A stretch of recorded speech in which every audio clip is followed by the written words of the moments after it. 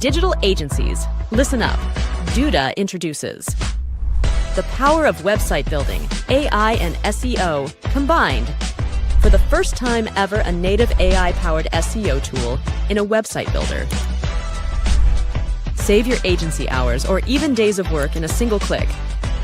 Generate SEO metadata for all site pages. Duda's AI assistant analyzes a page's content and uses integrated AI prompts to produce meta titles and descriptions, all according to SEO best practices. The AI SEO revolution is here. Jump on board and transform the way your agency builds top-performing websites. Start Duda free trial. Hello, good evening, good day, good wherever you are today. It's what you've all been waiting for. It's the Duda MegaWebinar, SEO in the Age of AI. We're coming at you live from Leeds in the UK, Manchester in the UK, the Basque Country in Spain, and Denver, Colorado for a truly international event. If you take one thing away from today, it will be to make sense of what's happening in SEO AI right now. And if you stay right to the very end, you're going to get clear, actionable tips from everybody to help you. To prepare for this panel, I asked AI to help me, and it told me SEO is dead. So I asked Google, and it gave me an AI overview that cited someone who's been doing SEO for literally 3 weeks. So that's going well. And it's exactly why we need actual experts and not machines. And we've got 3 of the best in the house today. We've got so much talent in this room that, in the sage words of Bruce Clay, if a meteor were to strike right now, a significant percentage of the industry would be wiped out. We've got Cindy Krum. She's the founder and CEO of Mobile Moxie and a longtime SEO strategist focused on mobile and video search. Possibly, literally, the most energetic SEO in the industry. I have no idea how she manages to fly around the world and be in 10 places at once. The powerhouse that is Aleyda needs no introduction. And if you haven't heard of SEO FOMO, where have you been? And Dawn Anderson, up in the top corner, she's the founder and managing director of a tech SEO consultancy, Bertie. And what she doesn't know about information retrieval isn't worth knowing. I was actually out at an event with Dawn last night for the Majestic Meetup in Leeds, and I left her dancing on a table at 3 a.m. I'm only joking. Dawn would never do that. She was actually dancing on the bar. And finally, I'm Shelly Walsh, managing editor at SEJ and consultant. I produce the IMH show over on YouTube, and I've got a Substack, Shelley Edits. Between all these outstanding ladies, we've got literally over 60 years of SEO experience and value to bring to you today. And we're going to cover everything from what's actually working right now to how to measure success and to whether you should be blocking AI bots or rolling out the red carpet for them. So let's go. And we're going to jump straight into cues for our panel. And I'm going to ask, what are the current main challenges in SEO and AI search? And I'm going to throw that over to you, Aleyda. Thank you very much, Shelley. I really appreciate that nice intro, and it's wonderful to be able to share with all of that, like power SEO women here. I love our panel today, indeed, and the wonderful host as well.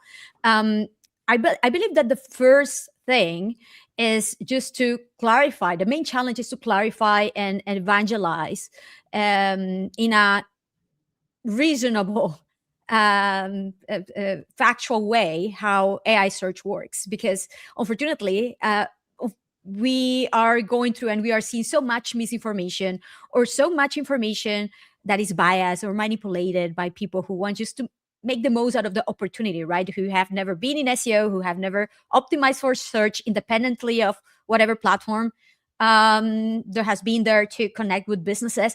And these are people who just want to leverage the opportunity independently of the actual benefits, long-term benefits of businesses, right? So I believe that the main first challenge is to evangelize in the right way, to establish the right expectations with businesses, what it is reasonable to expect and what is not. And then from there, from that base, we can start arguing and identifying and assessing with them the shifts that in their context and in their particular industry they will need to go through. For example, in terms of KPIs, what is what are the right metrics to now use to assess the success in AI search and what not. What are the goals? What are the expectations? If you are in an e-commerce, it will be likely very different, and the role of AI platforms as a performance channel will be very different than for other type of websites, for which it will have a much more bigger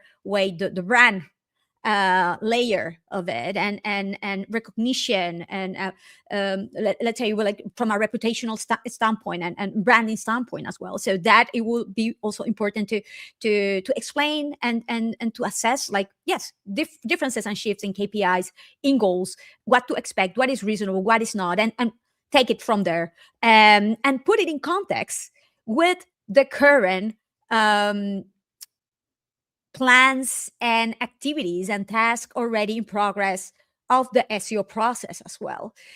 Because one of the biggest mistakes that I'm seeing is, like, many things that are these are completely disconnected. No, they should be aligned. And there are so many things that have been many times in the backlog of the SEO process, just because, yeah, there were not the right resources of the relevant flexibility, and all of a sudden right now with AI search we can make the most out of it, but they are pretty much aligned and should go together. And finally, I will say is where is the ROI? Where is the impact right now? So we don't know. There are so many shifts happening right now, so it's important to have an open mind, to be testing, to be validating, because our context matters a lot. So we need to be proactive on one hand, to test, to validate what we see in our own context, but at the same time, we also need to put it in context of what are the goals in 3 months, in 6 months, this year, from a business standpoint. Still, for many businesses, 90% of the conversions, the revenue, the ROI are not coming necessarily from AI search. So is it really reasonable to invest 90% of your resources in there? Well, maybe not, right? So we need to be consistent with it, and we need to put it in context. And again, evangelization is needed, not necessarily just from a technical standpoint, but from a business one, and from a marketing wise, right, to align it with other channels as well. That's a great answer, Aleyda. We're off to a strong start. Cindy, I'm just going to throw over to you, and I'm going to ask you a little bit of a twist on that question as well.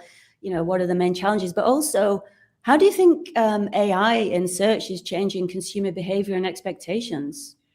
Yeah, I think it's a really big, important question, because we can't just think about, whether our company ranks. We have to think a lot more about how people are using the new tools that they have available, and how it's going to impact our bottom line. The main thing, of course, that everyone probably already knows is that we have most companies have seen a decrease in clicks, because people are getting the information directly from the AI overview or the LLM that's giving the response. And so we have to think more about SEO and AI discovery as a branding play, which is rough, because the other thing that's happening that users may not notice, but we notice as SEOs, is that there is a consolidation of the brands that are available. People aren't discovering new stuff as much, because the way AI works is based on consensus across the web, rather than just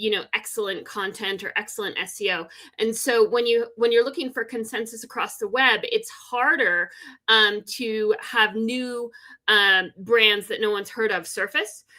So you have to be more creative, be more clever in the way that you're doing SEO. So we're seeing different, a consolidation of who's winning, I think, is a little bit of a more subtle thing. And Rand Fishkin talks about this a lot. But the other thing from the user perspective is that queries are getting longer, they're getting more specific, they're getting more conversational. And in some cases, the first query might be really long, but then they anticipate doing a follow-up query in some cases, because especially ChatGPT is teaching people that they can refine and get really specific if they keep going. So I think that there's kind of some give and take, right? Where it seems like bigger brands are winning more and long tail is kind of going away. The super long tail is still there available to get in some ways, if you can drill down and influence the LLMs and the AIs enough. If your new brand can reach visibility quickly in other ways. And this is why, you mentioned in my bio, I've always focused on mobile, but I've started focusing on video. I do think video is one of the most impactful ways to surface in LLMs and to get brand traction quickly. And so this is what I've been talking about for the past year. And of course, there's huge overlap with mobile and video, but it's how people are consuming lots of stuff. The internet and the rest of their lives, video has infiltrated so much, especially web video. So that's kind of my perspective is users are expecting multimedia experiences more and more, and Google especially is doing a good job of providing that. So I think we'll see more and more of that as we move into the future. Yeah, it's interesting. We're definitely moving so far away from that static 10 blue link situation that we all started out with. It's a very, very different world, but a very exciting, interesting world. Dawn, you're looking very quiet up there in the corner. I'm going to come over to you. Dawn, what assumptions do you think that SEOs are making about AI search that might not be accurate? Well, I wouldn't say they're assumptions. I would say that I'd say that we're kind of being fed quite a lot of like misinformation, as Aleyda alluded to. So I wouldn't say they're assumptions. I would say that we're all struggling to understand what the realities are now. And it's probably like a biggest learning curve as an industry ever. Very steep, very sharp. So I think there's quite a lot of misinformation around the whole chunking thing. I think people are going off and almost there's a lot of spam returning, and I think that that's because people think that they have to go into try and cut things up into tiny little pieces for search engines to understand things, or LLMs to understand things, or whichever technology is utilizing to understand text. But the problem is, obviously, with chunking, for instance, is there's 7 different types of chunking. We don't know which type an LLM is using. We don't know which type search engines are using. We're forgetting, for instance, that paragraph understanding has been around for a long time. Interestingly enough, and it was pretty funny, I know that we don't see much of Gerry on social channels these days, but he put a post on Blue Sky saying, "Genius move by the tech bros, rename a paragraph as chunking." Now, obviously, Blue Sky is a little bit like empty of people, so not many really saw that. But I think it was quite telling that we're assuming that this technology is fairly basic, but for a search engine or for a big tech company, they're probably seeing a full page as context, one context window, because they have the compute to do it. So there's no point us sitting there like trying to make things really tiny and understandable beyond utilizing the likes of inverted pyramid of journalism, which is good, just good human journalism and just good writing for humans. So I don't necessarily think we have to be as formulaic as we are trying to be. So that, I think, is one big misunderstanding. Some of the other stuff is, it's difficult to say it's misunderstanding because the jury is out on a lot of these things, like the LLMs.txt, the well-known folder in web structures for agentic search. There is possibly a lot of arguments for and against these. And I think over time what will happen is, even though the likes of the LLMs.txt has been put out there as a potential protocol to manage LLM bots, it's probably a very early stage of something that will come in the future. And I think that there is probably an argument for it. I think there's a lot of arguments for a lot of the things that are being proposed in the AI search era. And it's just very early days. And we're kind of we're jumping on anything that comes along, running with it. And I think that we'll probably spend a lot of wasted time in these early days. So to some extent, I think we have to just be super critical, sit back, don't jump on things. We've certainly got, as Aleyda said, a big enough dev queue going for most of us at the minute. We don't need to start throwing things in there, even though they may seem quick and simple. We know ourselves that there's nothing quick and simple in a dev queue. So So yeah, I think it's just a very confusing time for everybody at the minute, and that's what I would say. Oh, Yeah, well. I think it's quite interesting actually, because if we go right back to the very start of the industry, you know, we started out with several search engines, and there was a lot of confusion where, you know, people had to learn what they were going to do, and it was a lot of experimentation and sharing, which is obviously what we're doing now. And it just feels like there's so much parallel right now with those early years of 25 years ago, and we're actually now coming back to a situation where we're fracturing away from Google again. You know, it came from wide multiple sources of discovery to Google, and we're fracturing back out again. Just in the chat here, Jeannie Hill made an interesting comment. She said, in her opinion, using AI tools effectively is increasingly defined by the ability to discern, critically evaluate, and apply the insights they generate, rather than just relying on the technology. And I just want to say, I forgot earlier, please, everybody, if you could, while we're going through this process, do you want to drop your questions? We will be doing questions at the end, and I'll be tracking the comments as we go along. So add your questions in there, and I will pick some of them out to ask the team. So moving on, Cindy, I'm going to come back to you, if that's okay. Tell me, what will shopping and ads do to the AI results landscape? Yeah, so I think shopping and ads is a huge kind of unknown at this point, but it's super important to follow, because right now, especially ChatGPT and anything that's not Google as an LLM is not making any money or is not profitable. They're losing money at an alarming rate. And so for them to be sustainable, they have to find business models that allow them to make money. And so shopping and ads is the way that's going to happen. If they can make money in a scalable, kind of sustainable way, then ChatGPT may indeed be a real player for a long time. If they can't, it's harder to see that future. And it's easier to see Google winning this war and kind of the newer options fading into the background more. So they play an important role in the ecosystem, but then also they play a really important role in the way that users will conceive of things, because like I think SEOs think that someone like a ChatGPT always has to follow the same rules that Google does, that they're always surfacing things based on it being the best content available without any sponsorship or like back end deals. But why do we believe that? Like if ChatGPT isn't saying that outright, then maybe there are ways to influence AIs with money in the back end in a less kind of balanced way than what we expect from Google. I mean, it's just new models and new companies, and we're dealing with stuff where we just don't know. As Dawn and Aleyda said, we don't know how it'll pan out. Now, from an SEO's perspective, we should be actively encouraging any kind of e-commerce company to look into and engage with the shopping feeds. But we should have been doing that already with Merchant Center. Shopping feeds have been a great way to surface products in search for a long time, even before LLMs came into the picture. So feed optimization for e-commerce is huge. But then looking at the ads, you know, there's so much evolution happening.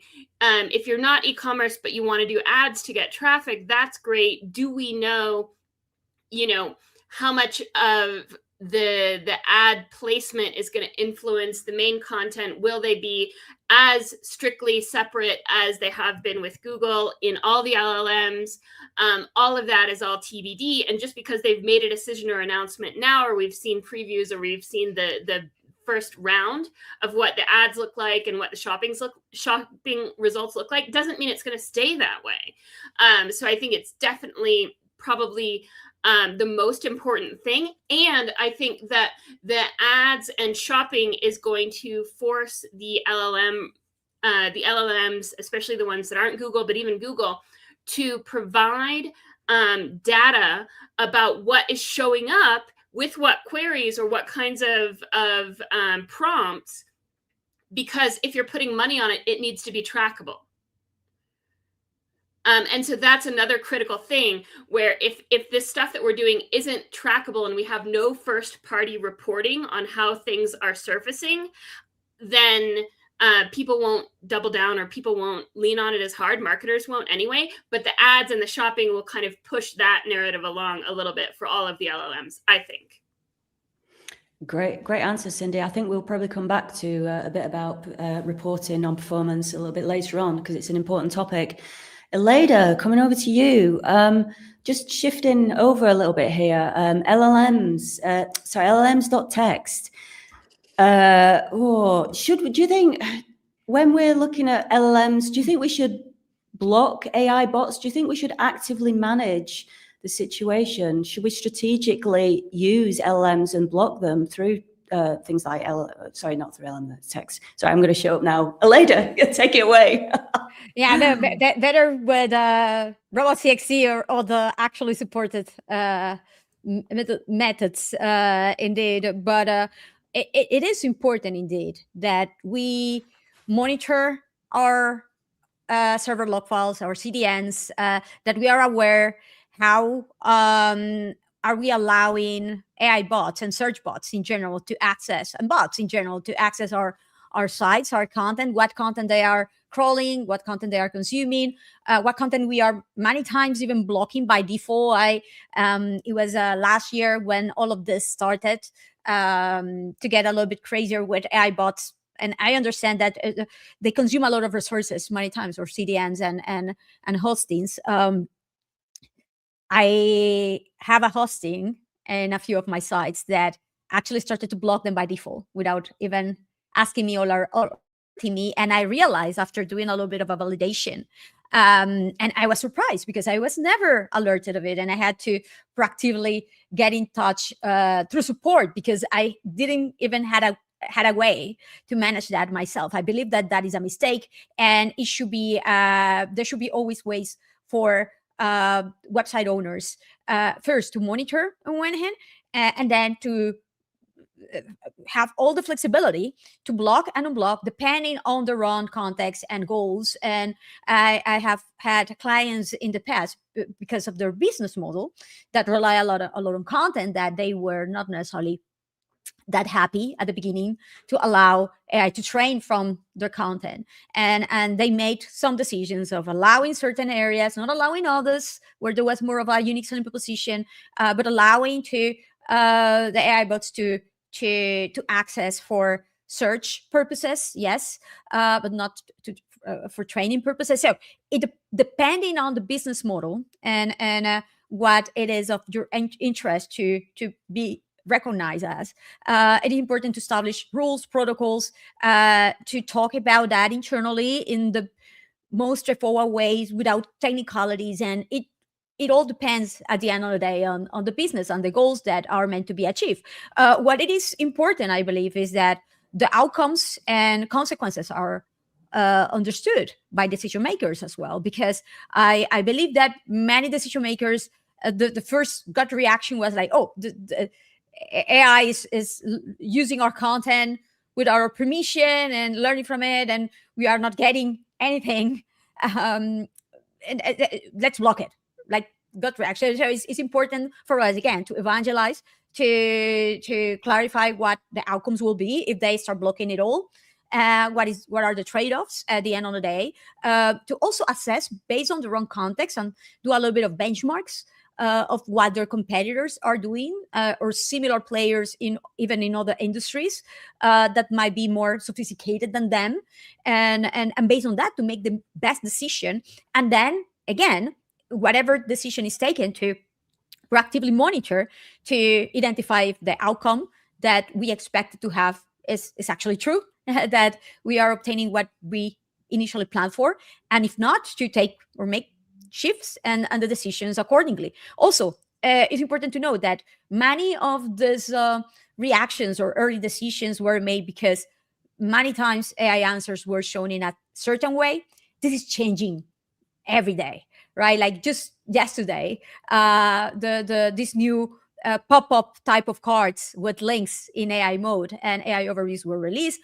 I am very looking forward to see the impact of that in actual traffic to the websites. So what potentially 6 months ago were the type of answers that didn't include any links, and we didn't expect to get anything from that, and then because of that, a decision was made to we don't want the AI to even enter in any way to our site because it won't generate any traffic anyway. Well, maybe that is not true anymore. So that is why it is independently of the decision that we made because of the context today, we continue to monitor just to identify if that changes, because it's changing from one day to another, indeed.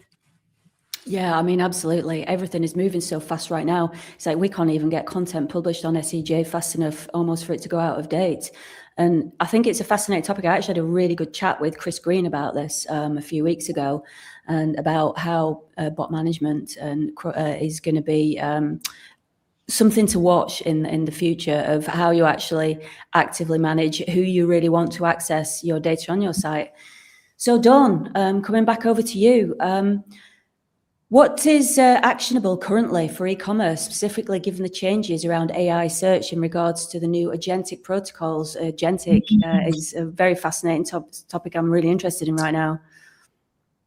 Yeah, well, so I mean, I think beyond just the specifics of the agentic stuff, the UCP and ACP, which is really, really quite new, but is actually actionable already. I would say that the first thing people should be doing is, as I say, just be engaging with your developers, asking them to go and look at the notes that are there, asking them to look at the developer release notes, start to think about how they can start to build in these actions that are available around checkout, around adding to cart and so forth. I would say also that it's really important to be like, well, for instance, Shopify is kind of quite ahead of the game on this, I would say. They're very involved in the whole UCP area. Ilya Grigoric is there, and obviously he's doing a lot to champion the whole thing forward. But I would say even beyond the likes of UCP and ACP, doing things like, making sure that your site is really fast, because I know it sounds the basics, but this is where SEO, and if there is such a thing as we move forward as GEO, AEO, whatever, AI search, which kind of there is, it's a nuance and an evolution. But this comes back to this, where classic SEO 100% is key, because you must have a fast site. You must have a checkout that works. You must have all of the essentials to work in line with all these new developments. But at the same time, shopping feeds, we should have been optimizing them years ago. But obviously there was always the battle of who owns the shopping feed. Is it paid or is it organic? So paid are like gatekeeping shopping feeds. You're lucky if you can get your hands on that as an SEO. But there's absolutely huge opportunities to optimize that. So I think there's really at this stage with the UCP stuff, it's an exploration stage, I would say, because it literally is like months old, if that, just a couple of months old. So it's very, very early. Start to build and map out the potential, look at ways in which you can integrate, because obviously most sites will have a legacy background, some technical cruft that might not fit with things quite as you hope that they would. So I think it's just an exploration stage at the minute, but very quickly it will be moving because of all the huge organizations like Stripe and PayPal and Wayfair and Etsy and Etsy that are all on board with this. This is not like an LLMs.txt. This is a moving forward very quickly protocol, I would say. Thank you, Dawn. Just looking at a couple of the comments here. Brendan O'Connell made an interesting comment. What do affiliates do in an agentic world?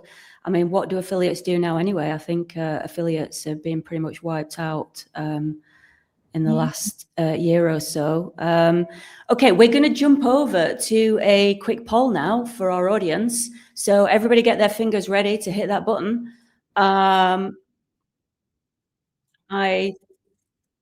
think that should be over in the comments section right now, if you can see that in the bottom right-hand side.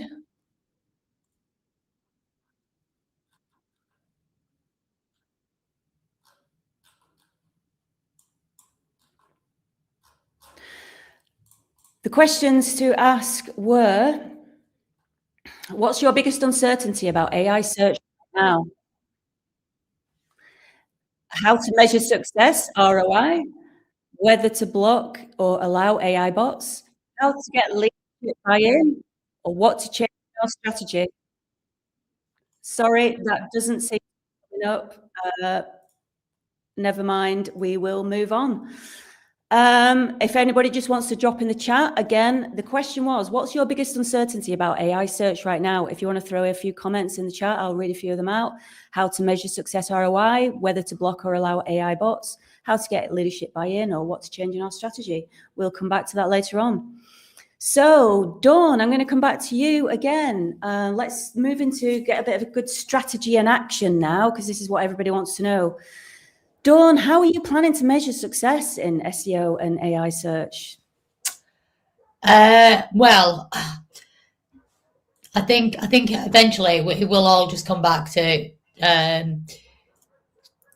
these new models to some extent. The share of voice, share of citation, almost. The clicks, as Aleyda has said, I'm pretty confident that we won't end up in a zero-click world. People are talking about zero-click world. I don't think the alligator's mouth will be going any wider. In fact, I think eventually it might close, and it might, we might go back to, because Google have said that they are committed to the open web. Whether we're cynical and we don't believe them, fair enough. But I think that they are trying to find ways in which they can have the generative experience, but at the same time provide, clicks to us, share the love, if you like. So I think that we will always have Search Console. I think that will be useful. I'm hoping that at some point Google will go down the path that Bing started to go down, and bravo to Bing, even though what they have showing us now in the new Bing AI search area, they keep also calling it Geo, which is kind of swaying us a little bit.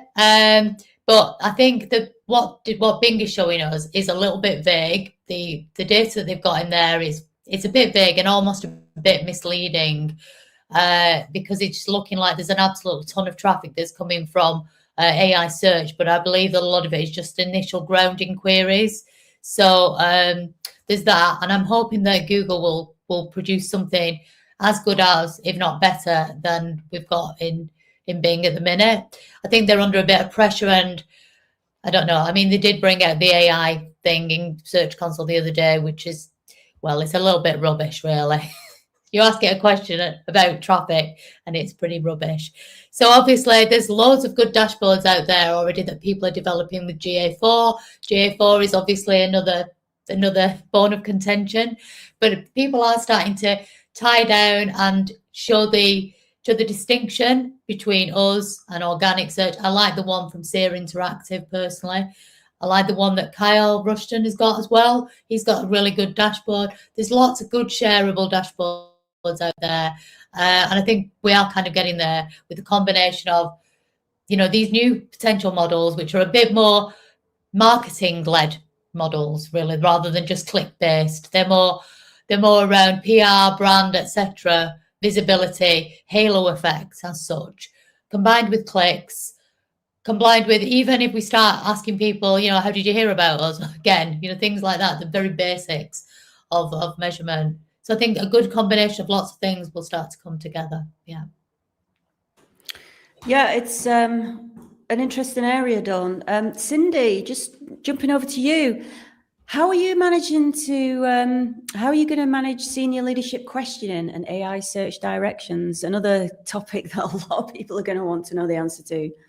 Yeah, it's a big topic. I think in my experience, I've seen senior leadership go on one side or the other, right? They're kind of either they're really interested and they want to do everything AI and they want to be all over the AI and use AI, or they're more cautious. In my work, I tend to be more cautious and recommend things that we know work. and things that we know are low risk. And right now, like when senior leadership wants to switch to having everything AI and fire their SEOs or fire their content team or whatever, I pull the brakes really fast and I say, no. We need to make a point of doing a great job still, regardless of how people are discovering us. We need to do a great job.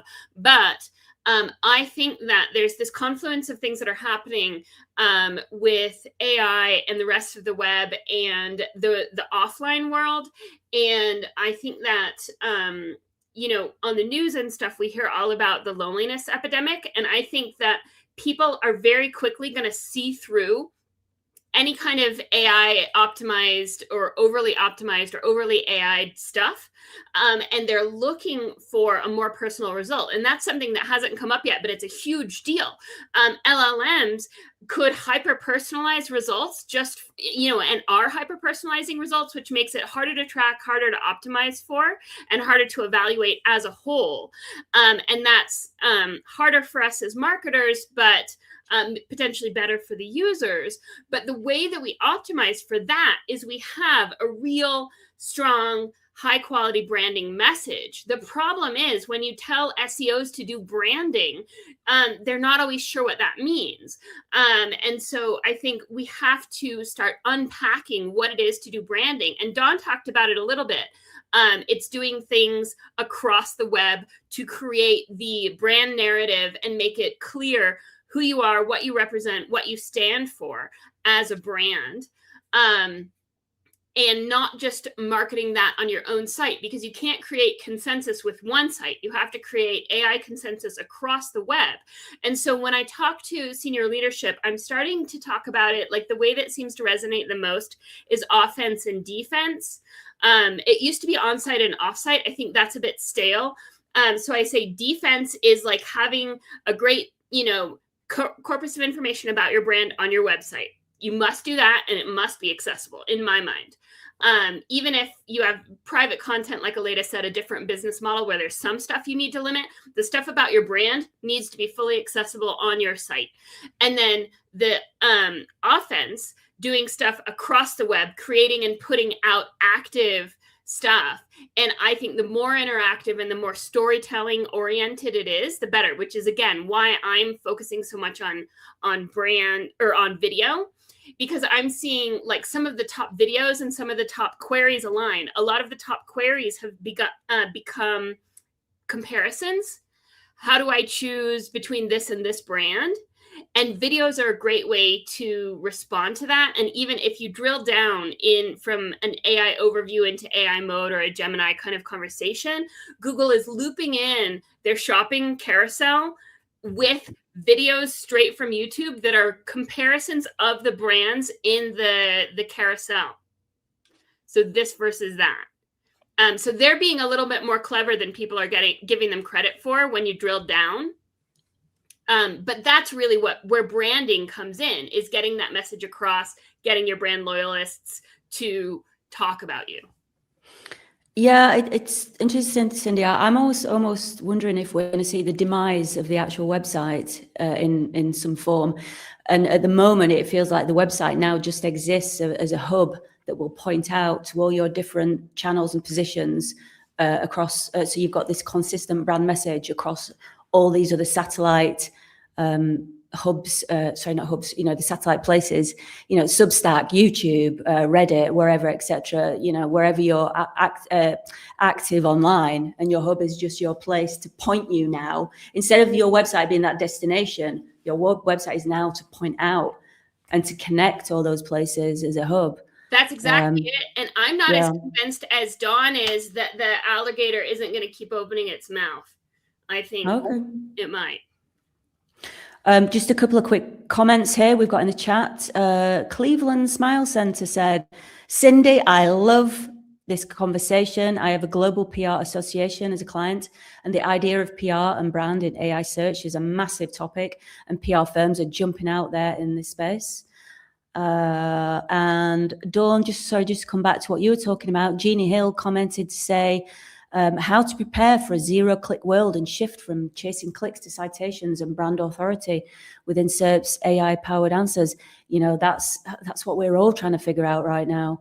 Aleyda, don't want to leave you on the sidelines for too long. Let's get you into the conversation. So can you give me your thoughts on how you planning to move forward to win in 2026 in search and AI, in SEO and AI search?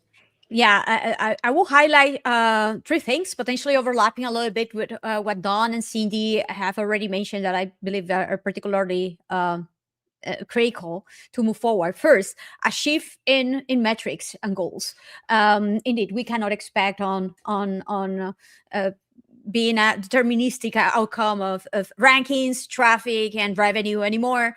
We need to start adding in their citations and the share of voice and the sentiment of our brand on one hand. Then on the other hand, how that impacts into our actual revenue, which might or might not necessarily refer traffic anymore, right? And honestly, like the potentially the simplest, much more straightforward way that I have seen this to be executed at the moment is just by asking your visitors, have you found us, right? And because your traffic attribution might not necessarily be telling you the whole story and might not necessarily be accurate, right? Because decisions are being made in LLM answers, and but many times they don't refer to traffic anymore, and that's the reality of it.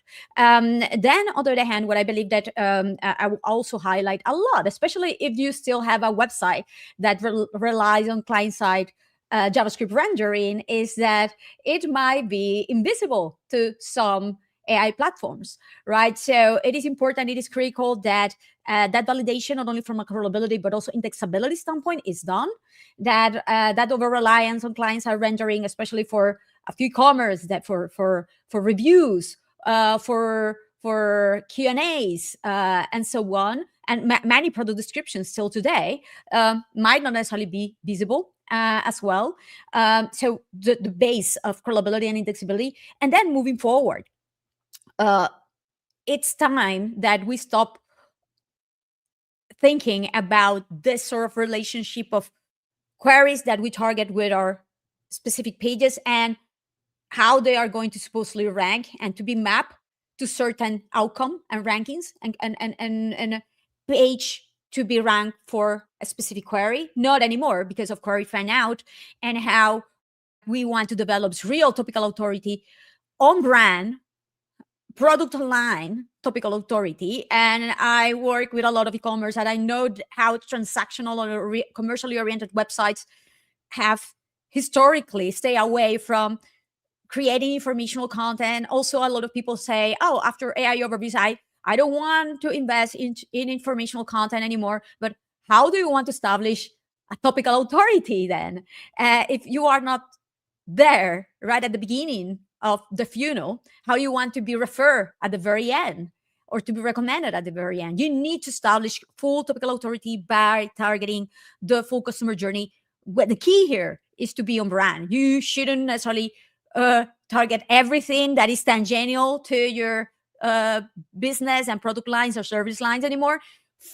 Focus on what actually matters and the actual questions that your real customers will tend to ask when buying your products or services on one hand, and then on the other hand, leverage that content, that information, again, because of how query find out work. It's your taxonomy plays a different type of role, and potentially we have a limited time right now to go full into it. But my point is, like, a lot of that content doesn't necessarily need to live anymore on a blog post that won't play a strong role in your conversion anymore. Can live in a PLP, can live in a PDP, and it's perfectly fine. And you will make the most out of this content. And content shouldn't be seen anymore as purely informational, purely transactional. No, it's content that is on brand, that highlight your unique selling proposition, that actually solve a problem and help you establish topical authority.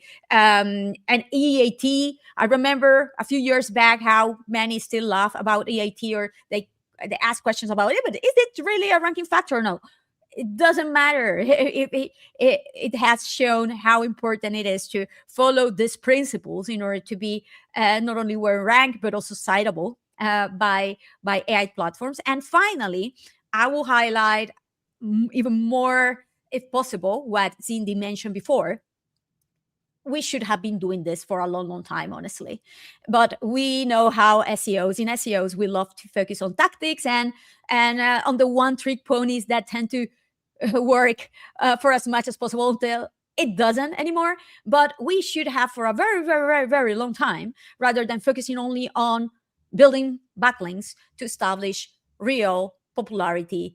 And that popularity needs to be on brand, needs to have to do with mentions. It's not only about backlinks anymore, but the alignment that we need to have with community management, with mentions, with citations of our brands, with digital PR, indeed, opportunities to get our brand visible in the places that matter, where our audience is. It can be YouTube, it can be Reddit, it can be in whatever platforms, in LinkedIn many times, if it is more B2B. So we need to be in there, and we need to align with the other professionals that are in our digital marketing, aligning and making efforts so they actually make sense, and we contribute with each other, and we maximize the opportunities that there is out there. So we need to break the silos for once and all.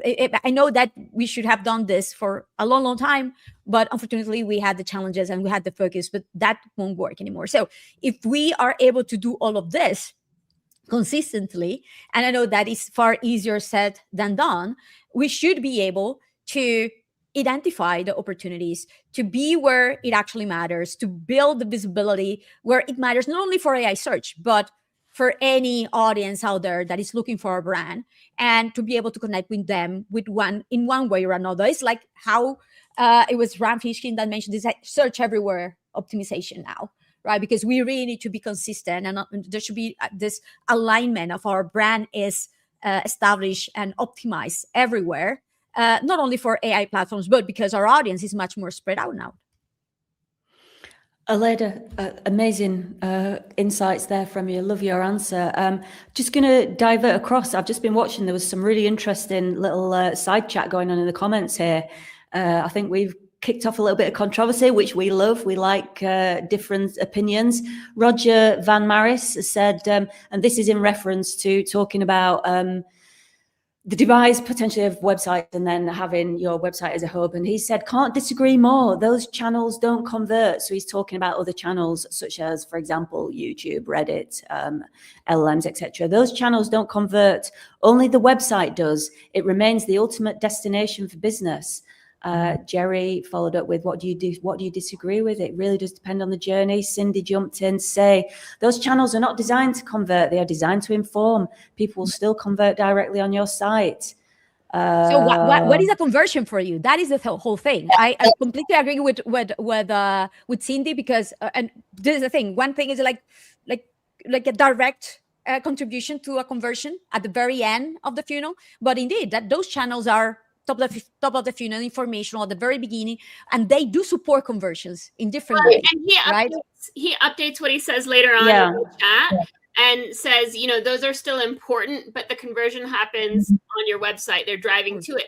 And you know what, though? How do we know? How do we know? Because as UCP kicks in, as ACP kicks in, how do we not know that via, the MCP, when that all integrates eventually, I think we'll be able to convert on any of our connected surfaces. Yeah. So well, and you can already convert. Yeah, exactly. You can check out on Facebook for a store. You can. So there's all these. Don't get me wrong. I don't believe that the website is going to just go to nothing. I think that it will become just one of very many surfaces that we'll have of visibility and search everywhere. I think it will survive, but it will become smaller in importance. I think it's going to be one of those debates that's probably going to run and run for the next few years until something happens one way or the other. Julia Spence mentions this, and I think it's a big deal. I've been saying it on every stage I'm on, is that you can also convert places like TikTok Shop. Like TikTok Shop is bigger than Temu. And if you're a new brand trying to sell something that no one's ever heard of, TikTok is the way to go. Like think about the people spending $30 on a pack of gum that's got energy in it, or like the crazy toothpaste stuff. Like people are spending real money on new innovative products, and they're discovering them more on TikTok than Google, for sure. Yeah, and sometimes the checkout experience on some of these other services is much more superior to the checkout experience on a website. So I'm still for like websites will remain, but I think that they will decline in importance. Love your answers, ladies. We're just going to jump over to a few questions that have come through in the comments. Gerry White has asked, how to measure PR impact in AI is what I really want to know about. And I think a lot of people want to know about this as well. You know, LLM visibility is all well and good. You know, what does it actually equate to? But how do you measure PR impact? Who wants to kick off with that? Cindy, Aleyda, Dawn? Who wants to go first? Cindy? I'm going to nominate Aleyda. Yeah, Aleyda. I need that first. We need to align with digital PR specialists to better understand how they usually gauge the success of their campaigns. But usually these are mentions, the number of mentions that we have from the press, also the sentiment of those mentions, if these are positive or negative. Today, still, even if these are not completely link building driven, a lot of this have to do with the traffic that they refer to the site, and even backlinks, if they are including backlinks or not. But yes, ultimately, I believe that the main metric that we need to shift and start taking into account will be the mentions of a brand in this type of web properties, where the press, where we will tend to get cited on one hand, taking into account the relevance and authority of them, of course, in reference to our business on one hand, and then also the sentiment, if it is positive, if it is negative. As at the end of the day, we want to make sure that the narrative and the type of coverage that we get is aligned to our unique selling proposition and what we stand about. Yeah. Do you know, I don't think we even need to think that it's going to be any different to how PR has always been measured through things like Barcelona metrics and share of voice. And so it's just another surface. It's all just another surface that's out there. So I think it's been always notoriously difficult to measure certain above the line channels. And in a way, PR is kind of an above the line channel, even though we have this digital area that that we're connected with in SEO. I think possibly, I don't know. I think there's a lot of digital PR, for instance, that's parading around, but it really is just link building. So there is going to be some challenges with measuring the impact of that going forward. I think that will probably change over time. I hope it will become proper PR, more proper PR, where actually there's not necessarily the fueling of the link economy with it, and it becomes actually genuine collaboration and community building and influencer connections and so forth. And the kind of thing that we did last night, Shelley, where we all went for a lovely dinner, and it builds community. So for me, that is great PR. I think that the AI side of it really shouldn't be the thing that we measure. We should just say it's just another way of doing PR workflows and just building a brand. And that's something that Aleyda does so well. I mean, anybody who's been to an SEO FOMO meetup, her events are fantastic. Just jump in here. We've got a comment actually from Michael Bonfils, who's a great friend of mine. Hi, Michael. It's lovely to see you here. Just met with TikTok yesterday. They will be ramping up TikTok Live in the US and also develop their own version of PMax/Ads+. We'll test it and see how it goes. So let's just quickly jump on here's a great one. Francie King. How are folks on this call measuring share of voice? Just as a follow on, and Cindy, do you want to grab that one? The way I measure share of voice hasn't especially changed. I'm looking at metrics in SEMrush in Ahrefs, and then maybe some of the newer ones like a demand sphere kind of thing. But there are new tools out there. Like I've signed up for one called Alert Mouse, which Rand mentioned somewhere, and it's just kind of looking at all the mentions across the web, kind of like an enhanced Google alert kind of thing, and it categorizes them. But yeah, it's not especially new with how we're doing share of voice. The question is, are they measuring it? You know, share of voice is always a combined kind of calculated metric. Are they measuring it correctly? Is kind of my question. But we don't know. We have to do something. Actually, EP Marketing Design LLC asked a very similar question. How do you measure brand mentions? I'll come back to this very quickly in a minute, but I just wanted to jump back to the poll. Sorry, there was a little bit of technical issues earlier, but I have got the results here. I'm keep looking down. It's on my phone. We asked, what's your biggest uncertainty about AI search right now? And the answers came in. Top was how to measure success / ROI, which is obviously pertinent to what we're discussing now. Second, in a very close, and that was at 49% of votes. And just behind that was what to change in our strategy, 42%. And the other two, whether to block or allow ABOTs was 6%, and how to get leadership buy-in, 4%. So really interesting there. So let's just come back to how to measure success ROI just to finish off. And let's tie in all those questions. Aleyda, tell me, how would you measure, what's your measurement of success in LLMs? So yes, I'm loving a few tools that allows you to, rather than obsessing about prompts, which is one of the biggest things that I dislike going on, because at the end of the day, prompts can be highly personalized and different for everybody. What I try to do is to use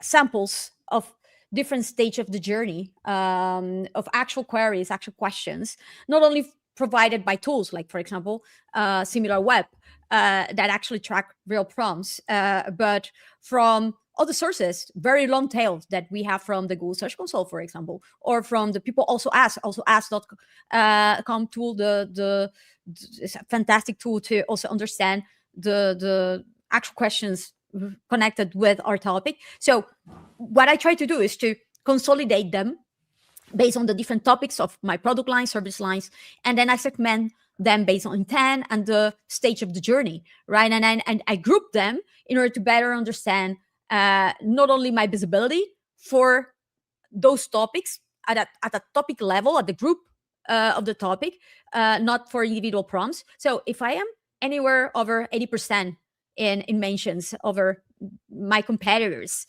of them, it's consistently good. It's okay. I'm not going to obsess about individual prompts, but if I am consistently being cited in a positive light as well in those group of topics that actually matter for me, and I will focus on them consistently over time. Of course, I will revise from time to time to see if that changes, but this is what I tend to do.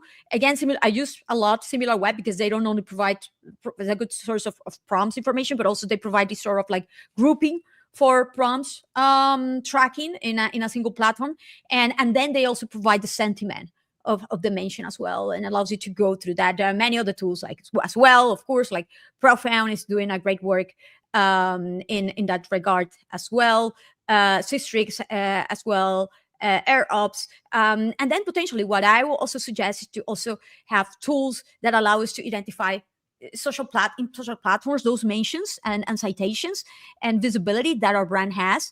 And for that, there is a tool that I really like that is called buzzabout.ai, because it doesn't only allows you to do quick research for any topics and brands and entities of different platforms like Reddit, YouTube, and so on, social platforms, but it will highly facilitate the analysis because it leverages AI to identify the type of sentiment, the type of mention, to summarize the different presence and mentions accordingly. So it allows you to navigate and monitor each one of them in a way that is very straightforward, and you don't need to spend your day to better understand if there is consistency, there is alignment, or if there are gaps that you need to work with their community management or digital PR team. Brilliant, thank you. And we have literally got 1 minute left. So I want to go around each of you super quickly. You've got literally just a few words. Dawn, starting with you. Dawn, where can people find you? And please give me your actionable takeaway tip in as few words as possible. Yeah, you can find me on LinkedIn. I think Genie shared there. I think LinkedIn is probably the best place to find me, to be honest. I think the most actionable thing I think you can do at the minute is I think you should really be rethinking structured data and schema, because that is, especially with e-commerce and the product schema that's being pushed very much. So yeah, I would focus again on schema, regardless of whether you think that it definitely has a big part to play in differentiation. Thank you. Cindy, quickly, where can people find you and what's your takeaway tip? LinkedIn or Twitter. And my takeaway tip is that YouTube is the #1 cited source on many of the LLMs. So be there. Aleyda, over to you. Where can people find you and your quick tip? AleydaSolis.com and SEO FOMO, of course, to keep updated of all of the latest AI search news. And my tip is topical authority. You need to own your vertical, and topics are connected with your brand and your offering. So yeah, develop that topical on brand topical authority indeed. Thank you so much for everybody. Thank you for the audience. We've had brilliant comments in this session, and thank you to the 3 amazing ladies on this session. I was Shelley Walsh. You can find me, Shelley Walsh, on LinkedIn. I'm everywhere. I'm sure you can find me. Thank you so much for joining us today. Thank you. Duda puts your brand front and center. With Duda's extensive white label capabilities, you can make the entire editor your own. Use your own logo, your own domain, your own email address, add even your own color palette. With Duda, your clients are your own.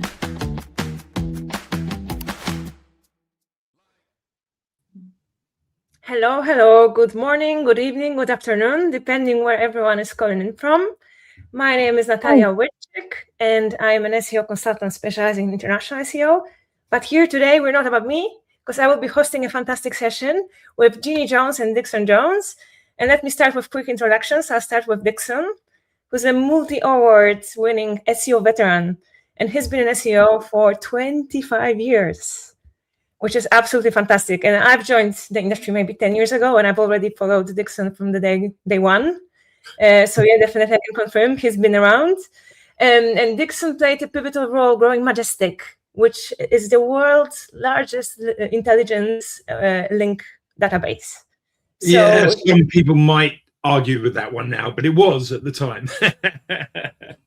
And now at the moment, not with Majestic anymore, because Dixon is specializing in entity SEO with co-founding Inlinks and the creator of Wakey, which stands for What AI Knows About You, which I don't think many people know. That's the actual origin of the name, which is a pioneering tool helping brands and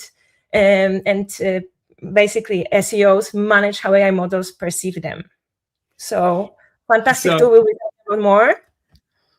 Natalia, I've just been told that Genie might get kicked out of a room, which is... I can't believe this. I'm so sorry. I've been sitting in here for about half an hour and I've just been told I have to leave. I need to come back in about 5 minutes. So if you want to take over for that 5 minutes, Dixon, that would be so awesome. And I will be back in 5 minutes. I can run the presentation. Get yourself back here. Thank you. Okay. So while Genie is sorting out her room, I'll actually introduce her without her. And also, this is a proof to all of you, live streaming, no preparation, we're just going for it. That's what happens sometimes. So a few words about Genie. She's a thought leader in AI brand visibility and the seasoned conference speaker. And also I can confirm that I've been to some of her talks, for example, Brighton SEO, she's been fantastic. And she's helping brands understand and grow their presence inside AI models. And also her title in Inlinks is Knowledge Graph Manager. And it's actually very interesting because I've made some research and there's only 4 people on LinkedIn with that title. It's a very unique kind of role.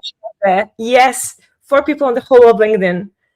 And she's an author of AI Brand Visibility Guide, which is a fantastic resource practical resource, field tested resource covering prompt tracking, citation analysis, and entity strategy.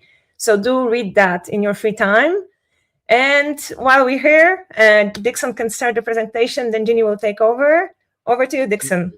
All right, so I'm going to have to share my screen to be able to do this. So Anton's going to be panicking now, but there we go. Anyway, share my screen. So while Dixon does that, also let me say, please type your questions in the chat. We're here to answer your doubts, share your stories on screen. So do that throughout the presentation, and we will have a Q&A after the presentation is finished. Yeah, okay, right. Where are we? Share. So if I do that and then do this button, it should come up, right?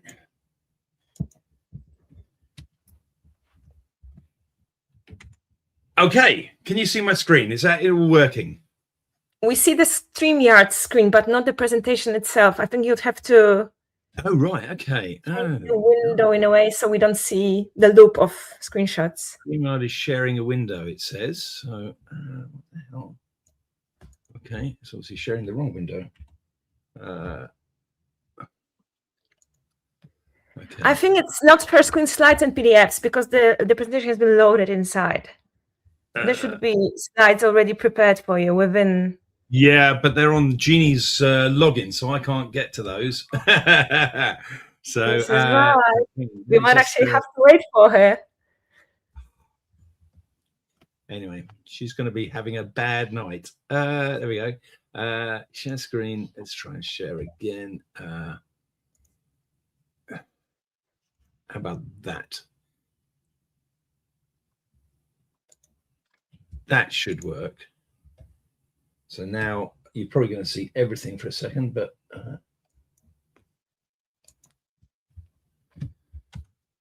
now? Perfect. Now we are seeing our shoot. Okay, right, brilliant. Okay, so I haven't got Genie's notes here, but what we're going to be talking about, we're going to move on from where Cindy, and the last session was absolutely brilliant, amazing stuff. But one of the things that Aleyda said was that prompts keep on changing and they're going to get hyper personalized. And we think that it's not the ideal way to go about things by just trying prompts all of the time. There's a lot of value in there, but it seems a little bit after the fact in a way. So it's kind of like getting your management accounts the month after, and really doesn't tell you what you need to do to improve your situation. So so you don't need to panic. But that's where the problem is. People are worrying about brand visibility, and how we're going to do this, how we're going to measure all of this. The metrics are uncertain as to what it is that the marketing directors are all going to want, and how are we going to track all this. And in a way, we're all trying to keep bosses who really don't understand how this is all working happy. And often, they're not quite up to the mark as well. So what we see is a lot of people overpaying for data that isn't necessarily the kind of things that they want, and they're just getting dashboards without really knowing what it is that they're trying to get out of those dashboards.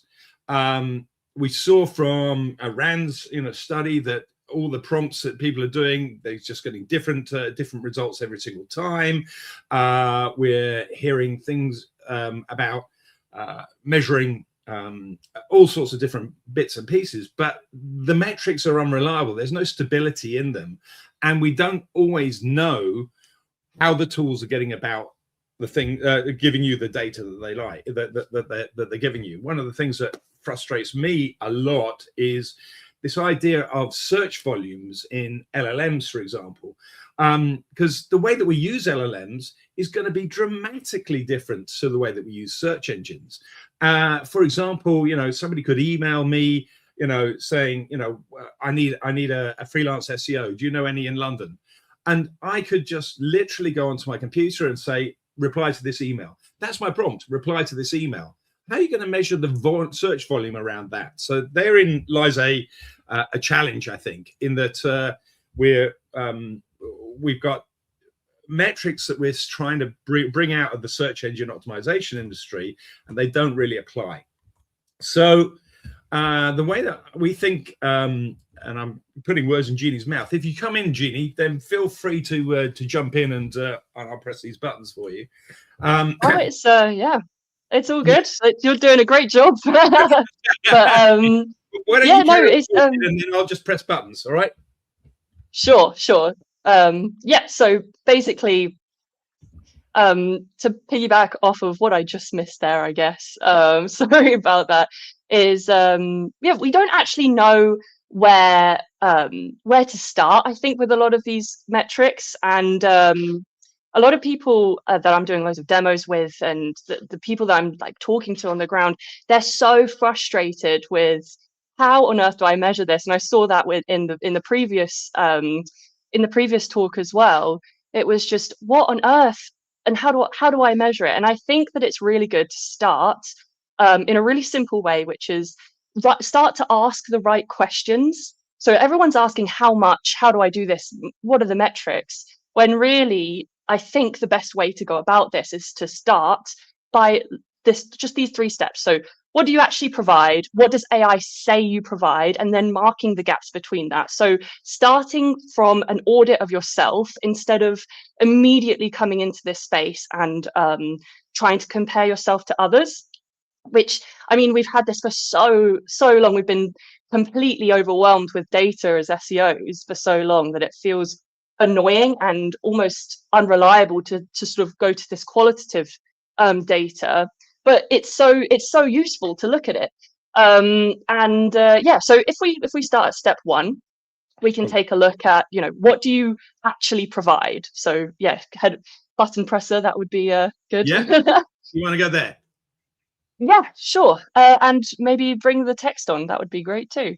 Yeah, awesome. So step 1, what do you provide on your sites? And this is pretty much Dixon's whole bread and butter, because this is doing an audit on yourself to see what are the entities, the single topics that you really strongly associate with your brand.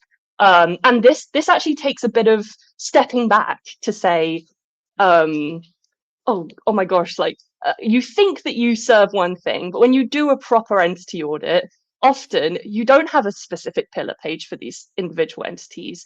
You don't know where these are coming from. So we need to go through a process of actually seeing where we're starting from. And I don't know if you want to talk about this a little bit more, Dixon, about how the reason to do this. I've liked this, obviously, I've been, banging on about this since you were knee high to a grasshopper, Genie. And but the reason I like this approach is that it plays to your own business, and you're trying to make your own business better, and it differentiates your strategy from any other business in the world, because your business is going to have some fingerprints, some things that are important in your business that are not there in your competitors, and that's what makes you different. And it plays well to the idea of niche marketing. It plays well to the idea of getting up in the morning and owning your future, instead of relying on the rest of the world to tell you what it is that you're supposed to do.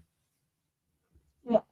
And it's all about, I mean, we have in links to do this for the majority of things, but there is actually nothing wrong with doing this manually. I think an entity audit is essentially, I've done this talk before of, it's modeled on your own brain. It's figuring out how, when you speak about something, are you doing it completely holistically? Are there internal links going towards that one single thing?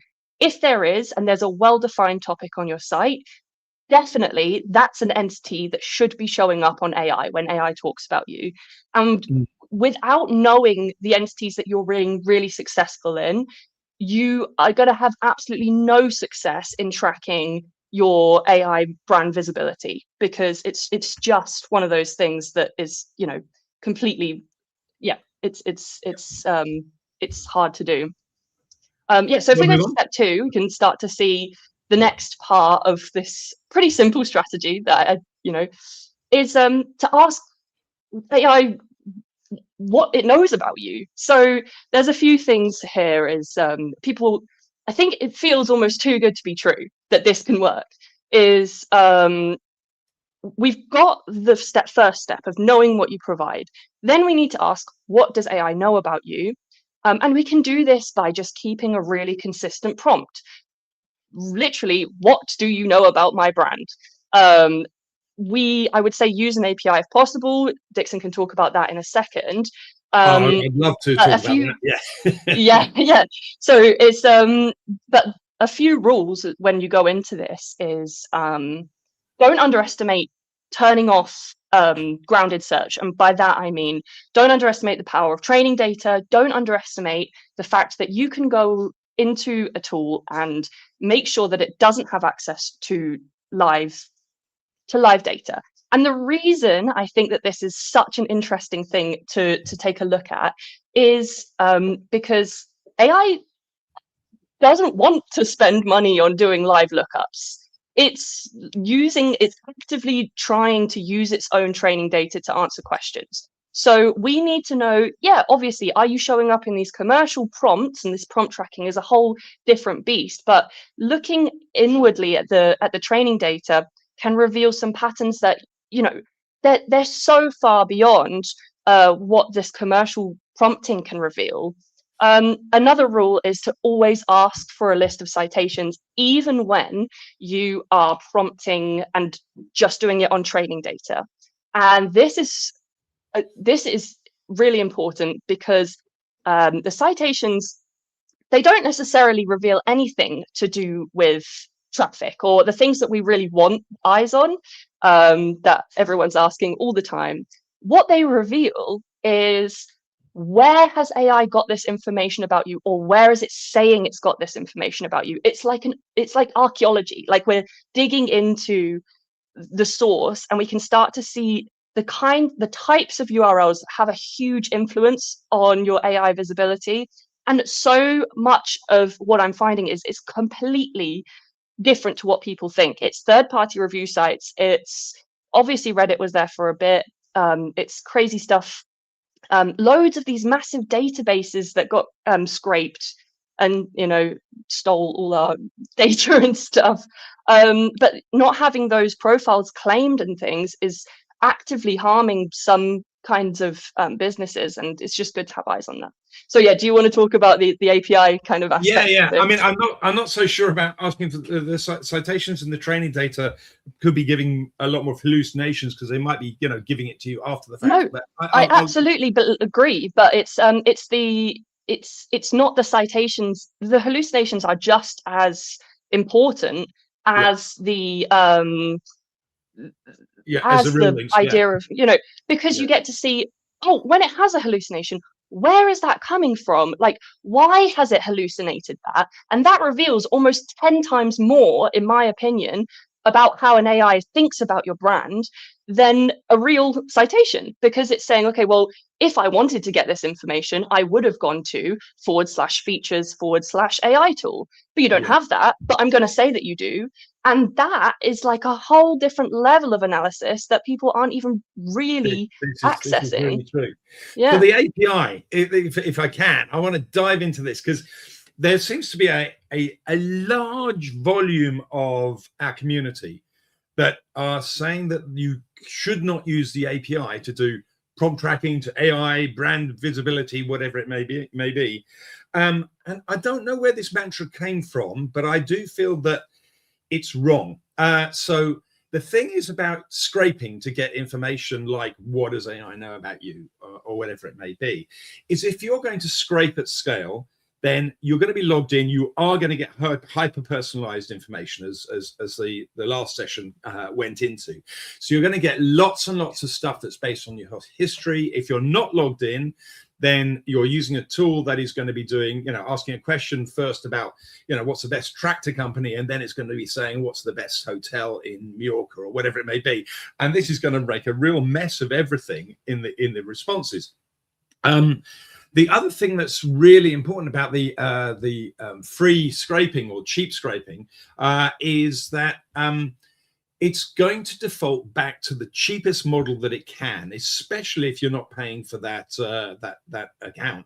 So it's going to do it for give you an answer for as little as possible, which could be then knocking your chat GPT back to 3.5 or or 2 or whatever it may be. And I think that that's a dangerous thing to do. If you're using an API, you control which model it is that is answering the question.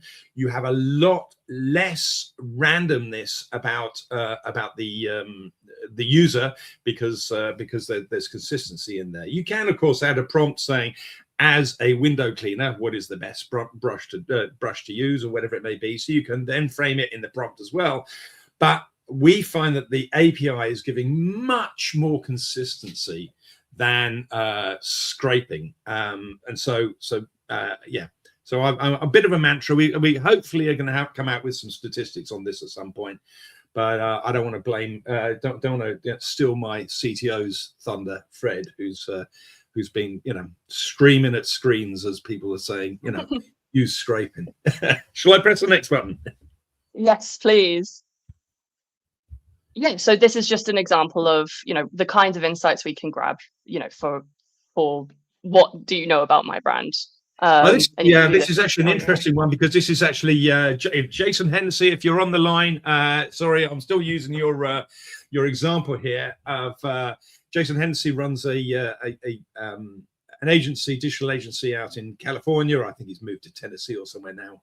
But if you say, what do you know about Hennessy.com, it comes back and says it's a US-based automotive trading company. And also it mentions somewhere along here something along the lines of whiskey, for example. So it's coming back with information that's wrong. So clearly that's much more important for a brand to fix than trying to come back when somebody says, what's the best digital marketing company, because you need to get the information that they are a marketing company into the training data first. Well, yeah. So if we go to the next slide, I think that will take a look at this. So the last bit is to mark the gaps. If you just press one more time. Yeah. Yep, there we go. It's to map the gaps. So exactly what Dixon's saying there is we've done the first step, which is understand your own entities, understand where you're starting. The second step, map the entities on a whole different level on what AI is saying about you. This is go through the exact same process, just take what it says, even manually with a highlighter, go through, pick up these things, and then mark the gaps and rank them for how critical these gaps are. So for this one, Hennessy, I mean, the gaps are really obvious. They're just. I'm now on Nike. There's no. This one's Nike. It's this is a large one, but this is there's things that obviously don't get talked about in a brand overview for Nike, and it's those gaps that start to reveal where you are most likely losing AI visibility. So we need to take a step back when we're measuring AI visibility in this sense, because it's like it's not, am I being mentioned every single time? It's when we're being talked about, is it hitting the points that it really needs to? And if it's not, how consistently is it not doing that? So doing this, I mean, at a training data level, I'd say every month, just to get some kind of eyes on what on earth's going on. With grounded search on, I mean, this can be as often as every week, I think, just to make sure that we're getting information. There's a an argument to say to do it every day. I mean, if you're doing it an API approach, can get a bit expensive, but just to build up a sense of averages over the month. So the more you do it, the more accurate this data is. I think the biggest problem we're facing is like quick fixes in AI visibility tools. They're trying to take a snapshot of what's coming in and giving you some answers, when really these gaps, probably the next time I prompt this, won't be as visible, and we need to get a level of this over time. And then if you go to the next one, we can see how does this overlap. So this was just, how are you seeing the gaps? The idea is, I mean, if you do it on a tool, you can see which ones are there or not. We do it through Wake, obviously. But if you just want to do it manually, I would genuinely just write out a list and see which ones are overlapping. And this score tries to see, you know, are they in both of the ones that are in on your website but not on the AI? That's your gap, that's your critical gap. And then you need to go through a process of understanding how consistently that gap is not there and how critical that is for your website. If you go to the next one, so this just in case that didn't come across, I think it did though, but the number of this is really a representation, it's our representation really, but it's a representation of whether the topics that the AI thinks you're about is the same as the topics that you say that you're about on your website. Yeah, basically. And how much is that overlapping? Then the next thing is to just keep doing that, but with context. So we can do that at a brand level, which is what I've just shown. And it gives an interesting oversight into, you know, when people are asking about your brand. I mean, it gives insight into those hallucinations, the citations. Are you in the training data in the first place? But repeating this with context, and the prompt literally just needs to be, what do you know about my brand in the context of my significant entity? So if it's an SEO agency, in the context of PPC, you know, if you want to see what's being said about you. And then separately, you have to create another knowledge graph for that kind of part of your website. What's important when it comes to visibility about PPC? Prompt this to an AI, and you'll start to reveal more granular ideas of what's being missed out on. And this is really, you know, where the magic starts to happen, because you can then use that to influence content decisions, where you put PR efforts, because we're seeing the types of citations that have come up. It's just a really interesting exercise to go about. And if you do this systematically enough, you turn something that's really qualitative and really fuzzy at the beginning on the first time you do it to something that actually you can start to put percentages and numbers and growth on. You can start to see how many times you're being mentioned around single concepts. The next part is just click it one more time. Sorry. to then check the facts and not the sentiment. And okay, I mean, I did hear Aleyda in the previous, you know, call talking about sentiment analysis, and I think there is a space for it. I'm not sure how useful that is on an AI audit of your site and trying to figure out where you are and how well you're understood and being talked about. Yeah, the reason I'd agree with that, because I think the thing about sentiment is that if you ask an AI, you know, is Disneyland good, then it's going to give a balanced answer. It's programmed. These AIs are programmed not to say yes or no. They're programmed to give you a sort of a balance, aren't they? Yeah, absolutely. You're already skewing your own data when you start to check for sentiment, because it's one of these things that, like you said, it's always, if you prompt it to have feelings, it will have feelings. There is a space for it in the sense that, you know, people will be asking those questions and you can kind of look at them over time, and that it does have a space. But the more realistic thing is to go in, prompt, understand what it's actually saying about you as fact, and hunt down where it's got that information from. So if we had one when we first started Wake, I believe, I mean, tell me if this is wrong, but it was that it had said somewhere that we had been bought by SEMrush in the very early days. That happened, and it came up in our actually, but yeah. Okay, yeah. And we were thinking, okay, we have no idea where that's come from. So we could have a look at which model said it. I think it was Gemini, and weirdly, it had come from a YouTube comment section in French. That's where we found it. It was an insane find, something we would never have been able to have found without this kind of audit. And it made a big difference to our brand narrative on AI, because I mean, it was a significant fact. And if you think about sentiment in the long term, it's kind of like micromanaging, and it's an impossible task.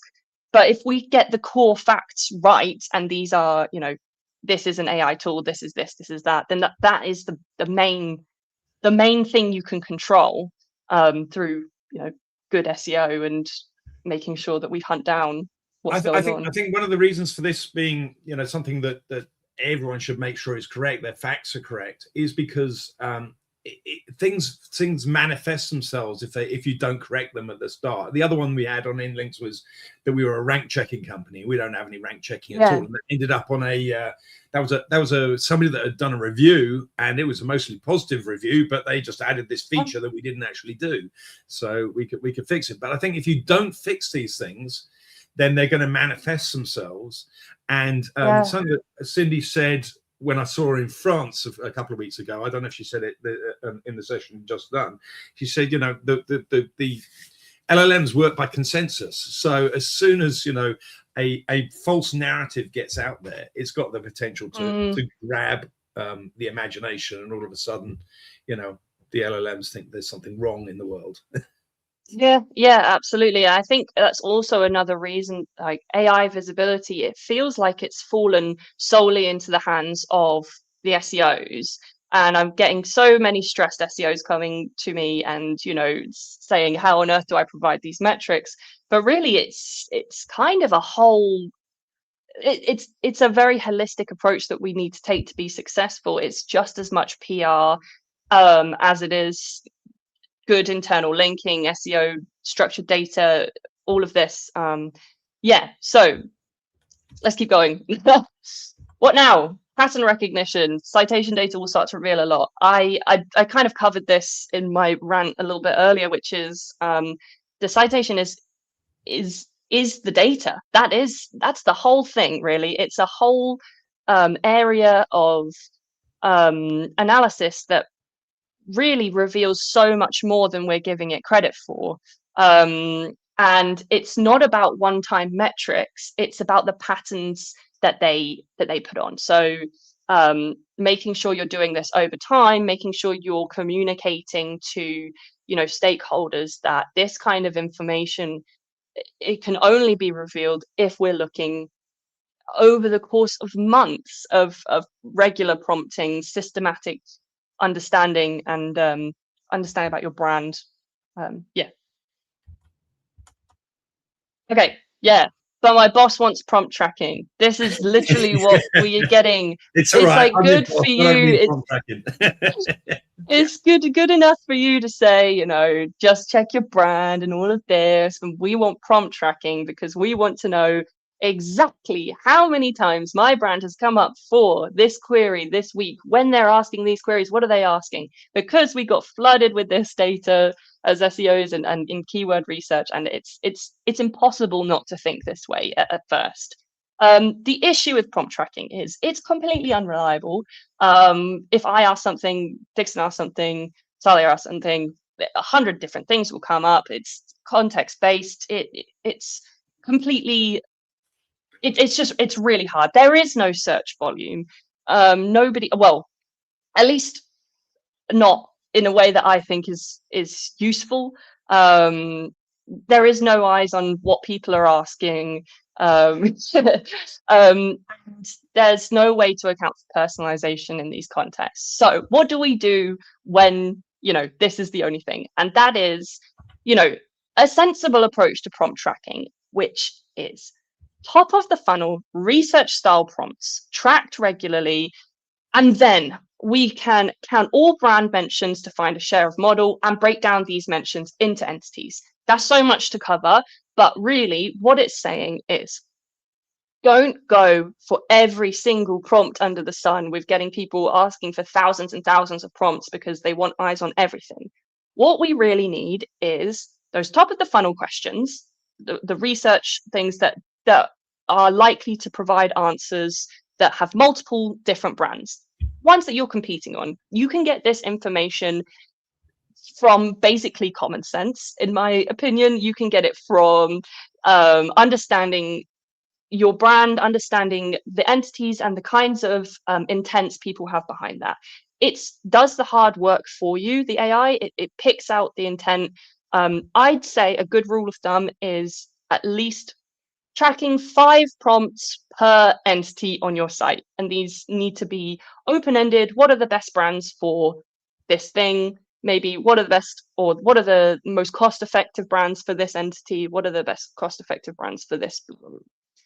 The idea is to retrack that every 2 days, and over the month, understand how often are you being pulled up. Yeah, so this was one that I've done. You can see they're almost all the same, but they've, you know, the types of brands that this types of trends that are going on every day is completely different for all the different prompts. So we're trying to get at an average here. Yes, if you keep going for 1 second, I think it'll make more sense when I say we break it down into entities. So this response is not really enough on its own. I mean, it could feel like it. We can have this share of voice. How many times does your brand come up as a percentage of all the brands that come up in the month? That's a perfectly good metric that works. It satisfies a lot of bosses and makes it quite easy to see that you're on top. But the more interesting part is to break down the responses into single entities. What are you, when you're being talked about in a commercial style prompt, how are you being talked about? What are the words that are being associated with you? I say words, but I really mean topics. And where are these gaps? So here I took out all the brands, but each one on the left-hand side is another brand. Across, we're seeing how, for the exact same prompt, how these brands were described. And we're seeing that there's holes in some of them, and there's front runners for other things. For example, e-invoicing, the brand at the top, this gets mentioned 22 times, and barely any of the other brands have managed to capture that space.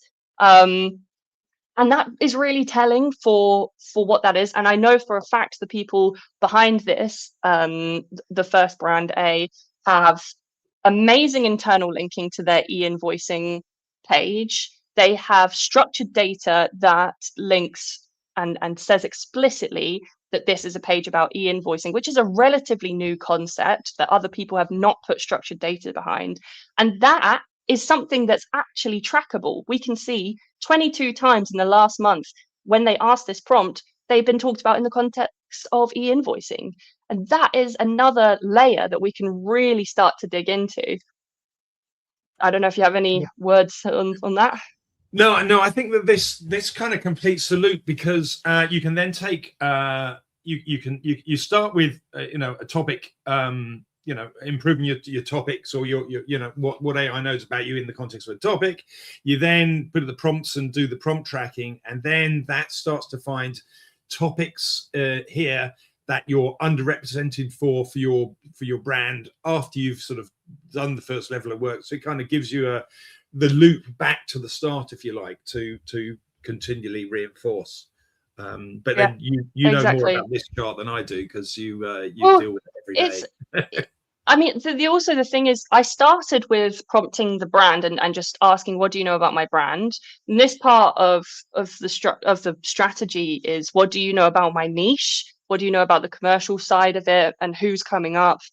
Where you want to start with this is kind of up to you, I guess. Like, do you want to start with the research style prompts, find the holes here, and then start prompting about your brand? You can use this to influence decisions you make about that. Or do you want to just skip this step altogether and just talk about your brand and testing how that works? And that, I mean, it's a strategy that is very up to the up to the brand itself. I think really large brands should be testing on a commercial aspect, but smaller ones, I think just making sure that you're delivering on AI what you deliver on your website is probably a cheaper and easier way to go about this. You don't need the vanity metrics of the share of voice or these things. So well, where we're yeah. probably going to get to the end of the presentations. That's all right. We're pretty good. Yeah, so it's just about how to improve this. We need to look at citation data, look at gaps, and understand priorities. So there's no easy win, but a holistic approach. That is essentially what I've been yapping on about this whole time. Improving the content is the next point of call. And I think also somebody said it, internal linking and citation is as important as ever. Yeah. Do you want to keep going? Okay, yeah. Keep yapping on about the citations. And this is important because we can now, if we go at it through this approach of making sure you're looking at your brand, prompting about your brand, looking at where that's getting the hallucinations, all of the ideas about you, and comparing that to what are the links coming from prompts that are about your niche. One reveals something completely different than the other. And for your content strategy, that's key. So on the left, for Wake, a lot of them are coming from YouTube. I mean, our own stuff, G2. To be fair, these first three, things. Wake, Peak, and Profound, we're benchmarking ourselves against Peak and Profound. So those three are always going to be high on this knowledge-based stuff because we're saying, what do you know? Yeah, but it's everything underneath there and the fact that they're different, right? Yeah, exactly. Everything underneath there, and you can go deeper into this. You can do this without Wake as well. It's literally just a case of tracking them over time. And then on the other side of it, the commercial queries, the ones that you get from prompts, these research style questions, these reveal what are the really important authoritative domains that you need to be mentioned on that are influencing this space in the AI's brain, So it's for us, I don't know how deep we want to go into it, but there's a lot of this influence is coming from third-party reviews of this. And that's not the case for every brand. For us in a space where we've got this insane competitor area of AI visibility tools, obviously the only way an AI is talking about us is through the way that other people are talking about us, and that is absolutely fine and probably a very sound way to do this. For other brands that I reached out to Nick Lafferty, the marketing guy at Profound, and he blanked me. So oh yeah. Well, but he's really influential for this space. You go into these things, we would never have found this if we hadn't done an audit in this way, So it's really interesting to look at it like that. Taking a look at which ones combine, so the ones on the that are both commercial and about your brand narrative are probably the strongest to take a look at in terms of moving the needle. YouTube, I'm finding, is everywhere in there, and often they're the sources of massive hallucinations. I don't know why somebody smarter than me can take that over, but it's just something that's coming up a lot is YouTube hallucinations. When you ask training probably data here. So much into YouTube, so yeah. Yeah, and then just looking at these down there. So if you keep going. Okay, so I think we're near the end here, so we've got 2 more slides. Pretty much, it's content clusters are your best friend when it comes to pushing the needle. So we've got the base. We've done the hard work at this point of step 1, understanding your starting point. Step 2, understanding where you're trying to be, and marking these gaps. These gaps, they don't fix themselves. It's not something that there is truth behind a lot of the arguments around AI optimization, GEO, whatever, that it is just good SEO.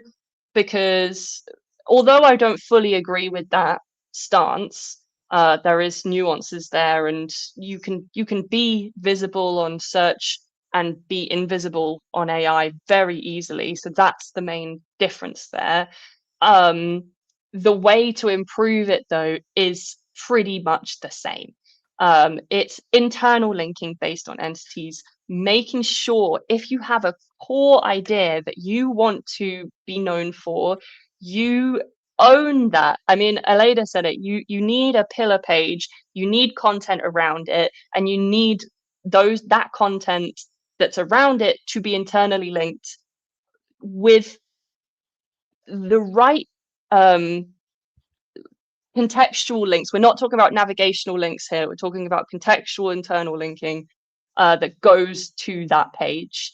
Also, a quick note is make sure you update your about page at this point.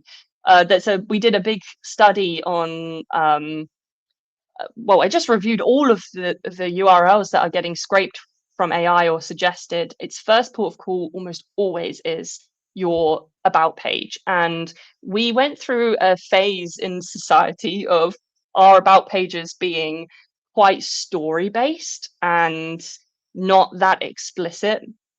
And that has actually confused quite a lot of AI answers, I think, because they're looking for information about your brand and you're telling it about your when you were born and what came up before that. It has no idea what you offer, and that used to work because I think it should still work because it's much nicer to go to a website and see that, but it's it's interesting. That has been a massive thing for us. Structural improvements here is a huge thing. Internal linking, creating these hubs. So the conclusion really is, from my end, like, good AI tracking means taking a step back and looking at patterns and trends. We're not going to get caught up on fighting for every single prompt. We're going to look at the topics and ideas and find a way to systematically track them over time. Saying to stakeholders, this data is qualitative and it will become quantitative if you give it enough thought. Not looking for impossible and useless metrics that are basically vanity metrics, and falling into these traps of running before you can walk. And citation data, it's not useful for traffic really. It's just useful for revealing how the brain of the AI is working and what that means. I don't know if you want to finish there. No, I think that works pretty well actually, and I think I've just stopped the sharing anyway. So hopefully, are you still there? Oh yeah. Yeah. Okay. So where have I can't see anybody now. We can all see you. So. Okay, right. You can see me. Right. I can't see my screen. It's okay. Something's. There we go. Okay, I can see you all again now. So no. I head back to Natalia. Sorry, we probably took up more time than we were supposed to in there. I hope that. Sorry. I hope that was also interesting and so good that we don't mind at all. Actually, I'm hearing now from the comments that there's 1,808 people listening to live stream at the moment. So quite impressive. So you've obviously what you don't want is to get kicked out of your room 2 seconds before you start the presentation. If anybody's looking for there should be a verbal warning tomorrow. You've nailed the comeback and you've very smoothly delivered the presentation. And now we have some follow-up questions. So I'll start with the first one, which is my personal question, because I was dying to ask you that. So I wanted to ask you about your title, Knowledge Graph Manager. And actually, I wanted to ask you if you think with LLM era and like all the changes to SEO, if more people should pursue this kind of career, because I said that when we were out, actually, only 4 people on LinkedIn, 4 on the whole LinkedIn are owning this title as yours. Well, it is an interesting title to have because what it is really is Fred Laurent, who built our knowledge graph for Inlinks. He needs someone to manage it. He needs someone to have eyes on it to make sure that anything that gets added is added in a way that is correct, that there's still a human behind the scenes identifying relationships between entities in a way that works, and that is essentially a lot of my day. I think knowledge graph manager in a tradition, I don't even know what it would be for a ton of other people, because I'm in a really unique situation. And I'm not meaning Google's knowledge graph. I'm meaning our knowledge graph that we built. Well, Fred built and I maintain, is basically how I describe my job, which is impossible to. And if people should get into it, I mean, yes, if you can find someone that built a knowledge graph, that would be good. But it's yeah. To answer that question, it's our own knowledge graph. Yeah, we built our own knowledge graph. Yeah, that's the whole Inlinks stuff. Yeah, basically. Okay, I have a great question for you. That's actually Dixon. That's actually related to previous conversation, previous panel, which is related to measuring PR impact and share of voice. How you see those metrics? I heard Gerry talking about it, and so the way that we're doing it is, Genie and us have kind of gone down this route of like, let's look at your own website. Don't start to try and start with prompt tracking. But prompt tracking, if you ask the right kind of questions, like what is the best vacuum cleaner brand or whatever, and you're asking those questions on a regular basis, then the number of times that your brand comes back versus all the other brands, you can just count them. So let's say you're running it every day, you're asking the same question, what's the best vacuum cleaner brand, and it's going to come back with a bunch of lists. It's going to create its own listicle page really in the results, and it's going to come back, and some days you'll be there and sometimes you won't be there and stuff like that. But basically it's really easy to pick out. Well, I say it's really easy. You can pick out the brands and you can count how many times they're mentioned. You can automate that so that after 7 days or after 10 times, now your brand has been mentioned, on every, on 8 of those 10 lookups, and the other ones have been mentioned, 9 times or 4 times or whatever. You've now got literally a share of voice by how many times your brand has been mentioned.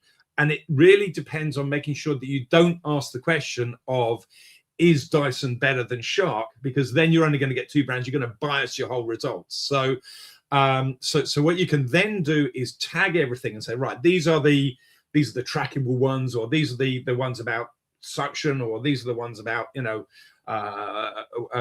shampooing or whatever it may be, and so you can then group your results. But ultimately, you're counting the number of times your brand is mentioned versus the number of times your other brand is mentioned, and see if that improves over time. That's your share of voice. Yeah, I think also on that, it's a lot to do with the scope of what you're asking. Like, I think it feels impossible when you first do it because so many brands show up. But when you're doing it in a controlled way, there is a limited amount of brands that show up. There'll be this few scraggly ones that come up at the bottom every now and again, but you'll have clear front runners. And those are the ones that we're really concerned with and like looking for. Yes, perfect answer. Thank you for that. And previously in the chat during your presentation, Marketing Clubben actually made an excellent question that was then seconded by someone. What did you do to fix the wrong facts? So yeah, it was an amalgamation of things. Our first thing that we did was be really explicit on our about page about who we are, what we do. I think we even said explicitly we are not a rank tracking tool on our about page, which felt really counterintuitive because before you sort of you're trying to capture every keyword you could possibly get, and that would have been a terrible thing to have put on like 2 years ago before this all jumped up, because we could possibly have got one conversion from this, but we actually we were really honest on our about page, and that fixed it quite quickly. Other things are, we reached out to the looking at these citations that did the post. So we tracked down a fake fact to a blog poster, and it's a lot easier to get somebody to correct a bit of content on your page than it is to get them to give you a link to your website. I'll tell you that. Yeah. Or it was on this particular occasion because they didn't want to Yeah. be wrong. So that was useful. But I'm not going to pretend that it's all easy, because sometimes it's not straightforward. And I mean, you were saying before that there's a whole wave of potentially negative SEO, AIO coming in. I mean, we saw it with our brand. It's not that it was aggressive. They're not trying to do anything that says, well, there could be, but bad things about the brand. But it's so easy to skew your brand's narrative if what it's relying on is third-party listicles that have been paid for. And I think they'll clamp down on this soon, because they're far too effective. It's like, you know, we're all having to write the top 10 best AI tools.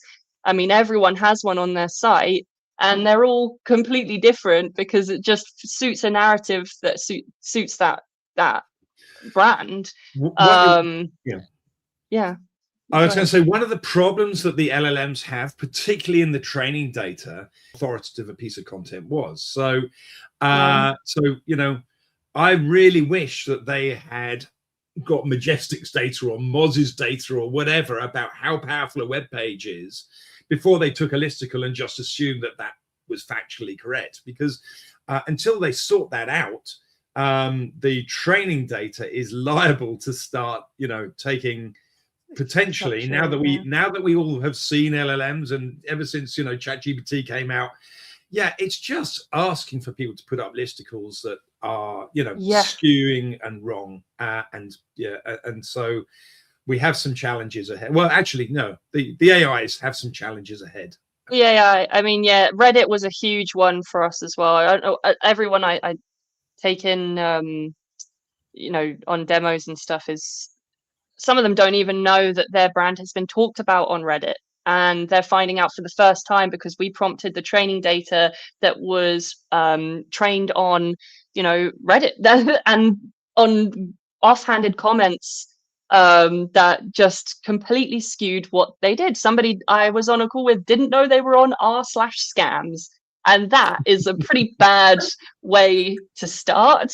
And I think that's probably where you should start. If you're on r/scams, then that's not going to reflect very good on your very well on your AI brand visibility, no matter how hard you try. Absolutely. Great question from Jennifer. Do you have a prompt cheat sheet for the brand share of voice research? So I kind of do. So I wrote an AI brand visibility guide. It's on Wake. Maybe I can link it afterwards or something. It's more about understanding the core topics, core topics of your brand. So if you're an AI visibility tool like us, ours is visibility, share of voice, blah, blah, blah. Then I honestly would also ask, or a tool that really that follows a natural fan out query structure that feels really normal, and just go from 5 different perspectives around one topic. And I know maybe that I'm sounding like I'm talking gibberish, but that is how I would do it. So one idea, 5 different questions that might be asked about it, and then take a step back and look at all of these together to get information about that one idea on your brand. So no, not really, apart from top of the funnel research questions that you don't have to think too hard about. Just make sure your prompts are not biased towards yourself. You know, that's that's huge. Don't include your brand name in your prompting data, because you'll always look good unless you're on r/scams. Right, just scrolling through the last question, because we only have 3 minutes left, and I see a lot of discussion happening, a lot of opinions there. Many people confirming what you're saying about the about us pages and all the schema being important.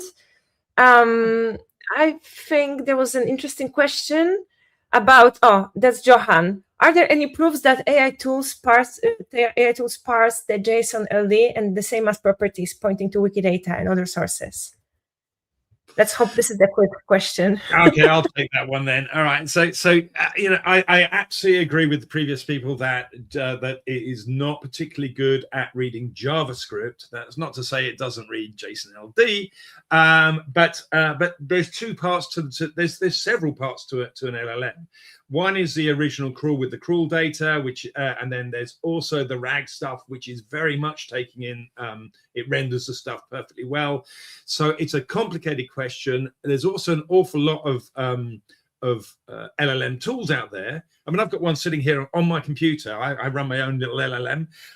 It's not as good as the big ones, but you know, it's just downloaded. You know, so then I can set it up one day for just scraping, you know, the web with just text files, but then I can put browser lists on top of it and then render the information as well. So it really depends on the setups. It depends on the power of the AI that's doing the call, and quite often it depends on the day and how busy their machines are.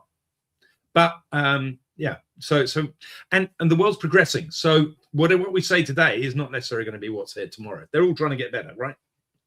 That's a great sentence to finish off our session. Whatever it's gonna see today, it's gonna be better soon. And I'm gonna close with that phrase. Thank you both so much for a lovely, brilliant presentation. And please, everyone watching live, stay with me, because next, Gerry White, who's gonna talk to us more about AI. Duda puts your brand front and center. With Duda's extensive white label capabilities, you can make the entire editor your own. Use your own logo, your own domain, your own email address, add even your own color palette. With Duda, your clients are your own.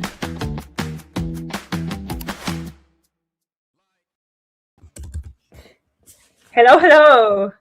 And we're back with Gerry White, who I'm going to quickly introduce today. He's a self-described SEO nerd.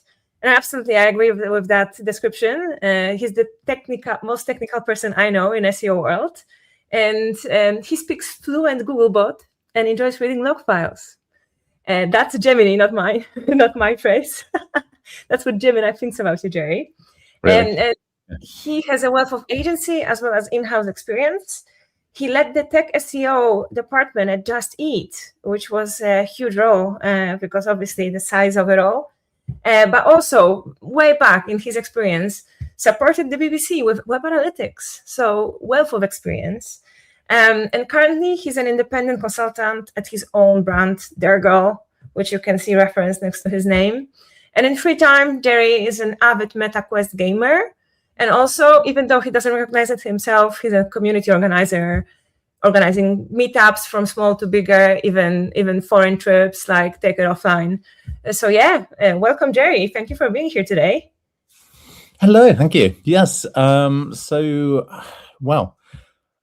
basically, short version is that I've been kind of like investigating a lot of international SEO stuff, and recently my clients have been talking to me about sort of applying the same stuff to GEO or AI or whatever acronym we're using today. In fact, GEO, talking about GEO just seems ironic. So I kind of found that funny when Natalia dropped that into the comments a minute ago. So yeah, I'll share a quick presentation, but I know Natalia will just kind of grill me as we go along and ask me questions perpetually because I know what she's like. So not just me, please, audience, please type your questions in. The hardest, the most freaky questions you can find.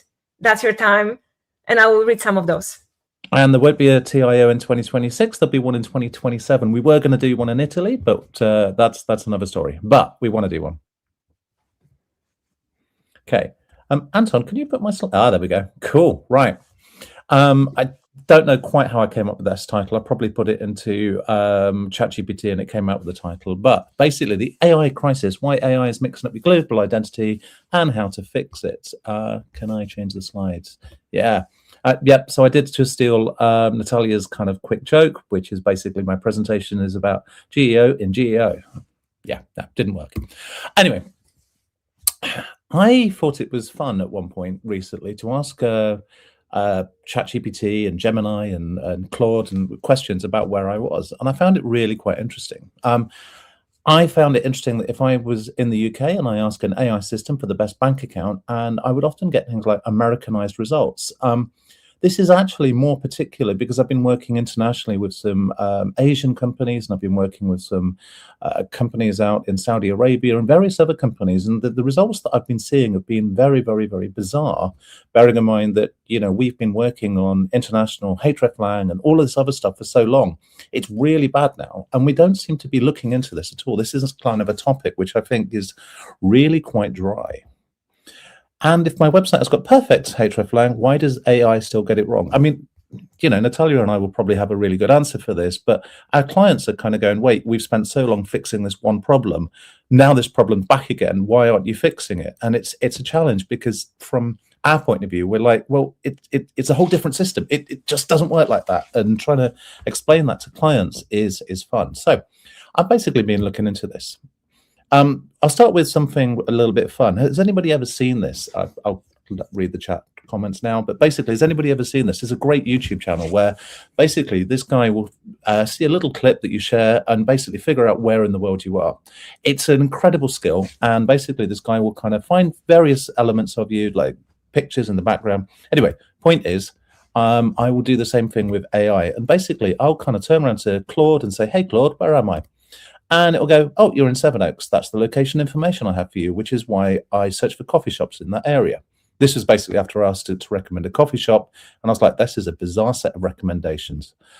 And I sort of said, why do you think I'm in Sevenoaks? And it basically went, I don't really know. I don't know. Somehow you've told me I'm in Sevenoaks. And I'm like, I've never told you I'm in Sevenoaks. So do you know my IP address? And it says, no, I don't know your IP address. Definitely don't know your IP address. How would I know your IP address? My IP address basically says that I'm actually in Kent, which is where Sevenoaks is, you know, basically down the road from there. So I was like, okay, fine. By the way, that's not my real IP address in case anyone actually wants to know. So yeah, basically it says, you know, your location is here. Sevenoaks is just over there. So I was like, okay, so I think you're basing this off my IP address. And it's kind of interesting that when I started looking at the terms and conditions, it did actually say that Anthropic uses the IP address and other signals to kind of infer basically where I am, country, regional level. So it is actually kind of saying, yep, I do get your IP address, and I am learning all this stuff. So yeah. So I kind of asked it even more information. It's like, okay, right. I don't remember giving you the information that I was in Sevenoaks, but you've somehow figured out that I was near Sevenoaks, even though I'm like 20 miles away, but that's not the point. So how have you got it? And then it kind of goes, oh, yeah, maybe I do actually know your IP address. And, you know, when I was looking for a coffee shop, it gave me all these different coffee shops. So basically, I said to it, you know, when I'm in Kent, you give me results near Kent. When I'm in Chelmsford, you give me, sorry, that was Chelmsford. I can't see my screen particularly well. So when I was in Chelmsford, it gave me really local results. So I was like, that's really bizarre. So you are sort of figuring out where I am. You've contradicted yourself, and you're basically lying to me, which is unusual because AIs never lie to us. They never hallucinate. They never do anything weird like that, ever. And so, yeah, Claude really does kind of make an absolute mistake out of it all. But what's interesting is ChatGPT has basically said totally the same thing. I sort of says, where am I? And it says, you know, I think I know that you're somewhere near Kent. Again, it's not actually true. And I was like, okay, why do you think that's based on IP address? And this is the information that I've got. So it's at least fairly honest, fairly consistent. And I sort of said to, you know, where do I live? And I was like, oh, well, I don't really know. And I sort of says, oh, hang on a minute. I told you this. And I said, yeah, you did tell me. So I do kind of know. But it doesn't automatically know where you live in any sense. So anyway, the information will kind of use a lot of the historical personalization. So that's the whole point. And this is exactly what Dixon, Genie, and people have basically been saying is that, you know, it knows a lot about you. Results are personalized. It will take a lot of information. And what's interesting, it will sometimes cocktail what it knows about you into the results that you're given. Gemini, of course, basically went, yep, I know exactly where you are because you previously shared with it. I've got all sorts of information about you. You're in an ex-asylum for idiots and imbeciles called the Royal Earlswood Hospital, and that's been converted to residential flats. So it knows exactly where I am. It knows exactly where I am. And on top of that, it's got basically access to all of the other Google information, which is where my phone is right now, right next to me, and it knows exactly where I am. So it knows all of the information. The other thing that I found really interesting is on top of that, Google used the street view cars as they drove around sniffing everyone's BSID and MAC addresses and IP addresses and all sorts of other things. So it got a lot more information about where everybody is and what we're all doing based on all of this information. So not just GPS coordinates that we're sharing, it's literally everything. It's really, really fascinating just how much information they've got basically from all of this different information sources. Google Gemini is basically learning all of this information, combining it all together. And I think it's really, really, really important to know that Google is just basically tracking everything, IP addresses, everything. There's no sense of privacy anymore. No matter what you do, no matter how you're connected, everything is shared everywhere. And of course, you've got to remember that Google is Google, and they've got your Android device, they've got everything around, and basically, yeah, there's so much tracking going on in Google that they will know precisely where you are before you even kind of blink. And I don't mind that. Claude, by the way, if you're on a mobile device, they will actually ask for permission to access your GPS or your physical location. So you can actually give it extra information. So these devices do really have a lot of extra information on where you're at with it all. But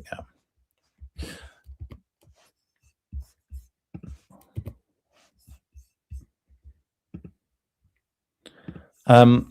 And so when I was in Berlin and asked for information on coffee shops, it gave me really good information on local coffee shops. So I was like, great, brilliant. And then, of course, I was like, wait, where's Claude got all of this information from? Where's the interesting stuff that's happening here? And of course, I kind of looked at the information, and the information correlated with Google's own reviews. So Claude is taking all of the review information out from various different places, processing it and building up that image. And I think that's one of the things that's really, really important for a lot of people to understand, is that basically Claude, ChatGPT, all of these things aren't just kind of pulling information from their own kind of like sources. They're not just scraping the web. They're buying into all of these different APIs, different sources, and building up this picture. So I think it's really, really important. If you're basically running a business and local information is important, getting incredibly descriptive Google reviews, not just 5 stars, but actually getting them to write information as to what was your favorite drink, what was your favorite dish, what was all that information there. And that really adds to the picture that these LLMs will take. A good example is when I went up to York a while back, I was like, where's the best place for a Negroni? And it took all the information from the reviews saying every time somebody's mentioned a good Negroni or a good cocktail or a good bar in that way, it took the information and processed it to give me the best places for a Negroni on a Saturday afternoon. When I was in a airport lounge recently in Gatwick, they actually bribed me with a cookie to write a review, and I was like, "Yep, they figured this out." They came around and gave everybody like little cookies, card, QR code. Come give us a review, and I was like, "Yep, fine. I'll take the cookie. I'll accept the cookies." So, back to the other part of what I wanted to talk about in this presentation was the whole hreflang thing. And this is something that's been really, really interesting for me. And I'm going to go through a client story, and I'm trying not to reveal the client. So if I do reveal the client, just ignore it. Basically, the client, when I was looking at it, I was like, okay, you've given me sort of information and you've given me the client name, and then you said it's from the EU website, which was bizarre.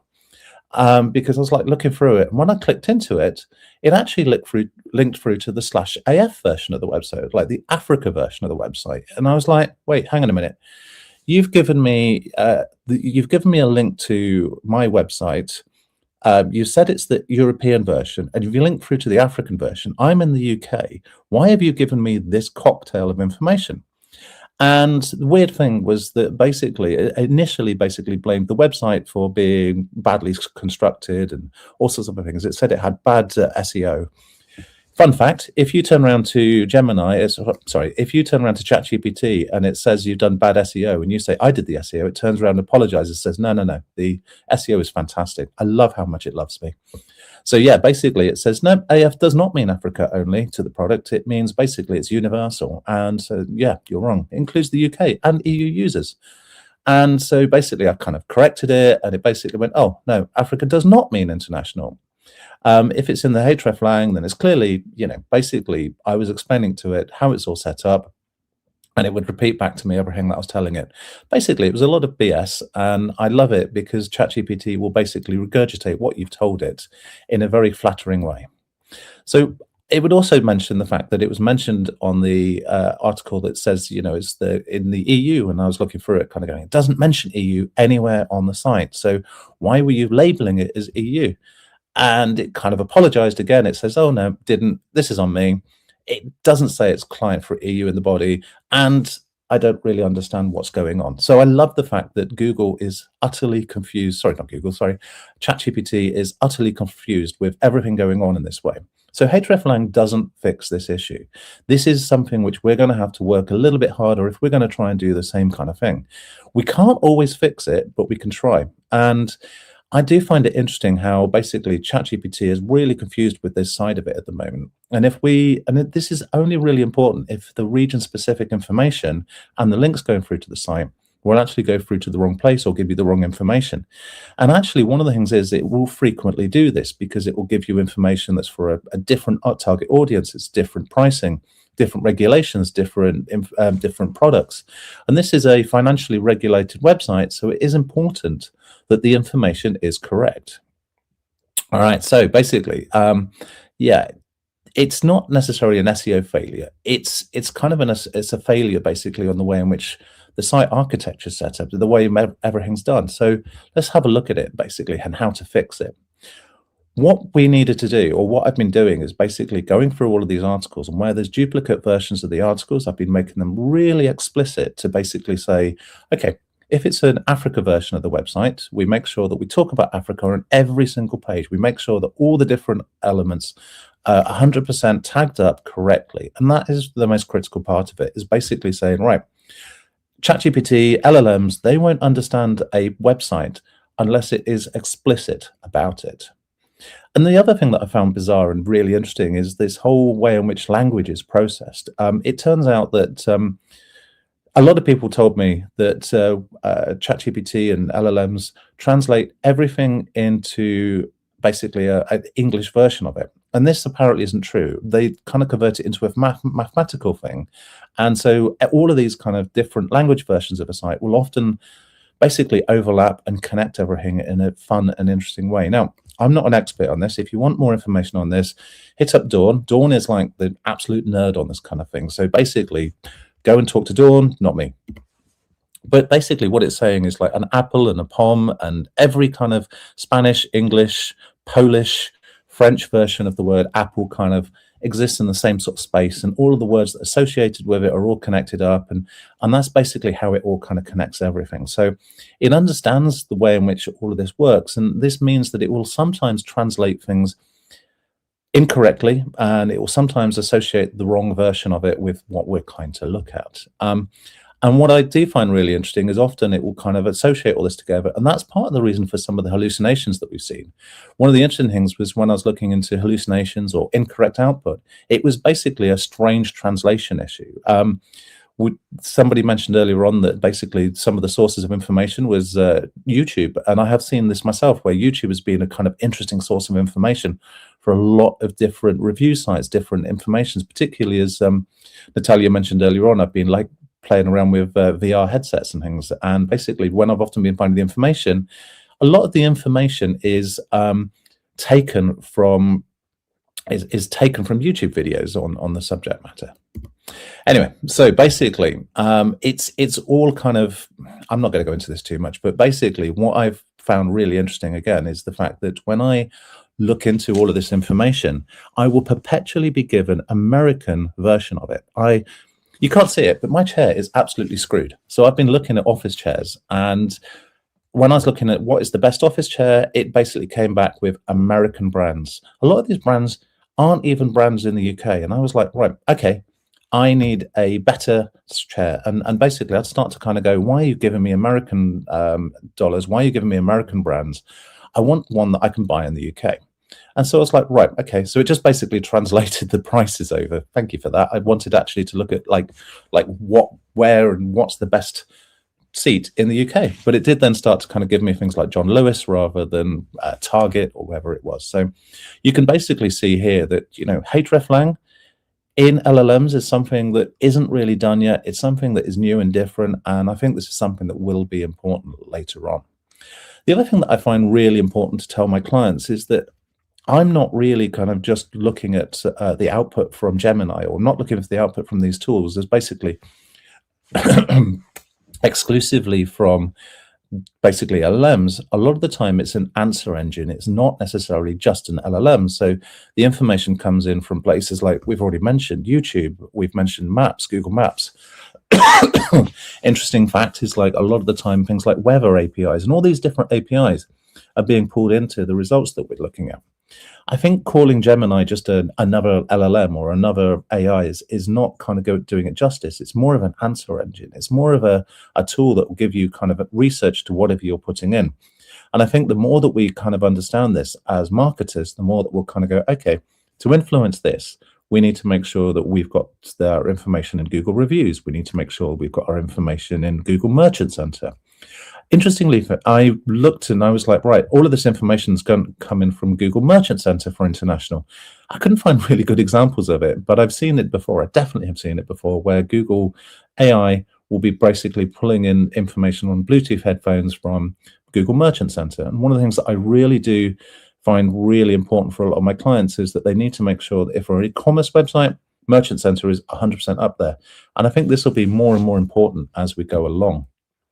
So yeah, search engine localization versus LLM localization. One of them is basically inference. It's trying to learn everything from the language, the brand authority, the all of those kind of things, the retrieval bias. Whereas, you know, classic SEO is about basically looking at things like CCTLDs, hreflang, all of the kind of the signals that we know before. And basically, a lot of the time, the LLMs are answering it from like the training data that was mentioned before in the last by Dixon and Genie, and basically trying to understand how all of this information is being built up really, really is significant when we're trying to explain this stuff to our clients, and why the information is out of date, why the information isn't correct, and fixing it up is an absolute challenge. They seem to use language as a proxy for location as well, which is interesting. So for instance, if I'm looking for an answer in English, I'll get English speaking results. But if I'm looking for an answer in Spanish, sometimes it will choose a Spanish version or a Mexican version rather than a localized version. So basically, it'll treat almost language as a proxy for geography. So if you're asking in one language, it'll often give it to you in the same language, but from a completely different region with different implications. And the other thing that I find interesting is authority will often override relevance. So it'll see one singular global version of a website page. This is really, really bad for the help desks that I've been working on recently, because the help desks is where the information comes from, and nobody wants to localize the 50 different versions of the page. They expect Google and hreflang and everything else like that to kind of have localized it. And so for LLMs to be basically summarizing it and giving slightly incorrect information consistently because of this geographic problem is something which I'm actually working on myself at the moment. And it's expensive, challenging, but there is a solution to it, which I'll give you in a minute. Yeah, basically, English language seems to be the most focused on, and it seems to be translated again. So again, going back into the examples that I've given with Spanish and French and German, a lot of the time the information was coming from an English version and translated to them, particularly because LLMs will basically consolidate all this information and basically have one singular right version of the information. So it won't have 20 different copies that are slightly different. It'll have one singular source of truth for it all. And often the highest authority is the English source, because that is the way in which a lot of these things have been trained. How am I doing for time? Yeah, plenty of time. So basically, closed models answering from training distribution, they're leaning towards like the market dominance, and whereas the retrieval models will basically be pulling from the high authority, and they'll follow like the link equity ones. So the critical part about all of this stuff is the fact that it's really, really important that you have got all of the different versions which are properly set up, crawlable, indexable, and classic SEO works, as in you need to make sure you don't have millions of URLs. You don't have an uncrawlable website. Non-JavaScript friendly versions is critical as well. And this is a big challenge as well. There's an expression that I heard recently, which was canonical collapse, which I quite like. And basically, this is where all of these different variants are basically collapsed into one of them, particularly when all of these tools will not be able to handle the same kind of scale of data that Google and others looking at, because of the way in which they manage the data. It's really, really important. Definitely use CCTLDs and subfolders, despite the fact that this was ignored by ChatGPT. The clustering and inference does work, generally speaking. It's just that ChatGPT argues with me and tells me that I'm wrong. It doesn't matter about that. Basically, make sure that we kind of make sure that you do kind of consolidate and make sure everything's kind of patterned as well. Of course, I think, was it Dawn that mentioned that schema is still really, really important, and basically making sure that things like local business schema, organization schema, markup is done correctly. I've done this, I've seen this before, where they've got 20 different copies of the website, but every single version of the homepage has got the English version, sorry, the UK version, or whichever the primary version was. SEO, sorry, not SEO people, but organizations don't tend to modify the schema locally as often as they really should do. And yeah, basically really, really go into it and basically really put into each one of them and make sure each one of them has got the country named in it. So, you know, if it's a copy and /SG is for Singapore, you actually have to put on the webpage somewhere Singapore. Make sure it's in the title tag, make sure it's in the H1, make sure it's where it should be if you want this to work. And of course, you know, SEO is dead, but maintaining the SEO fundamentals is critical. Literally all of the core basics, title tags, H1s, schema, internal linking, indexation. I love the word indexation. Everything that you need to kind of get right is just so critical to basically. And every time I speak to somebody saying, oh yeah, SEO is dead, we're now working on GEO, AEO, all the rest of it, I'm like, okay, what does that actually mean? And I find that literally 9 times out of 10, they're doing old school SEO stuff to basically make sure everything is kind of working again.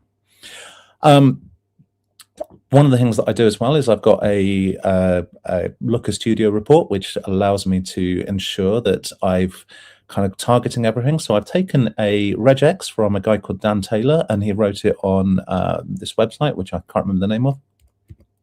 And basically, I'll take this to look at where the traffic is going and look at if it's going to the right website, the right pages. And I can see very quickly that, you know, the right kind of content is going through to the right pages most of the time. But what I'll often find is that in the geo world, the United States will be far more dominant than the Australian version or the New Zealand version. And this is really cool. So, checklist. Strengthen clusters, local PR and backlinks, use geographical specific anchor text, explicitly name country in body copy. And I did tell you I'd give you a hack for that. One of the things that I've been doing is basically running it through a tool like Gemini to kind of go, okay, just localize this copy, make sure all the spelling is correct, inject the country a few times, do it subtly, do it correctly.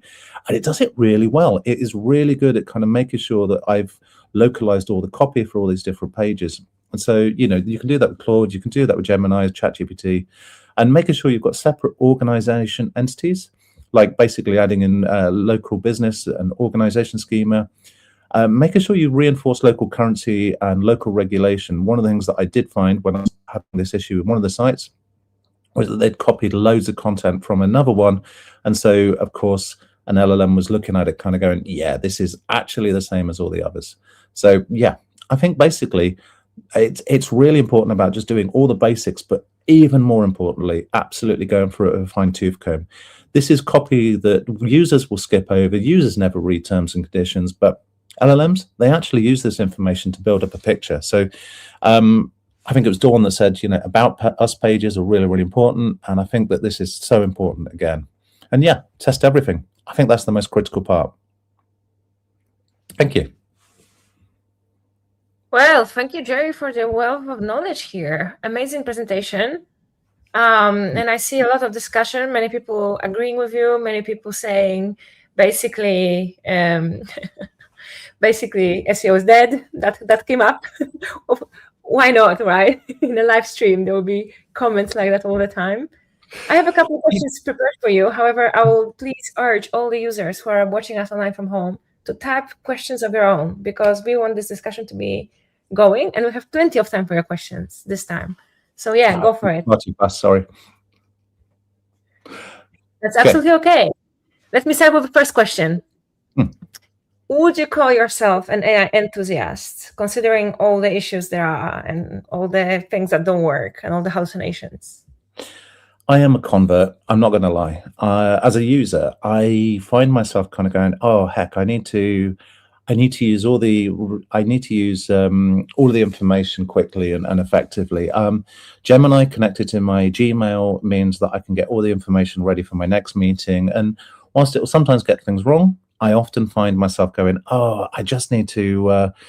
Where's this information? What's this?" like that. One of the things that I do as well is I have got a Google document which I use for all my travel information. So basically the hotel information, where I'm staying, when I'm flying, and everything like that. And I connect that to Notebook LM. And then I can just on the fly go, "Hey, Notebook LM, where am I staying? When was my flight here?" and things like that. So it's incredibly powerful like that. Notebook LM is my favorite thing. In fact, as I was preparing for this, I put loads and loads and loads of information from various other people talking about this, which actually isn't as many people as I thought there'd be, about localization and like the hreflang equivalent into a huge document, chuck that into Notebook LM and listen to the podcast as I was driving. Yeah, okay. We have a follow-up question from David, who kind of asks something you've touched on, but maybe we want a confirmation. Do you know how important hreflang is for LLMs, if at all important? I don't think it's being used at all. At least all of the evidence that I've been trying to find, there is absolutely no evidence that any LLM is using hreflang at all. I mean, I'm assuming Gemini might be, because Gemini seems to be kind of going better at kind of going, "Oh, this area is good for this and this one's good for this." It got a lot of the geographical tests that I was doing 100% correct, 95% correct, I think probably, but it was generally correct, whereas none of the others were getting it right. And do you think that might change? Do you think those systems will start to implement more Google algorithmic approaches? Yeah, I mean, this is basically what I've been saying to a lot of my clients, is the fact that if we can do things to kind of hint at things, I mean, all of the LLMs that we're kind of going, you know, ChatGPT, Claude, all of them, they're so young. They're literally 18 months old. And I'm like kind of going, okay, so these are so new, so shiny, and they're trying to do everything as fast as possible. Anything like this will come in, and I think basically what they're going to do is basically quietly rebuild every element of it. And yeah, so if there's a way in which something like hreflang, it doesn't have to be hreflang, works for it, then it'll be effective. I mean, who knows? It might be llms.txt. Or it might be HTML-lang, which Bing still uses to some extent. So who knows? There are options. Options are open. Okay, we have a great question from Digital Insights Labs. Does that mean that press release becomes useless in the world where content is collapsed to a single reference? No, quite the opposite, I think. One of the things that I've been talking to my clients about is the fact that local PR, as in making sure that they have got PR in every single country and making sure that it's effective, is as important as ever. In fact, Natalia, you probably have got an opinion on this when you're an international nerd. Yeah, it's a tough one because it's easy to have opinions, but we still don't have the data to actually support any of our opinions. So it's all anecdotal at this stage. So I'm kind of listening to what smarter people say and probably just repeating that at this stage. But I did like the reference to this global English approach and how it actually is all English-speaking dominated with US bias. And actually, I have a follow-up question on that. I was wondering if basically this bias means that non-English websites that are in markets that don't use English should translate their websites to English just to train the LLMs. Somebody else was talking about this, and I was like, no. So if the information's out there, it's fine, but it's a bit of a strange one, isn't it? The reason I say that is because it feels like they're actually getting better at doing international rather than necessarily straight English. Basically, they're out in the wild. I think the challenge is if it's like a strange and unusual language like Welsh or something. I can imagine that, you know, because Welsh is basically spoken by a tiny proportion of people who actively use it in a day-to-day business kind of environment. Welsh is probably if it's in Welsh, I would definitely make sure it's translated to English and kind of do it like that. But if it's French, Spanish, German, I don't think there's any need to necessarily translate it over. I mean, Polish, I'm not going to comment on, but yeah, basically, if it's a major language, then yeah. There was a question in the chat before when you were just starting the presentation about any idea if the Chinese-based LLMs have got the same bias for China, or are they also leaning over English-speaking US? If you have any experience at all with that. I think you've got more experience than me. Well, I'm going to hear your answer first, and then I'm going to answer. I was going to say, for those that don't know, Natalia spent a lot of time in China recently, and I've been doing a lot of work with Chinese clients and stuff. But no, they are so far ahead. But my knowledge of like the Chinese market in terms of how they actually work in that way, no, I've got no idea. But I can imagine that there's a whole different ecosystem because. Like the search engines that are out there, what's the major one? Baidu, and those companies out there, the advances that they're doing, the tools that they're doing, so far ahead in so many different directions. They're a bit like how Elon Musk wanted Twitter to be, in terms of the fact that they are so globally powerful. But yeah. Yeah, so actually my opinion is that they are advanced in a way of doing things cheaply, so they can train on a lot of data in more, let's say, inexpensive way. And I think everyone has seen a rise in the bots traffic on their websites from China, actually, specifically from one region called Nanzhou. I've actually seen mainstream media pick up on it, not like SEO media, but like mainstream media saying people think they've made it in China and then actually it's just bots. So I think more is coming from English speaking point of view. Like I think they're trying to learn more, but at the moment, from my experience, they really are Chinese Mandarin, simplified, focused, and that's how they also phrase those answers in Chinese way better than any English focused translated answer from a ChatGPT or Gemini would be. So I know from Chinese speaking users that they like using the native LLMs more, because they think in Chinese in the same concepts and order of words as they should. And they often make mistakes like that in the non-native ones. So yeah, definitely has the bias there. European languages are very similar as it comes to syntax, really, most of them at least. So it's not so easy to spot those patterns being taken just from English. But as a Polish speaker, I do see it as well, that if I do something Polish, which I rarely do these days, but when I do, that sometimes it's very Americanized tone of voice in a way in those answers. Yes. One of the things that I did find out was, is ChatGPT still banned in China or blocked in China? Oh, yeah, it is. If they wanted to use it, they would need a VPN. But anyone who's even heard about ChatGPT usually has a VPN, so they would find a way. But yeah, it absolutely is banned. For a regular user, they wouldn't be able to access the domain. They wouldn't probably have even heard about it, because how? Yeah. No, I did find it fascinating that when I was looking at one of my clients, that we did get a lot of traffic from China on ChatGPT, and I was like, wait, it's banned. I don't really understand this. So I still need to do some investigation into that, but yeah. That would be your IP address, I guess, and also maybe geodata from your Chrome, because if you're using Chrome, you're sharing your geodata no matter what IP says. So you can be connected to VPN, and then they still know where you are. Okay, so there's another follow-up question about the press releases. It seems to be the hot topic.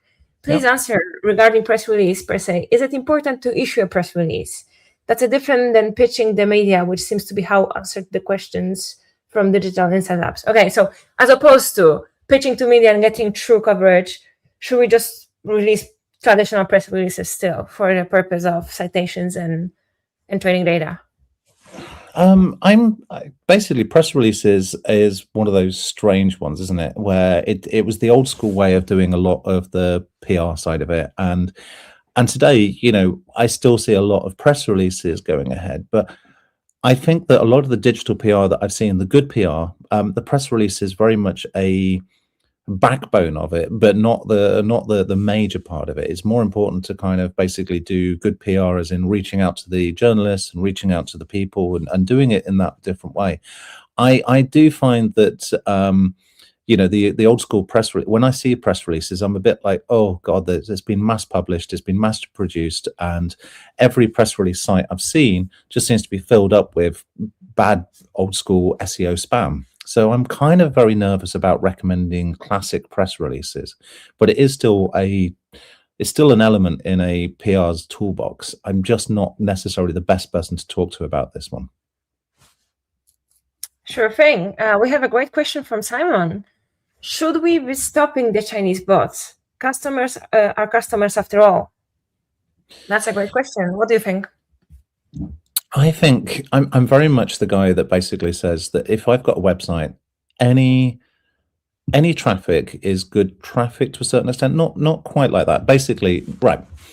To kind of explain what I'm sort of thinking is almost like at one point we were like going, wait, we're getting a lot of searches from websites or from search engines which don't really serve our market. And I was looking into it kind of going, okay. But then when I started looking into it, we were getting some traffic. It wasn't a lot, but we were getting enough traffic that it was actually worth it. And every time we cut off a little bit, every time we slice away some of the traffic, a good example is I was working on one and it was like, right, why is there so much traffic coming in from Chinese search engines and Chinese other things like that? And this, of course, was a hotel chain and it was tourists. So tourists were kind of doing a bit of research first and so on and so forth. And the same with when I was working at Just Eat, we were blocking off countries that we couldn't necessarily fulfill. But then we were finding out that a lot of the time it was research visits. It was people looking into it and discovering things that is definitely potential sources of conversion, definitely sources of potential customers in the future. So I think it's really, really important that you understand, is this a potential customer or is it just a weird spam bot? Equally, at the same time, I've spent a lot of time in Cloudflare kind of going, okay, this particular search engine is being just hammering the site. And if I let it hammer the site, then two things happen. One, we have to pay a massive upgrade for the hosting. And two, basically, it's just causing more issues than it's worth. We don't get any traffic from it. We don't do anything. So it is something which is both a commercial decision and an effective decision. But 9 times out of 10, if we can afford it, let everybody see it, let everybody go to it, let everybody reference it, let everybody build on the data. Yeah, great answer. I agree with that. We're seeing some comments here in the chat saying that Cloudflare has done amazing, showing us real people versus bot traffic. And that's only going to be improved. Every time I find out my client's on Cloudflare, I'm like, yay, brilliant. Can I have a login, please? Because then I can go and have a look and see stuff and generally play around. And it's surprising how often I'll be like, hey, if I flick this button, it speeds up the site by 20%. And it's surprising how often these buttons aren't kind of clicked and, page speed things. It's like, why is our website suddenly got faster? I clicked the button. And that is really amazing, just how good Cloudflare is. I'd recommend for most of my clients that they upgrade to the $20 package, but even just the free package is just so good. And as you say, basically giving us that extra layer of information, like the insights that we get from Cloudflare is way better than the insights we get from Google Analytics and other places when it's for pure crawlability, SEO, that side of it. Google Analytics is great for understanding users when they're on the site. And even then, I know that a lot of users in Google Analytics are potentially bots. I have one interesting question that is not related to this session. And the person who asked the question actually said that. But as a father of 2 teenagers, Gerry, maybe you can actually answer it. So let's go. And so the question says, not related to the session, but I'm really concerned about how teenagers apply source criticism to the answers given by AI tools. As AI tools is the main source for the answers to their questions. Do you have any takes on that? Did you have any hard conversations with your children about how to use AI, what AI means, and how it works? They're smarter than we are. How can I phrase this? Like, when you talk to your mum about how to use a mobile phone and how to text and why she can't use that emoji. Facebook groups. Yes, we're having a conversation.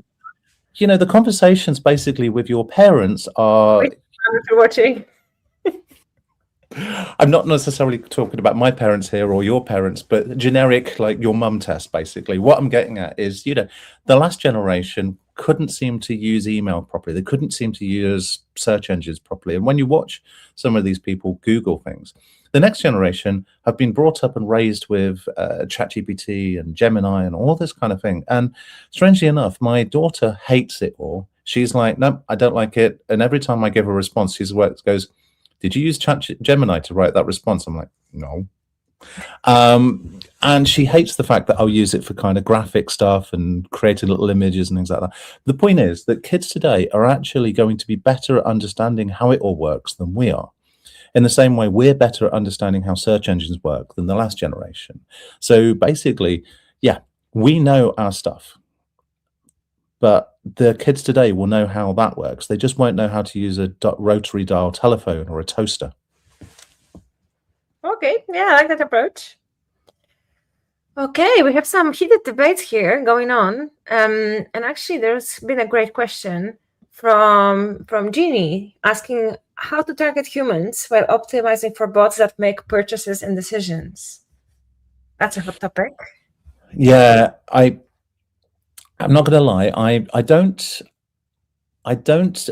endorse cloaking, but a lot of the time I am basically writing. So a good example is I'm working on a medical website at the moment, and we're basically making sure that the information that is shown to bots and the information that's shown to these things, it's the same experience. It's not cloaking necessarily, but we've got hidden divs, for want of a better word, where it's like the transcript of the YouTube, and a summary of the YouTube, and a little bit of extra information to make sure that when a bot comes along, it can really understand all of the elements of this video. When a human comes along, we don't really want them to read it because it's just useless text that just basically is transcript and other things. I mean, it's for accessibility, but it's also for bots. It's also to kind of make sure all of this stuff works really, really well. So to summarize, we are going to be increasingly making sure that we are writing for both users and bots. I mean, we were talking about chunking before, or who was talking about? Dawn, I think, was talking about chunking. And I think Simon Cox mentioned he likes, basically, when we're talking about all this kind of thing, we will be rewriting a lot of the information on websites to make sure that it's written slightly better for search engines, for LLMs and for other things, to kind of make sure that it's really explicit what this page is about, what this is kind of working on. So yeah, I think we're going to be increasingly doing that, basically going, okay, we know because of the image up the top right is a British flag that, is targeting UK users, but in the page, we're going to have to explicitly write, UK somewhere in it. But yeah. Yeah, great answer. So coming back a bit to your presentation and how you mentioned that the SEO principles are still so important and the core technical setup and basics really need to be there. I wanted to ask you how you handle the conversations with the clients who have not covered those basics, but are asking about GEO, LLM, SEO, and want the new shiny thing instead of the solid work that they need anyway. To be honest, the conversations have gone really well, actually, because I've basically reframed it and said, it's really important for ChatGPT to have really explicit this and things. I find it's almost easier now to get things pushed through than it was before, almost, because at one point it was like Google was so good at kind of understanding websites without needing a lot of the kind of the core basics being done, that we're actually almost able to kind of revisit the core basics and say, hey, by the way, we need to make sure that we've got the indexation issue that causes 10,000 extra pages. I think it's really important that we shrink it right down to kind of going, okay, there's now 100 that's really relevant, and we make sure these are prioritized. So things like internal linking and bot management and everything else like that, which we've been screaming about for years, suddenly becomes really, really important. So I'm just going to say to all of our listeners that if you haven't hit that like button on YouTube, it's the time, because we've just passed the mark of half of the streaming and we don't have enough likes. So now it's your job to do better. And we're seeing who's liking. So if you want to be on good books with Duda, that's your moment. And coming back to questions, I have a fantastic question from William. How does play in indexing in LLMs and Core Web Vitals. Yeah, I mean, basically, LLMs are essentially just crawlers a lot of the time. They're basically doing exactly the same thing as anything else. And a slow website will get crawled a lot slower than a fast website. In Google's Search Console, there's this great little chart that basically shows you page speed, as in the server speed, versus the crawl rate. And if the page speed goes down, the crawl rate goes down, and vice versa. The same thing will probably happen, basically. So, short version is that if you've got a faster, more accessible website for bots, it will kind of be able to process more information through it. And the same with basically the size of the document, the size of everything. So basically, one of the fun things that I've got is that a lot of my clients seem to have the worst code ever. As in, I'm like looking at it kind of going, how have you managed to make megabytes of code for the HTML rather than, you know, the 200 lines that it could be converted into and make it more effective? So short version is the fact that better optimized for, we're not worried about Core Web Vitals exactly, but we're worried about things like page size and the ability to run it with JavaScript switched off and things like that. So the stuff that was really important for classic SEO's page speed is really important now. And of course, LLMs are also reading images, they're reading videos, they're reading everything. So I think it's really, really important that all of these things are as efficient as possible. And that's one of the great things about things like Cloudflare, is it kind of optimizes all this stuff a little bit for you, but don't rely on things like that. You know, you have to kind of do some of the manual work yourself. I'm seeing a nice comment from Simon that's actually quite relevant to the bigger topic. Also, chunks are paragraphs, and Cindy Krum came up with the term fraggles, paragraphs with entities in them 7 years ago. Was it 7 years ago? I am feeling old because that was one of my favorite series of blog posts. Yes, it was about 7 years ago. I remember kind of having a long conversation with her out in America about it all. So Cindy, I don't know if she's still on here, but basically Cindy wrote some amazing blog posts about fraggles and about how basically entities, this was when entities was really a very kind of early topic almost. And I've been obsessed with this ever since. Basically, entities is absolutely critical. I mean, I dress it up as EEAT for my clients. I talk to them about like expertise. I don't think EEAT is as important as it is in some ways, but at the same time, when I talk about it, I can say, actually, what we're going to do is we're going to make Natalia an expert on international SEO, and she works on this website, and therefore the website is about international SEO. And when you're searching around for all of this information, it kind of connects everything up. And that's really, really important. The more I kind of go, okay, who is behind this website? What's behind this website? And it's so, so critical to basically do all that. So when I'm talking to my clients, I'm basically saying to them, right, you're writing a really boring bit about mortgages or a really interesting thing about something like that. What's really important is that this is written by an expert in the matter, and basically you kind of go, okay, I'm going to make sure all of this information is connected up and synced together to make sure that everything kind of fully flows through. And that's what LLMs are doing. They're basically going, okay, this is an expert on this topic. He talks about it here. He talks about it there. So what he's talking about is important, and it kind of acts the trust element. So yeah. Somebody has Genie's dropped into it the Fraggles link, so definitely go have a look at that link. Not now, in a couple of hours. Yes, for now, keep listening. We still have a couple of minutes. Type your last questions to Gerry because we're wrapping up in a moment. But I still have one question I was dying to ask Gerry about. So you've mentioned a couple of tools you use regularly, like Gemini, like ChatGPT, like NotebookLM. How about some more niche, maybe less known specific AI tools, may it be visuals or may it be some productivity tools that you could kind of mention off the top of your head that could be useful to people that they've not heard about yet?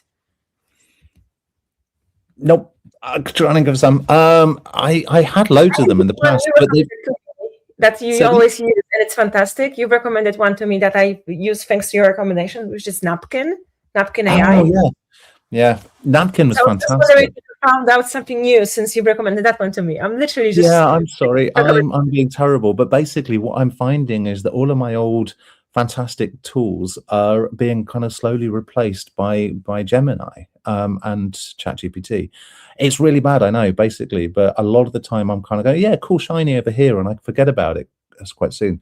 I am I'm one of those people that I'm finding that a lot of the tools which I was like, right, I'm going to go try this, I'm going to definitely go give this a try and do this, and yeah, basically at the end of it I'm like, yep, I can do this in Gemini, I can do this in somewhere, and it all kind of comes back together again. I'm not using things like the Meta AI at all for personal use. I'm not using very many of them, but I find the three of them that I tend to use almost exclusively is Gemini, ChatGPT, and Claude. There's the Chinese one that Meta has just bought recently. Sorry? Oh, DeepSeek, is it? No, the one that Gemini, that Meta bought. Oh, I'll remember it in a minute. I've got it installed on my phone, but I was using it earlier. It for the time. Manus, of course. That's the one. Yeah, yes, and there's some crazy features in there. I've also got all of the different browsers installed, and Dixon got it wrong. It's Manus. Basically, I love it when Dixon gets things wrong. It just never happens ever. So I love shout out to David, who has gotten it right quicker than I googled. So he must have remembered. But yeah, basically, I forgot what I'm saying now. Yeah, basically, I'm trying to play around with Comet, the browser, for Perplexity and various other tools and stuff. But I do find myself coming back to kind of going, okay, now I've written something, and now I'm using AI within Google Sheets with the scripting and various things like that. I'm kind of building out a lot of tools. I saw somebody else basically saying they hardly use Screaming Frog anymore, and I'm kind of similar, that I'm using it a lot less than I was at one point. But don't get me wrong, Screaming Frog is still the best tool out there for a lot of SEO things, along with Sitebulb. But I am finding a lot of the things where I'm kind of going, okay, I just need to scrape this information, do this. I build something where it will basically pull the XML sitemap in, and then I'll run another thing, and it will pull all the information from Systrix or a PageSpeed API and other stuff like that. And it's just building all of these things out using Gemini to basically write all the code for me. And by the time it's finished, it often kind of goes, hey, would you like me to do this as well? And I'm like, oh, that's a great feature. And every time I've done that, it'll add something else into it. And I'll be like, oh, yeah, that's great. I think I finished basically coding something up at about 11 o'clock last night, which I could have done in 10 minutes in Screaming Frog. But I was just, kind of clicking, yes, that sounds cool button. But yeah. I mean, I think the feeling that you can actually create something yourself, that's kind of very fulfilling for us SEOs. So I absolutely understand. It's not always the quickest we do things. It's just sometimes the most fun. So yeah, I definitely use Screaming Frog a lot, but I do connect it with my Gemini API, so I can do things together, and that's quite lovely. Yeah, I think all these tools are going to be increasingly more connected, and one of my things to learn about at the moment, which I've basically got to the top of my list, is learning about the Chrome MCP thing to kind of understand performance. I've seen amazing presentations on it, and every time I'm like, I need to learn this, and I go away and start doing these sort of things, I'm like, right, I still need to learn it because I got halfway through. Yeah. I see some shout outs to people who use Xenu, which is a very big blast from the past. Who remembers that? Message us in the chat. Let's see how many of you actually have used it. I've used it once and never again, because then I discovered Screaming Frog and I just like the interface more. Let's be honest. At one point, virus scanners would block it because it thought it was a virus. It potentially came with Trojanware at one point, and it was a little bit interesting. But yeah, I did notice that a lot of the people talking about it are so old that basically that a lot of SEOs weren't actually alive when they were using it. Okay, we have very few minutes left, and we have a great question that came just from LinkedIn just now. How worried are you with data breaches within AI platforms, and how does that change the way you use it on the daily? If that changes anything at all?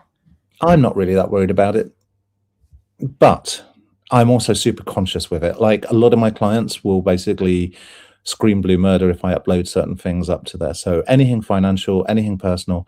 I mean, there's a lot of people kind of going, oh my God, you're uploading your personal health information. I'm like, I don't really worry too much about that side of it. I'd love it to kind of be able to go and say, yep, this is what you need to do. And there's going to be a lot of AI-based health tools out there. There's going to be a lot of this kind of thing. But what you don't want to do is upload private keys, because if you upload like a private key to something, it could potentially be reused somewhere else and various other stuff. So I am kind of concerned about like my own like security when it comes to passwords and things like that. So I am kind of conscious of it all, but I'm also aware of the fact that most of the things that I upload to it, it's not going to be a big issue. I'm more worried about the things that I share in Google Sheets and places like that, and Google Docs, which if I make it shareable and someone else copies it and does something else to it, then yeah. Yeah, okay. So very last question, and we can go wild with predictions.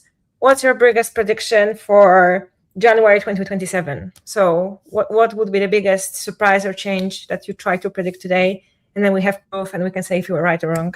I am terrible at predictions. I thought ChatGPT wouldn't be that big for another 2-3 years. So yeah, just ignore everything I say. But one of the things that I've been saying to my clients is that the 10 blue links are increasingly going, and this AI overview will not be existing in soon. It'll basically be whatever you type into Google, it'll be a page that will basically be a blend of everything. And that will basically be the way in which it will kill. Basically, Google will, the single page where you kind of go, okay, what time is it in Australia? It will come up with the time in Australia and all that information. But the 10 blue links, they're not going to go exactly, but it's going to be very much more of an organic answer engine experience. And that's basically where we're going. So yeah, I think we're definitely in a world where everything's done. What's yours? I love yours. I actually pretty much agree with it. I think your prediction about ChatGPT not becoming so big is actually might be truer than you think. Because I think it's not going to go very far. It's going to very soon start to, I mean, it's already plateaued as it comes to users. Many platforms confirm that. It's not really growing at the rate it used to. And I think Gemini is going to take over. I think there's so much value in Google's data and how they operate and how many tools we already use. They will just stay in our households, and this will be the household name. So yeah, and I'm also Team Gemini. I actually quite like it. I like my Gmail integration, my calendar integration and all that. So yeah, I'm with you on this one. Amazing. No, I can see Gerry's tapping away already because there's a lot of deep conversations already happening in the chat. There have been some questions that have been answered, so I didn't bring them up. And unfortunately, we're out of time for today, but please stay with Gerry in touch. He is active on LinkedIn and other platforms, Blue Sky sometimes, maybe. Where else are you active on? I'd love to say Twitter, but I'm not really massively on Twitter anymore. I keep logging in just to kind of make sure, but definitely on LinkedIn, definitely, yeah, they're the places, but yeah. And myself, I've been Natalia Witczyk. It's also time for me because the next panel is coming up after myself. And also you can find me on LinkedIn. Thank you so much for being here. Thanks, Duda puts your brand front and center. With Duda's extensive white label capabilities, you can make the entire editor your own. Use your own logo, your own domain, your own email address. Add even your own color palette. With Duda, your clients are your own.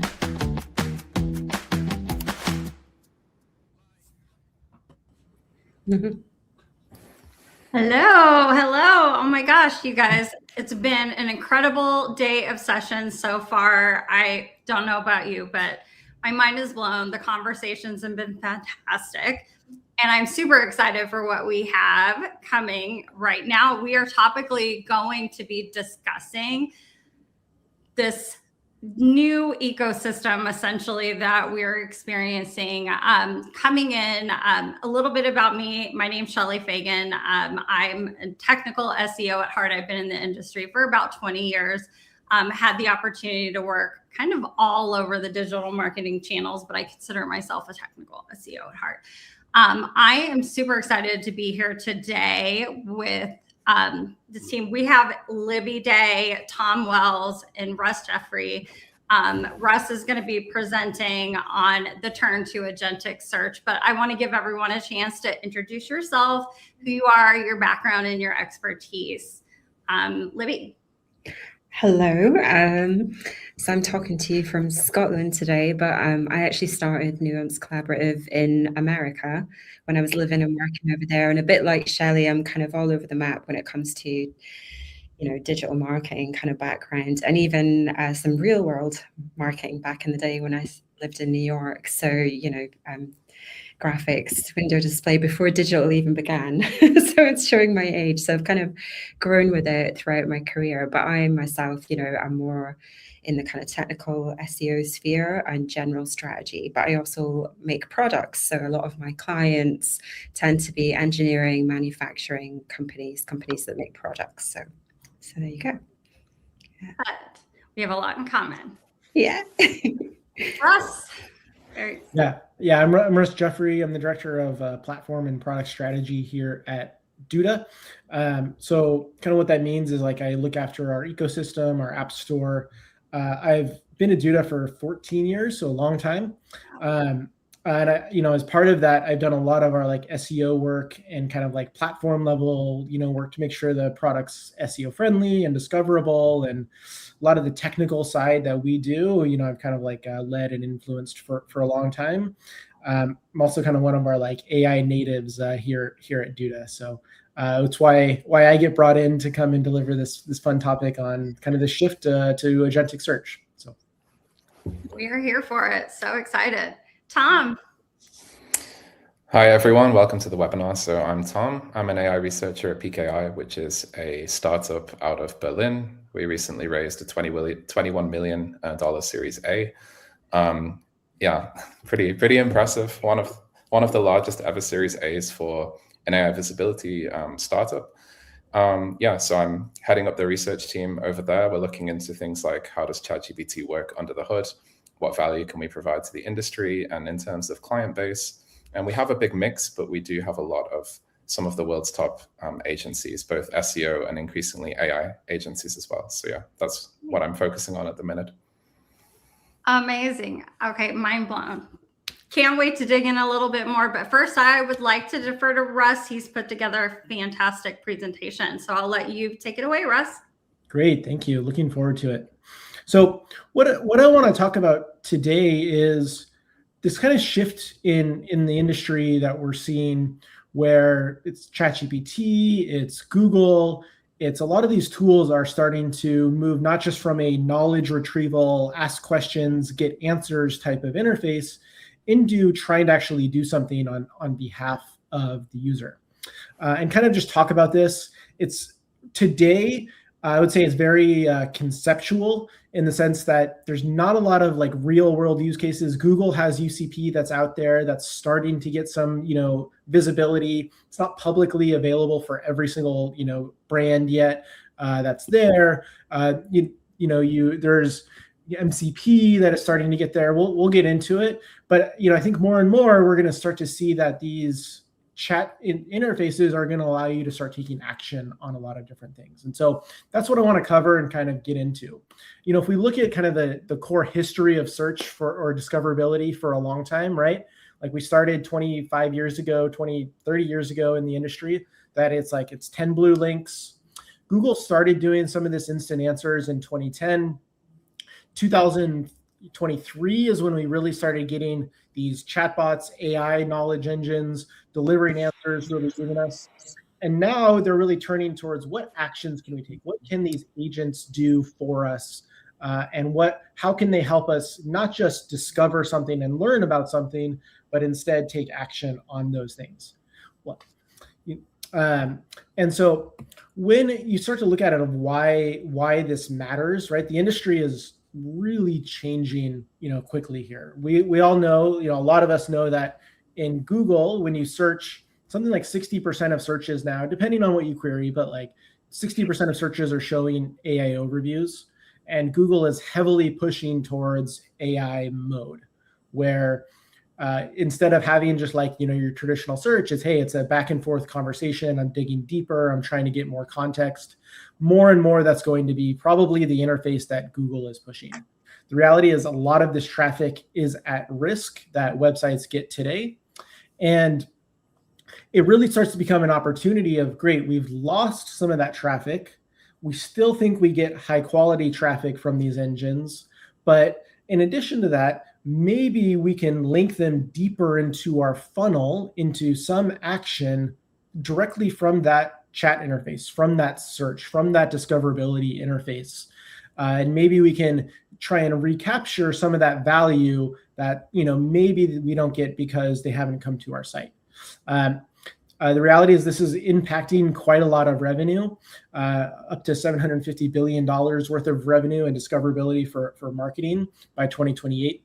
All of these numbers come from McKinsey, by the way. There's an awesome McKinsey report out on kind of the impact of AI search.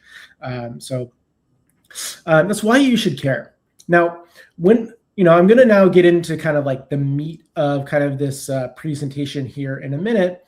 And what I first want to do to kind of set the stage is just discuss how these AI engines work, how these LLMs work, and how they actually start to take action on behalf of users.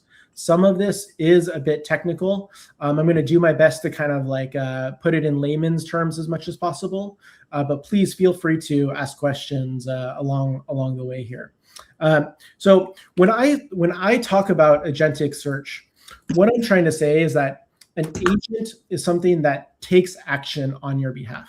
There's a lot of definitions out there in the industry. Sometimes you hear people say like, cool, I used an agent to go and learn this piece of information. Cool, this agent gave me this type of thing. I'm just really focusing on the fact that these AI, chat interfaces can now start to take actions before you. And what happens kind of under the hood for each one of them is they use this thing called a tool call. Tools are essentially, what can I go and do? What can this agent go and do on my behalf? Can it call an API? Can it go and fetch some more information? Can it, create a presentation for me? What can this tool actually do? So if you look at how these AI agents actually work, if I start at the top left of this, a user will come in and put a question, a chat into kind of a chat interface. That goes over to the agent. The agent gets that message and says, cool, I'm going to go and take this message, maybe add some information on there, and then send that over to the LLM, right? In my example, maybe I'm searching for new trail running shoes. And so the agent is going to say, great, they have this message, this request. I'm going to add some tools. Maybe this tool is a way to find stores that sell running shoes, and then maybe go a layer deeper and discover those. And so they'll send that over to the actual model itself, to the LLM. And the LLM will decide whether to use those tools as part of this. The LLM says, cool, is this query relevant enough that I can go and match it up and reason about it to say, yes, I want to go and use this tool or use this capability, right? For running shoes, this might be great. First, I need to go and search and find, merchants that actually sell trail running shoes. Second, I need to qualify and find the quality ones that match this user's intent. Third, maybe I then want to say, cool, I want to go and automatically create a cart on that website or on that merchant's site for my user. And so in this case, like if we went through and the tool calls would be great. I'm going to search, I'm going to find the exact shoe. I'm going to add that, create a cart and add it to the cart. Then I can come back and say, hey, here's a link to that cart already created for you. And I can send that back to the actual user and they can click on the card and go and check out or something along those lines. When we get into the UCP example in a second, this is almost exactly how it works today. And so understanding this kind of like tool primitive is pretty helpful for just understanding when agents want to start to take action for you. You got to think, okay, there's a tool behind the scene that this agent is deciding to use. And the agent is deciding to use it because for some reason, like the text that they put in about how the tool works matches the text and the intent of what the user was asking for in some way. So it's kind of a new intent layer, kind of like under the hood here. So if we start to look at what's out there and what is starting to get adoption in the industry, right now I would say there's maybe 4. You could add a 5th one in if you want to talk about NL Web, but I think the 4 core ones that we're starting to see are kind of these toolings that are becoming available, right? There's MCP, which is definitely the biggest and the most popular today that's out there. Web MCP was announced about 2 weeks ago, so it's very, very fresh. No website has it in production yet because it's not even like released yet, but it's very powerful. UCP was announced earlier this year by Google and Shopify. And this is what, if you see AI mode, you start to see these ability to check out directly from AI mode. It uses this UCP under the hood. And finally, agent to agent as well. This is another standard from Google that allows agents to basically communicate with each other and perform tasks on behalf of each other. So if we start going through MCP, they call it the USB-C for API. I think that's kind of confusing because USB-C is very a physical thing. You're plugging devices together. But the concept is great. I can plug in Duda. Duda has an MCP server into an agent, and the agent can understand, cool, what can I do with Duda? Or, hey, I can go and say there's an MCP server for Zapier or for other services that are out there. I can plug that into my agent, and then it can start to take action on these. And so this has really gotten adoption over the past 9 months or so. It was announced last year, but it's seen really rapid adoption and usage out there. And so there's a lot of businesses that are leveraging this. Now, I think what really limits the adoption is kind of the interfaces and where it gets plugged in directly, right? It's not like I can say today, it's not like I can say, hey, Google, use my MCP server and give people actions that they can do. You can't do that today, right? Google doesn't support it.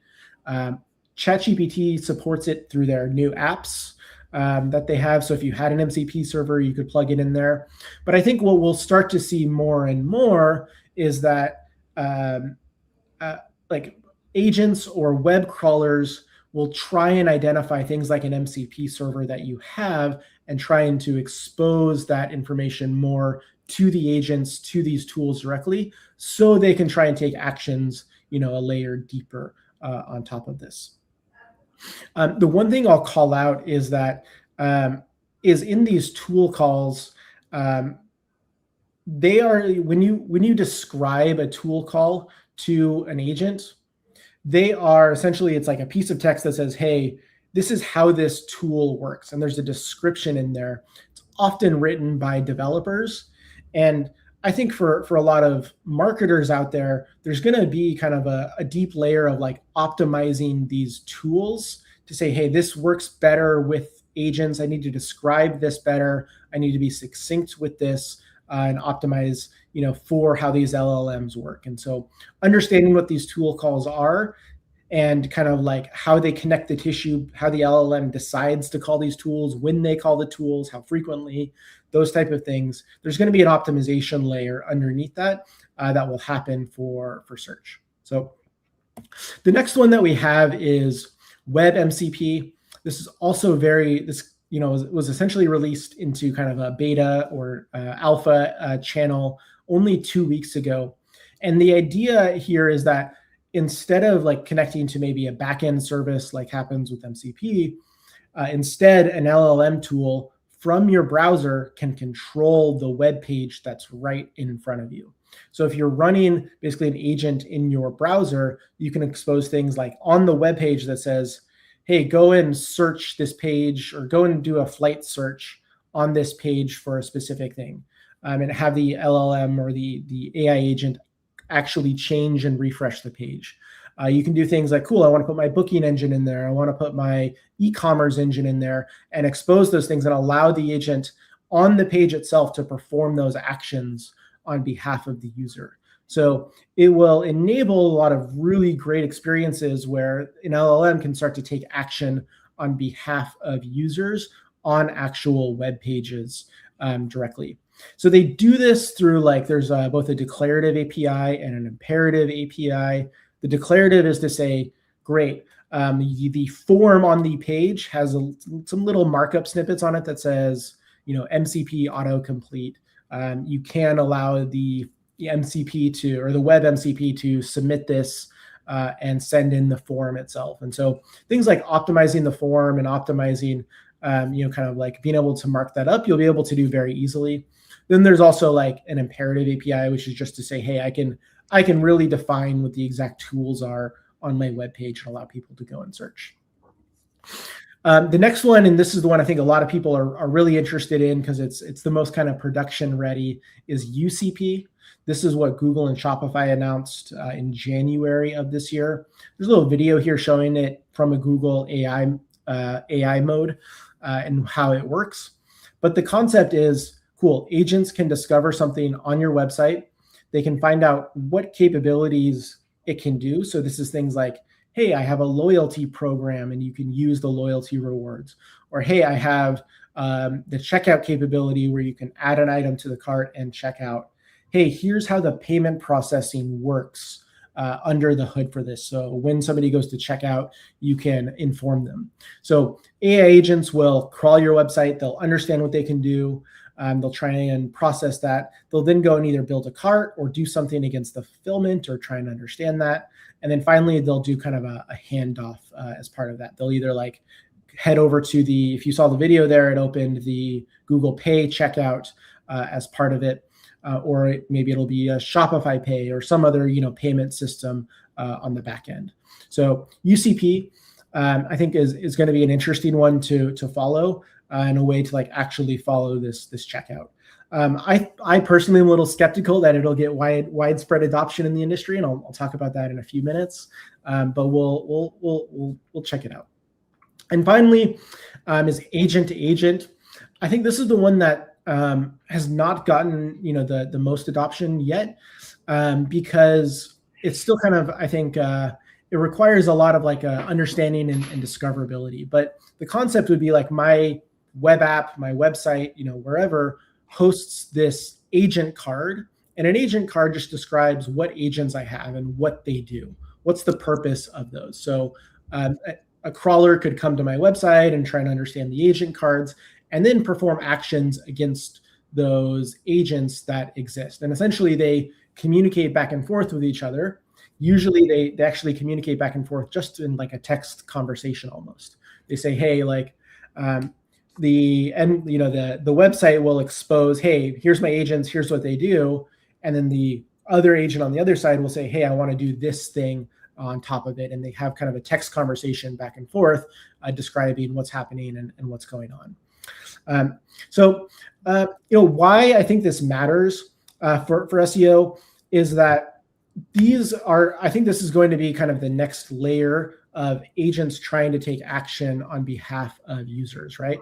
So it still matters that the agents can crawl your site. It still matters, that you're discoverable. All of your content and all of the kind of historical items for SEO, I think, still exist and still matter.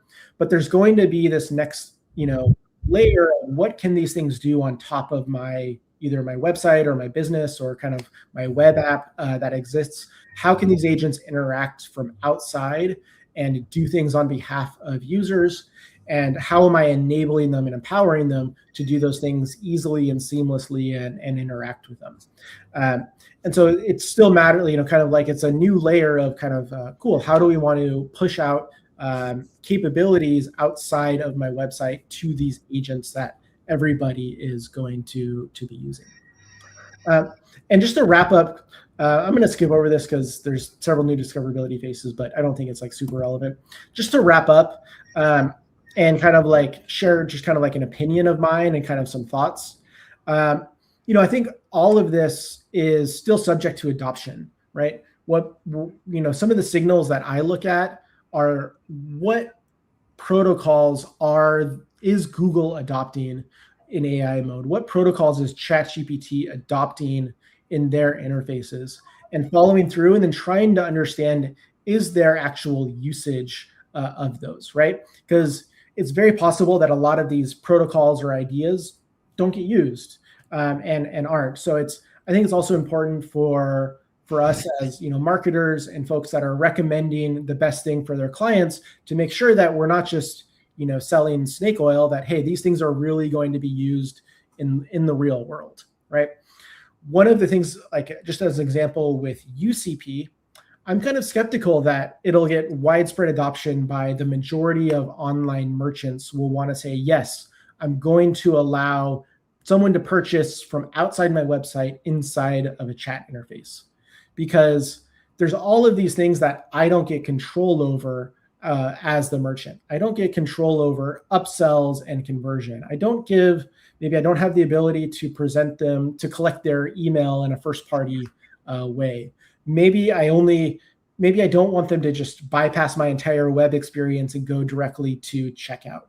That's there. I think also you start to get worried about when customers have problems with those orders. Like, what happens? Do they go to Google for those orders? How do they know what kind of this order status is? What's the fulfillment? Does Google really want to be in the middle of that order with a specific merchant? I think those are all questions that are not answered today by like the current implementation of UCP. And Facebook had this, or Meta had this in their Facebook shops for a long time, where they took payment, and they recently deprecated it just for a lot of these same reasons, because it was just a poor experience and no one checked out there, and the merchants didn't want it because they want to be able to upsell and cross-sell and do all of the things that they do on their website.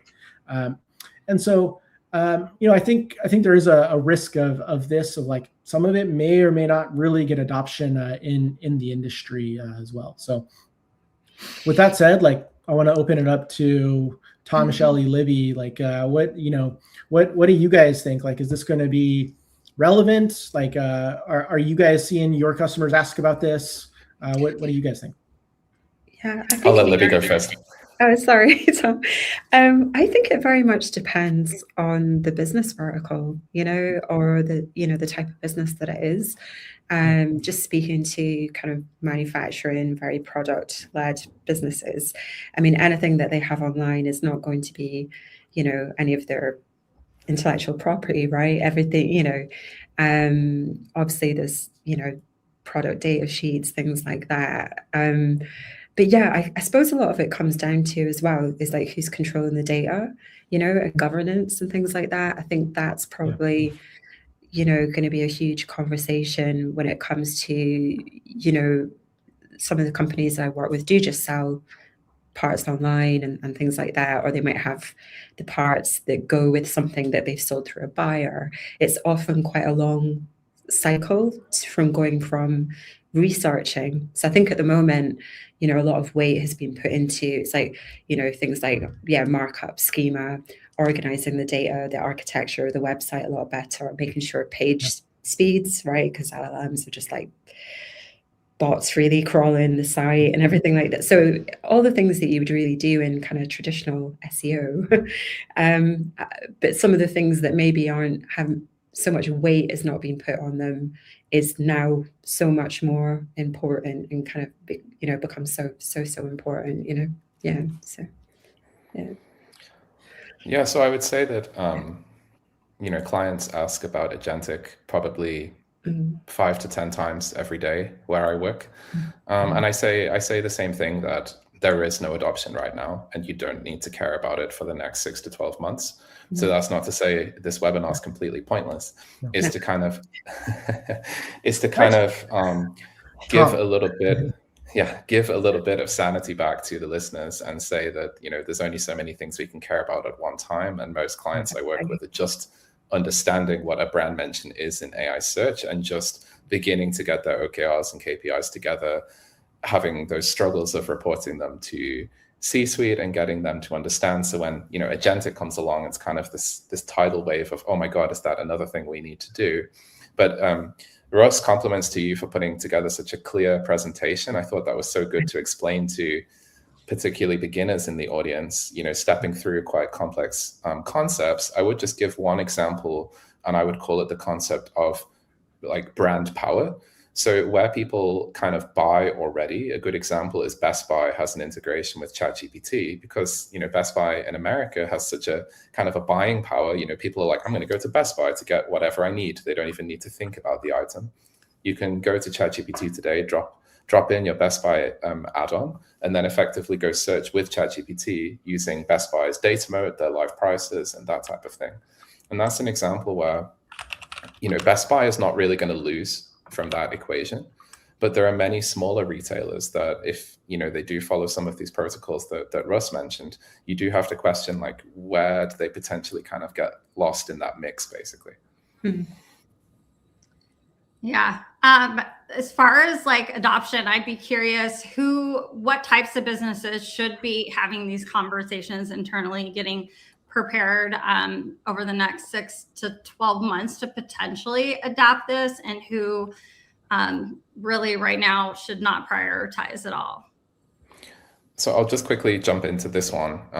So I would say it's basically a Venn diagram of businesses who really care about users that are already using kind of innovative techniques to search. So they're already demonstrably active on AI search.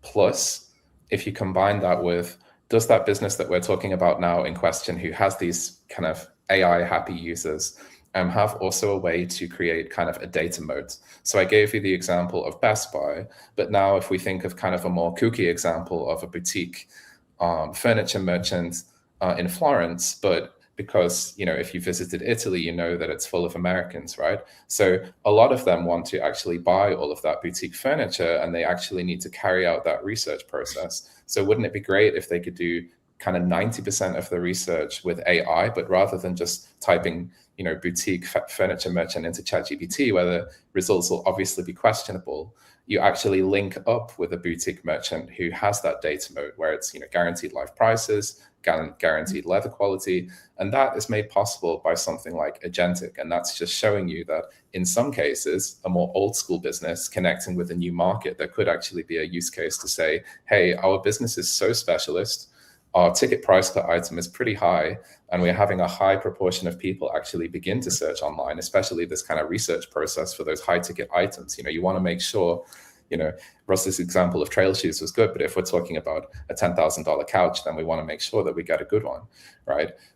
So it's kind of, for me, that interaction between, do you have users beginning to explore with that in the research process? Are the ticket prices fairly high? And can you actually create a data moat around your existing business? And if you tick all of those boxes, I would say that potentially it is worth getting ahead of the curve there. Yeah, Tom, I have a follow-up question for you. I'm curious, like, how do you classify if users, or customers of that business would be users of like a ChatGPT or of these, little bit more modern, like search tools? Like, is there like demographics? Is there like, how do you kind of think about it? Yeah. No, in my company, we're basically seeing, a wide variety of demographics using, all different AI tools. And I actually think that Peter Steinberger, the creator of OpenClaw, who recently was on the Lex Fridman podcast, so shout out to that, gave such a great sort of visual image of how of why we're seeing such a wide demographic use kind of AI tools. He's a coder, and he built OpenClaw, which is super agentic, even hyper agentic. It can just kind of do things in the background. And he described Codex by OpenAI as sort of this German philosopher, very stoic, going about its business in almost this curmudgeonly, grumpy kind of way. But 6 hours later, it would have the perfect result. And he described Claude Code as this kind of Labrador, kind of bounding after the goal, trying loads of different things, super sycophantic. And I think that because, even if I speak with my own parents on a daily basis about their use of AI, they begin to talk about it like it has a personality. And it's that kind of almost personality feeling that actually attracts this wide demographic, because whether you have, a preference for a sycophantic AI agent or you want that more stoic one, you're beginning to see these personalities emerge in those tools. So I would say that the demographic is actually becoming super, super wide. Yeah. And of course, a lot of it depends on what you prompt it, the way that you prompt it, and the way that you've set up your AI or agent to, to not be sycophantic, to be objective and everything like that, So I actually started using it's Minstrel, the chat, just to see, because I've had a lot of fun asking the same prompts in different types of AI models, right? Just to see, or I've even put things in and said, okay, I got this from this one. What would you do? And give it the same kind of prompt. It's just nice to test out the different ways. But yeah, I think I was calling my first one Lex Luthor. That's what I named. Awesome. We've got some great questions actually in the chat. I have Julia Spence asking about how agentic AI affects dynamic pricing that many companies are trying to introduce, and can it be circumvented? Can I go first?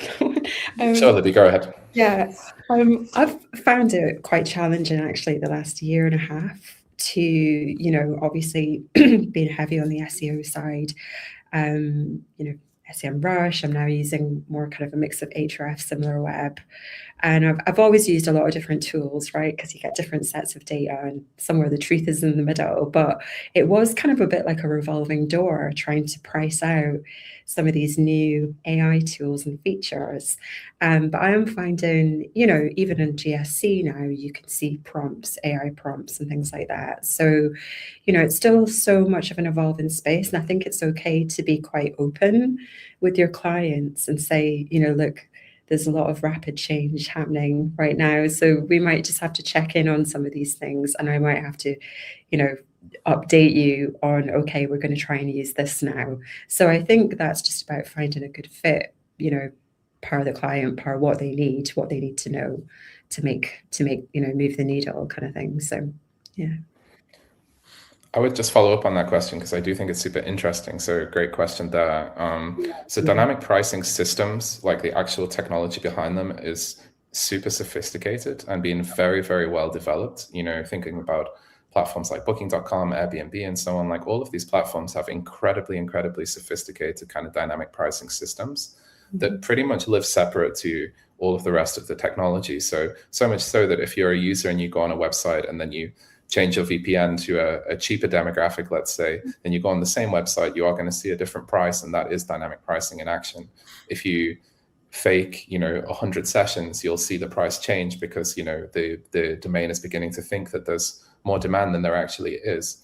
So a lot of that technology is already there. So I would say, if you're a business e-com focused and you already have a good handle on, the complexities of Google Shopping, which is a whole other topic, you're actually pretty well prepared for a lot of what is going to come, I would say, for now. Liz Bowers was actually asking about reviewing leads for local service ads. Specifically, could it be the same process for UPCs and e-com shop conversions? Wow, super complex question there. Yeah. Love it. Well, as UCP is still an emerging protocol, I couldn't speak to what guidelines Google will release. And as we know, Google's guidelines often say one thing, and then the reality is they kind of like backpedal and change it. So I think we'll see evolving guidelines over time on UCP. As it was co-developed with Shopify, I think Shopify also have skin in the game there. So you are going to see kind of like these emerging guidelines of kind of what basically work for everyone on that one. Yeah, I think the short answer is like UCP is going to be very different than local service ads, right? UCP is like today it starts with Merchant Center, right? So you have to start and like upload your feed of products in the Merchant Center and do it, and then like you can run ads against that directly and all that type of fun stuff, which it's going to be separate from like local service ads. So I think today they're two different things, right? Yeah.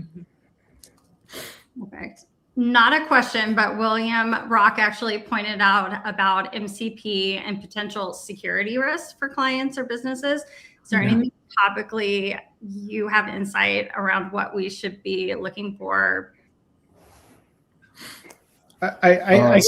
Sorry, go ahead, Russ. Oh yeah, I was just going to say, right? The S in MCP stands for security.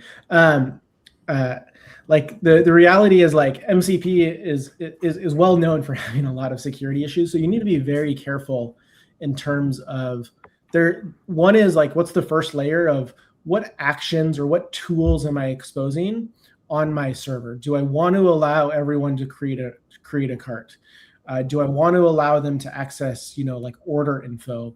How do I want to think about that? So there is like first, like an authentication layer that should go in there to say, great, like this user who's asking this needs to be first authenticated to be able to get order information, right? Because order information has PII, it's not something that's public. If you want them to just like search for products, maybe that doesn't need an authentication layer that's there. And so you need to go in and build that on top of, MCP, or use kind of some of the baked in. The next layer down is like another security layer is, what data are you exposing to these agents, right? Can they go and query for other customer information? Can they query for maybe non-visible products or out of stock products and give that information? I'm using e-commerce as an example just because it's easy, but you need to make sure that they don't have access to data from other customers. They can't go and try and like search a Google Drive for other information about them or about like other customers. You have to be very careful in terms of what tools you give these agents access to.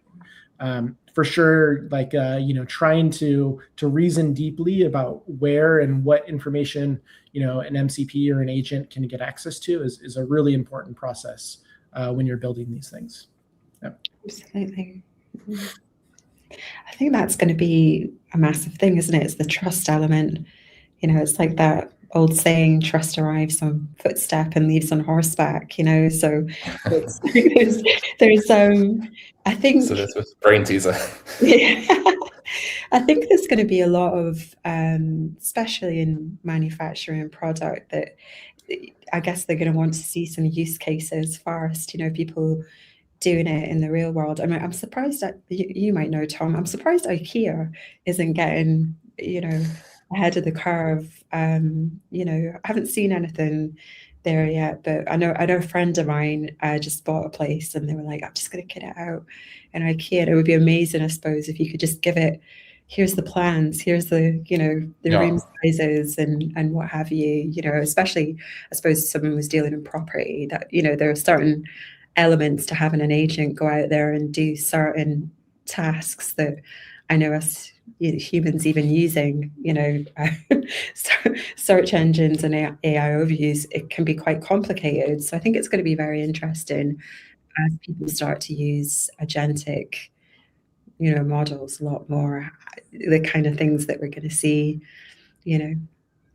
So if we're using MCPs and processes that used to happen on our websites are now happening within agents, do we still need to prioritize and worry about design and engineering for user experience and accessibility and page speed?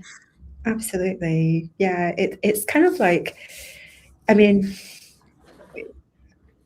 as with so many crawlers being on, sites with just engines, I mean, all of those things that I was saying before that were so important in traditional SEO, and you'll know, Shelley, and we'll all know, are just so much more important. But it's like you're almost kind of having to look at the crossover of like where design meets what, the site architecture. So it's not just about looking good. I mean, I know when you're laying out a site and you're putting the CTAs, as someone would kind of, make it natural and things like that, and hierarchy and stuff like that. But it's going to be interesting because you're kind of appealing to different, not just different audiences, but you're appealing to machines, aren't you? And, whereas, I mean, just simple thing like metadata, obviously it used to be that the title was the only ranking factor, right? But descriptions, I used to just say, well, organically, they're just like a little mini ad, a free ad to entice people to that page. But I am hearing that, a lot of LLMs, AI search, it can be quite lazy. So that's kind of things that maybe weren't quite as top of the list, the lowest hanging fruit, have now kind of risen to being quite important. Yeah. So, yeah. Yeah, I think that also, like, I'll add another layer into this conversation, like, does design and does the actual, like, content still matter? I think the short answer is yes, right? These agents want to consume content that was written for humans. They don't want to consume content that was written for agents specifically, right? Mm-hmm. If you look, across, it was last week that Cloudflare announced that they're supporting this new markdown format for websites, saying, cool, I can deliver markdown to agents directly and not give them kind of the standard web page, right? The reality is none of these like crawling tools today use and ask for markdown, right? They're trying to crawl the actual content of a website and understand that content because they want to consume the same information that a visitor would get, when visiting that website directly.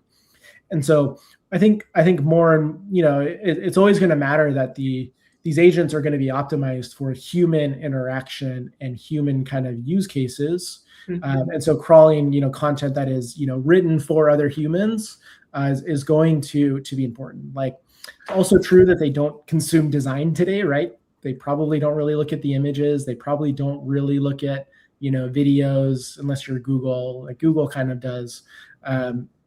That's there. And so, I think there is an aspect where it's like, if you're only optimizing for like crawlers, then yeah. But the reality is like the web today is still huge amount human, and you're selling and talking to humans anyway. So like you need to build your website for them. So yeah, it needs to be, you know, human first. Absolutely. I'll just quickly add to that as well. Yeah. Sorry. But they do use videos for RAG training, right? They use the data. So I think video is still as important. You know, I mean, it amazes me the speed, right, in which all of this takes place, you know, from putting in the prompt and getting back what you might be looking for, you know. Yeah, it's a very interesting, it's so interesting how it's going to evolve, you know. What's it going to be like in a year's time, in a year and a half's time with all of this? I think we're going to see some rapid changes over the next 12 months. So, yeah. Yeah, just very briefly jump in on this, especially because, you know, what is the beating heartbeat of every single LLM or every single MCP or every single agent in the world is the Google index. How was the Google index created? User signals. So if you suddenly get rid of human in the loop, you suddenly can't actually evaluate because, you know, if you do page rank and go back 20 years, there was actually no way after a given point, because of the sheer amount of backlinks pointing to each page, how can you actually differentiate? So Google's like, oh, hold on, I have a good idea. Why don't we actually let the humans decide what they want to see?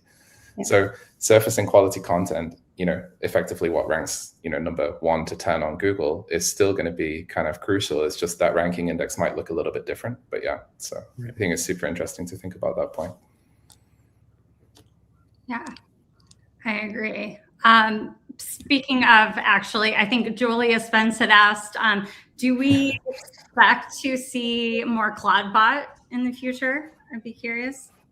So Peter Steinberger, so he was hired by OpenAI this week. Yeah. They promised that they would keep ClaudeBot, which went under the naming changes. So he had to change it for legal reasons to OpenClaw. So that's all the same thing, by the way. So there's 3 naming changes within the space of a few months. Yeah.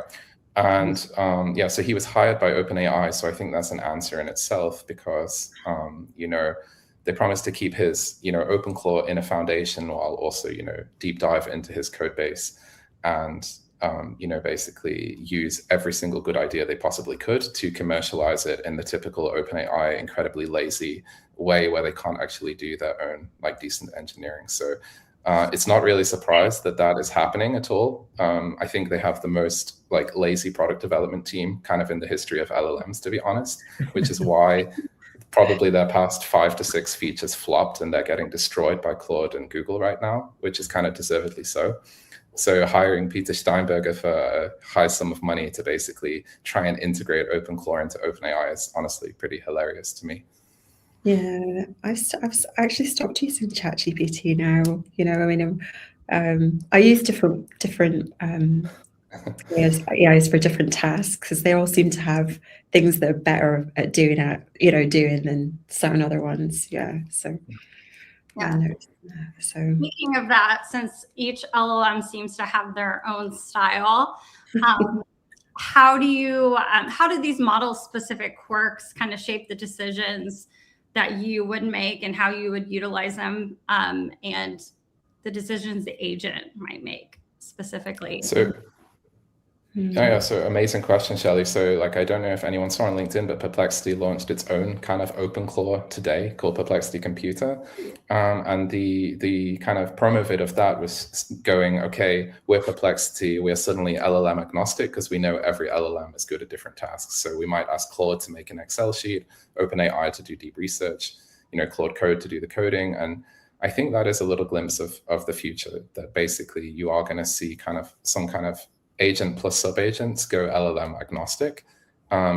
But beyond MCP and UCP, which is what OpenClaw tries to do, where it's basically like we have basically not really any protocols doing that. We're just going to kind of figure it out and then come back with the answers. So that's kind of my prediction of what could happen. Yeah, Gemini's really come on in leaps and bounds. You know, when I first started using that in Google Workspace, I was kind of like, I was a little bit, is this, you know, but especially with images, you know, so you're going about making a deck or, you know, some benchmarking, something like that. And, you know, it's really quite impressive what you can do in there now. So, yeah. Yeah, they launched their V2 Nano Banana today. So it's even better. Yeah. Wow. Yeah. Cool. Speaking on the shift, so obviously some marketers you're hearing in the space, they kind of treat like ranking or positions within an LLM, even speak to it like it's a completely separate kind of discipline. Do you agree or disagree that SEO and AEO, are they the same? How do you treat optimization, and what specifically should we be looking for when we talk about performance in an LM? This is a very controversial topic, especially for someone in my position. But I would say that I'm not just going to trot out the usual boring arguments that the SEO fundamentals, blah, blah, blah. Like everybody's heard this argument like a million times and it's kind of boring. So I'm going to try and give a more comprehensive answer to this. So I would say that it completely depends on your niche, your use case, the level of competitiveness, where you're starting from, which model you're talking about, and what your goal is. The two splits that I see are a brand mention first strategy and a citation first strategy. So do you want your brand to be mentioned, you know, Nike running shoes, or do you want to be cited, you know, search engine journal, search engine land, right? Those two strategies are universes apart in how you would optimize for them. If you're optimizing for beauty and fragrance, you're going to go strong on affiliate, even for AI search. If you're optimizing for precision engineering or construction or production, like Libby mentioned, there's going to be a completely different strategy going into that too. So it really depends on the niche. About the difference to SEO, yes, because there is a bit of a leveling of the playing field. So if you do rank in the 1 to 20 Google results, there is a really good chance that your article could be cited or used. And if you find yourself within that, your brand will be mentioned as well. So it is fundamentally different, but there's also kind of a lot of similarities as well, I would say. Yeah, that's something I've been, speaking about a lot with clients recently is, making sure they're on the directories that they should be and, trying to get better citations and things like that. Yeah, but what would you say about that, Tom? Actually, it's a bit of a question for you. Like, does it's obviously it helps anyway with traditional SEO, but like in your models that you look at and things, what weight would you put on that side of it, like being listed in all the directories? So I would say that the external visibility plays a role of between 70 and 90%, and your own website plays a role of approximately 10% to 20%, depending on the niche. There are exceptions like cybersecurity, where because it's expert-led content, you find the brands not in a self-promo way, but genuinely creating their own content, because there are simply not many writers out there that understand that to the level of detail. So you'll see similar cybersecurity brands ranking and giving these complicated explanations of meshnet, VPN, or whatever it is. Yeah. So there are exceptions, but it is basically the amalgamation of what the others think about you that will determine your sentiment and your brand position on AI rather than your own website, I would say. That's fascinating. I'd be curious for companies that have maybe longer buying cycles or higher consideration purchases. How does agentic discovery reshape more top of the funnel for them? So, when we're talking about agentic and AI, we're talking about like discovery surfaces as well. So, that's kind of like the key concept to unlocking that. So whereas MCP is pretty much sandbox isolation, you go into ChatGPT, you ask it to do something, it retrieves something back. something like UCP opens the possibility of actually talking with different merchants before making a decision of which one to buy. So, you know, there is kind of a shifting sand of like discoverability surfaces and so on. So that's going to be something that we kind of need to monitor. But again, the adoption is still low, but it's, you know, I put it in the box of like, let's keep monitoring this and see where we land. For higher buying cycle, I would say typically higher buy or longer buying cycle typically means more touch points and more complexity, of which AI is one. But it's still very possible, for example, if you're buying a car or a high ticket price item, that you actually go in person, you test drive, you know, you feel the leather of the seats, you take all of these complex actions. You might even download, you know, the PDF brochure from BMW because you want to get the exact specifications and make sure, you know, what are they going to release in 6 months? What's the aftercare program like? All of this information that probably the LLM is not going to be able to give you very well. So I would say, you know, just to summarize that, yeah, longer buying cycle means more complexity, but you still have to then optimize for every customer touch point, of which AI and agentic is going to be 1 or 2 or 3. Yeah. Obviously, losing a lot of first-party data that we used to collect on our own sites. How do we deal with that knowledge loss, that visibility that we're not seeing that we used to? And how are we tracking these processes and understanding these interactions throughout these cycles? So I would say agent eval. Sorry, Russ, go ahead if you want to. No, go ahead, Tom. Yeah. Yeah, I was just going to say agentic evaluation. So, I mean, but this is also a little bit still black box, where it's like, did the person using the agent, you know, complete what the desired outcome was? But it's hard to define always what the desired outcome was, because then you have to map out all of the different kind of customer journeys. You know, if they search and give up, which is in 99% of cases what happens anyway, how do you actually evaluate that and potentially feed it back into an agentic system? Because any metric in machine learning would say that it would be failing, which is in that case not true. So yeah, it's a really good question to which I don't think there's a kind of super concrete answer right now. But Russ, I'd love to hear your thoughts as well. Yeah, well, when you start enabling these other interfaces for people to check out, if we use the UCP example where you're checking out in AI mode, it's a completely different funnel as you have from your website. And so you need to try and monitor what are those steps that are happening from the, you know, AI mode, right? So you will get some signals on kind of the back end of, hey, this cart was created, or hey, they looked at using some of the fulfillment, or hey, they tried to go to checkout and didn't check out. And you're essentially creating like a totally separate kind of top of funnel area for people to discover and do these checkouts. And so you'd really have to start thinking of, okay, how am I tracking and discovering that? Now, in terms of the first party data, you're going to get heck of a lot first party data. I can tell you every single one of these LLMs is not going to want to give the consumer information the same way that you'd collect, you know, directly through your own website. And so you have to expect that you're getting less as part of it.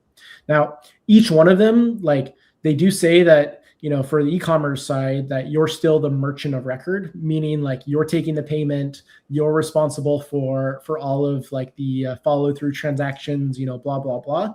So theoretically, you're still collecting a lot of that first party information, you know, whenever that happens, but that's probably happening literally at time of checkout, right? Bottom of the funnel. And so expectations are going to change quite a bit in terms of what can I collect? How do I think about these funnels and optimizing for them and looking at it? And like the optimization levers are going to be quite a bit different than what you do, you know, from a, you know, traditional kind of CRO type of strategy. So, yeah. Yeah, it has the potential to be very sticky, doesn't it? You know, given a poll. I mean, there's already so much data that's kind of behind the veil already, you know, when you're trying to figure out, you know, all the different channels and things like that, and, you know, zero-click searches, and, you know, it's already quite a complex conversation to have with a client, you know, when you're going through some of the reporting. Yeah.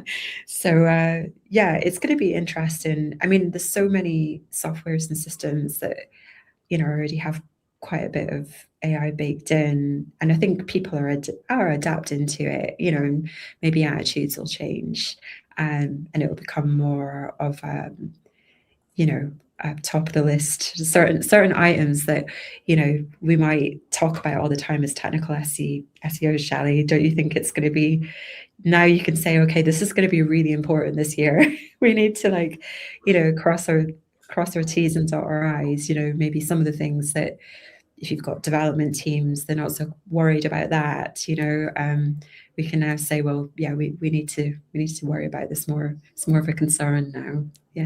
Yeah, I agree. I think technical debt will be our number one priority.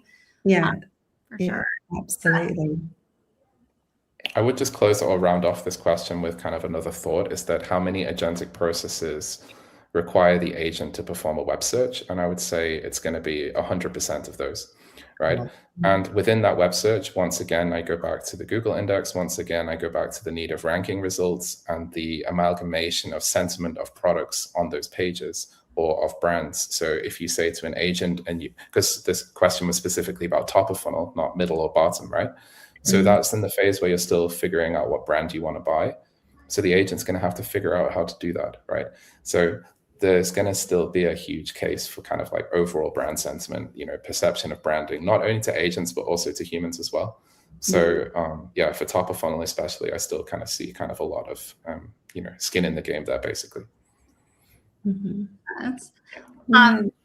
I totally want to steal, because we're getting very close on time, but we had Natalia, actually our moderator in our last session, ended with asking speaker, what is your prediction for 2026?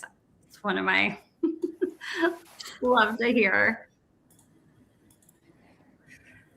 You want me to go first, Libby?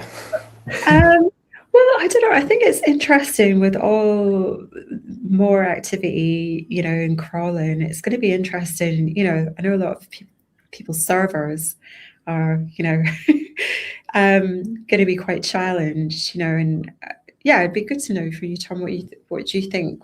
You know, do you think there are systems and other softwares that people may have to adopt in time to kind of handle, you know?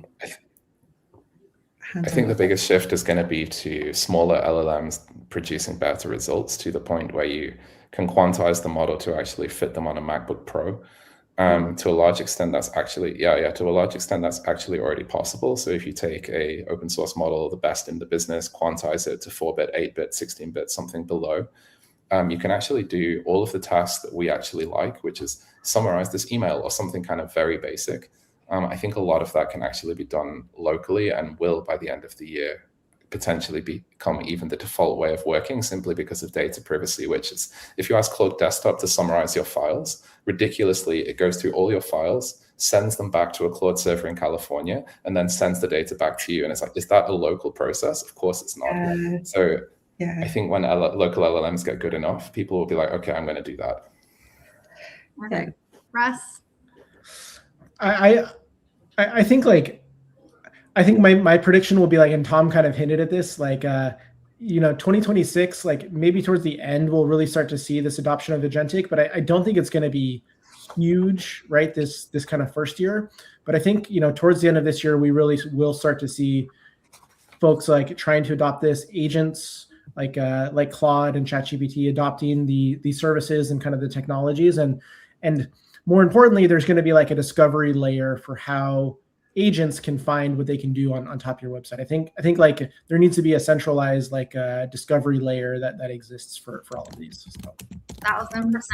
Y'all, we've had so much fun. I love this conversation. I could keep going probably for another hour, but we have Ruan coming to join us. So I want to thank you for your session and panel today. Yeah, thanks everyone. Great chat. Thanks, Shelley. Duda puts your brand front and center. With Duda's extensive white label capabilities, you can make the entire editor your own. Use your own logo, your own domain, your own email address, add even your own color palette.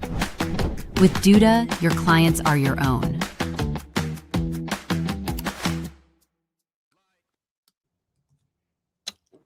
Hi. Hey, Shelley. How are you? I'm great. How about you? I'm doing well. You must be tired.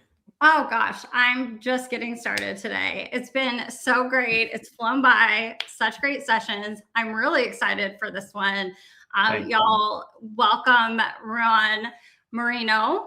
Yeah, you got it right. I love it. I usually that's my paranoid. I'm going to pronounce it wrong, but thank you. I worked very hard. I am excited. We are going to be talking today about AEO and selling and pitching and how we are having these conversations with businesses. Ruan, I'm going to default to you to give us a little bit of an introduction to your background, to who you are, and what you're presenting today. Yeah, absolutely. Well, hi, everyone. My name is Ruan Marinho. I own an advertising agency in Connecticut called DevelopMark. And we really specialize in getting small businesses results through the internet is really the basic way to look at it. And I have just been obsessed with AEO. Actually, I created the AEO subreddit. And so I claimed that like 2 years ago because I knew answer engine optimization is the future of how people are going to find businesses. And so, Shelley, what I'm looking to bring to light today is I'm looking to make everybody in the audience more money. Because when you make more money, you can live a happier lifestyle. Your stress goes down. You can get better clients. Who doesn't want that? I definitely want that. So please do share. I'm going to let you take it away. I'm excited. All right. So the presentation is going to be 2 parts. Thanks, Anton, for putting that up. One's going to be in the presentation. And then throughout, I'm just going to be sharing my screen to show you real examples. Because whether you know this or not, a lot of your clients are probably already ranking in the ChatGPT results, Google Gemini results. You just don't have visibility of it, right? And so there's a science to this. It's not random. So I'm going to go through that. And I have the title here, How to Sell, Price, and Deliver Local AEO in 2026. So before I get started, I'd love to know who's in the comments. Maybe just tell us where you're watching from. I'm in Connecticut, originally from Brazil. Shelley, where are you watching in from? I'm in Charlotte, North Carolina. Nice. That's awesome. Love Charlotte. Yeah, so let's get started. So a little bit about myself. My name is Ruan Marinho. I founded a business called DevelopMark, and that company's been running for about 8 years now. And I also founded a software business called Splashdsh, and that business has been around for 8 months now. We took 2 years to build it, but it's been around for 8 months. And our focus is really just businesses in Connecticut. I cannot stress this enough. If you're doing agency work, go for the customers that are in your local area. When you meet them in person, when you shake their hand, when you hug them, you're going to build a different type of relationship that you can ever do with somebody who's remote. Now, if you do go remote, this is the choice DevelopMark made. If you do work with clients that are remote, take a flight to go see them, go drive to see them, meet with them, snowboard with them, ski with them, have dinner with them. There's so much power in the efficacy of relationships, and that's exactly what DevelopMark actually started from. So just wanted to clarify that. I see a bunch of people coming in from, we've got San Francisco, Deb, you're in CT. I know we've got to get together. Kansas City, Mongolia. So all over the place. Felipe from Brazil. Felipe, tudo bem? Fica com Deus. And let's get started. So here's what I plan on accomplishing today. I want everybody to leave this webinar extremely excited because they're at a turning point in digital marketing. And I'm talking turning point. You want to be filthy rich? Now's the time. If you want to have a suitable lifestyle business, now's the time. You can go both ways. For me, I'm right in the middle. And so I'm going to give everybody an AEO offer, something that's really critical to offer to businesses, a clear pricing model. I'm just going to expose how much we charge for things, how we charge for it, what our delivery checklist looks like, and the reporting cadence, which in this case is one of the most important because your clients don't have time to search for themselves all day in ChatGPT. So that's why we have tools that can simulate multiple prompts and give you a visibility score. So that's what I'm looking to accomplish here today. And then Shelley, just so you know, at the end, there's a section for questions and answers where you'll be able to ask me questions, or if the audience wants to ask us questions, they can as well. Perfect. Yes. Ask them in the chat. I'll be keeping watch. All right. You ready to jump in? Let's do it. All right. So let me ask you this, Shelley. When was the last time you used ChatGPT? An hour ago. Exactly. And in 2019, I was selling Google ads and I was selling Google search. And I used to go into a room, and the way that I would do an icebreaker is I would ask, when's the last time you used Google? Everybody's hand would raise. Now, all their hands don't raise. And now they raise to ChatGPT. I can't live without that thing.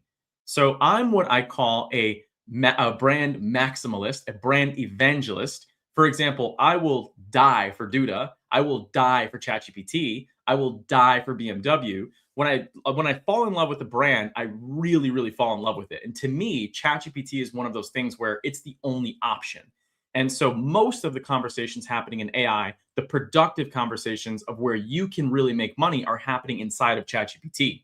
I've found that the users that use Claude, the users that use Perplexity, the users that use Gemini, those kinds of things, Gemini might be a close second, are going to be those things where they may not have as much of a high intent purchasing for local, that is, right? And so I really focus in on ChatGPT. Now, guys, newsflash, okay? AI SEO terms are exploding. So if you can position your agency as an AI SEO agency, you are going to get significantly more traction. Everybody is trying to find out how they can show up in ChatGPT results. And today I'm going to give you that exact framework. This is data prepared from Ahrefs looking at 3 key terms. The first one is AI SEO agency. That's where that trend is going. It's going completely up. So businesses are starting to get aware that they need to align themselves with an agency that's focused in on the LLMs. If you search general SEO, that term is staying flat or it's even going down. So why, as an agency, would you want to position yourself in a category that's going down? It might not be that you're bad at doing business. It could literally just be that you're not in the right category. So I advise you to start optimizing yourselves for things that are going up. And so SEO has changed. And the main reasons that it's changed is that there's a new player in the house, and that player is ChatGPT.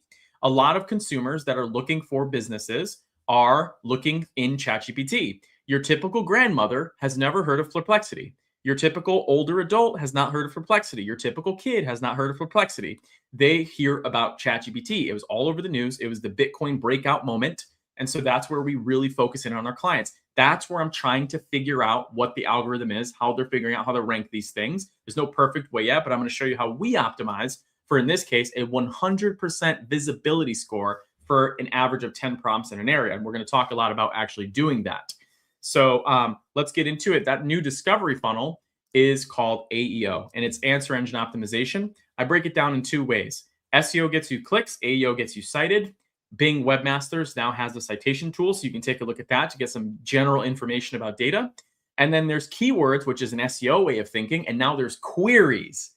Like, Shelley, you should see how I prompt ChatGPT. It is not a keyword anymore. It is a large, natural voice-to-text response. And so how does a business possibly optimize for that? We're going to talk all about that. On the screen here, you can see examples of a couple of different queries that somebody may type in. Where can I get Botox and fillers around Southington? Are any good places in Southington that do cool sculpting or fat freezing? These people are talking into the ChatGPT. They're not just typing restaurant near me. That's the difference I found between AEO and SEO, is keywords versus queries. With that information, the 2 big differences here are AEO is really focusing on structured data and clarity. The more specific the information, the better it's going to be. The citation, whereas SEO, you're trying to get the click. The snippet, where you're trying to get the page. Conversational language from the business, and high share of model. The metric that we used to go by has been clicks. How many people are clicking our website? The new metric we're thinking about is how many citations am I receiving in an LLM, or how many times am I showing up on the LLM location there. So people are funny. Someone said he certainly has a conviction. I don't know what that means, but I appreciate the comment. I just love this stuff, and it's really fun. So here's what's happening right now, and you guys may already realize this, is somebody's going into an LLM, and that agent is fetching different pages, extracting queries and answers, and then recommending you one final output. Whereas in the search results, we were looking at multiple blue links. Those were all competing, and that's still really important. I'm going to discuss the importance of that. So now understanding agents are the ones that are visiting our websites. It's not really much human beings anymore until they're ready to make a purchase or call or do a conversion. So we're seeing the website as a conversion mechanism, and also a page that robots need to understand. We're going to talk a lot about that. So your website is now a data source. And previously, it was more like a brochure. Now your website is like an API. Think about it as an actual API that LLMs can gather data from. So the way you structure the content, the keywords you target have kind of gone away. It's more just about producing unique information on an ongoing basis for a business, and having a strategy and a framework that works for you, and charging whatever amount of money you want to charge for. And I'm going to get into that, how much you should charge. And so in this case, as you can see, there's a page. It's called Evergreen Privacy Landscaping Design. That's information we get from the customer. And then they're going to show up in all of the different places when somebody types in a query, when they go to make that actual search. In that case, it's the top of the Google AI overview, which I also believe has one of the most places to have power for AI. And so now let's talk about selling AEO. Now, when we talk about selling AEO, you're trying to really communicate the gap with the customer. I'm going to talk about exactly how to find that gap in just a second. So really the sales script looks like this. Okay, Shelley, you told me you want to get more plumbing jobs from your local area. After I just benchmarked you against your competition, I don't think you're going to be able to compete with these top 3 plumbers, but I think there's room in the market for you to grow. Based on what I just saw, you have about a 50% visibility gap from when somebody makes a search in Google AI or ChatGPT. That's where people are going. When was the last time you used ChatGPT? And the plumber would go, I used it today. I used it yesterday. So here's the strategy that we're going to do for you. It's going to look like this, and the pricing is going to cost you this much per year. That's the kind of conversation that I'm having with the business owner. It's really that simple. I'm diagnosing the issue. I'm benchmarking where they currently at and where I can take them. And I'm going to talk to you about the clients you should do this for and the clients you should absolutely stay away from selling marketing to, because there's not every customer is right for marketing. I want to make that very clear.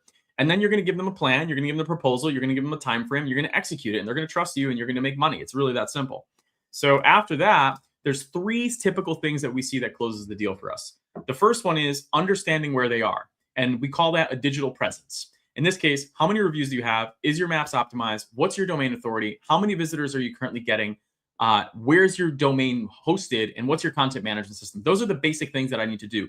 DevelopMark does not take on customers unless we redo their website. And I highly recommend you guys do the same thing. You should not be touching someone's already built website. It's just not going to work well. And I'm going to talk to you a lot about the cell phone model in just a second. And then there is the competitive overview. Okay, so now that I understand Pure Skin MedSpa has these results, okay, how's Pure Skin MedSpa doing compared to the market? Because if they're doing really well compared to the market, I will literally guarantee them my kidney and I'll grow their business. If they're not doing well against the market, I will be very cautious about what I recommend them, and I may go a little bit slower. I may not turn on ads. I may do some foundational things before I get started. And you can predict all of this. This is not something that you should go into the conversation not understanding. And then the last piece is how visible are they in AI, right? In this case, Pure Skin, the client that I'm going to showcase in the call, is 90% estimated visibility for med spas in their area. That's really high. And guess what? That correlation correlates really well with traditional SEO and traditional stuff that I'm going to show you here. So there's 3 ways that I close deals. I'll typically go, Shelley, here's where you are now. Here's where your competition is. And here's how, on average, how much you're showing up inside of ChatGPT, right? So you at least understand the benchmark and what we're really working on before we turn it into a given deliverable. So here's the offer architecture that I found has made the most. It's a setup. That setup is basically your discovery. For us, we don't charge for this. We just go right into the monthly retainer, and I'm going to tell you why we do that. And then there's the monthly retainer, which is actually meeting with Shelley, going to capture a video at her business, turning that video into a transcript, using that transcript to distribute it everywhere. AI loves keyword-rich URLs. We're going to talk about that. So the more URLs you're creating with unique information, the more you're going to scale the actual AEO plan. So for us, what that looks like is we have a contract structure. Now, so many agencies that I talk to are scared of contracts. And contract gets a bad rap because the name scares people. I don't want to be stuck with you for this amount of time frame. Well, that's not why we make contracts. The reason why we make contracts is because we take that contract value. In this case, Shelley, it's going to cost you 24 grand, but we're going to split that up into 12 payments of $2,000. Most people do not go and buy cars in cash. Most people don't go and buy houses in cash. Most people don't buy luxury items in cash. They finance these things. Heck, you don't even buy your cell phone in cash. You get your cell phone, you pay the taxes, they add it to your monthly fee, and now you have a brand new iPhone, but you're paying $30 a month for it. That is how we structure deals with SEO.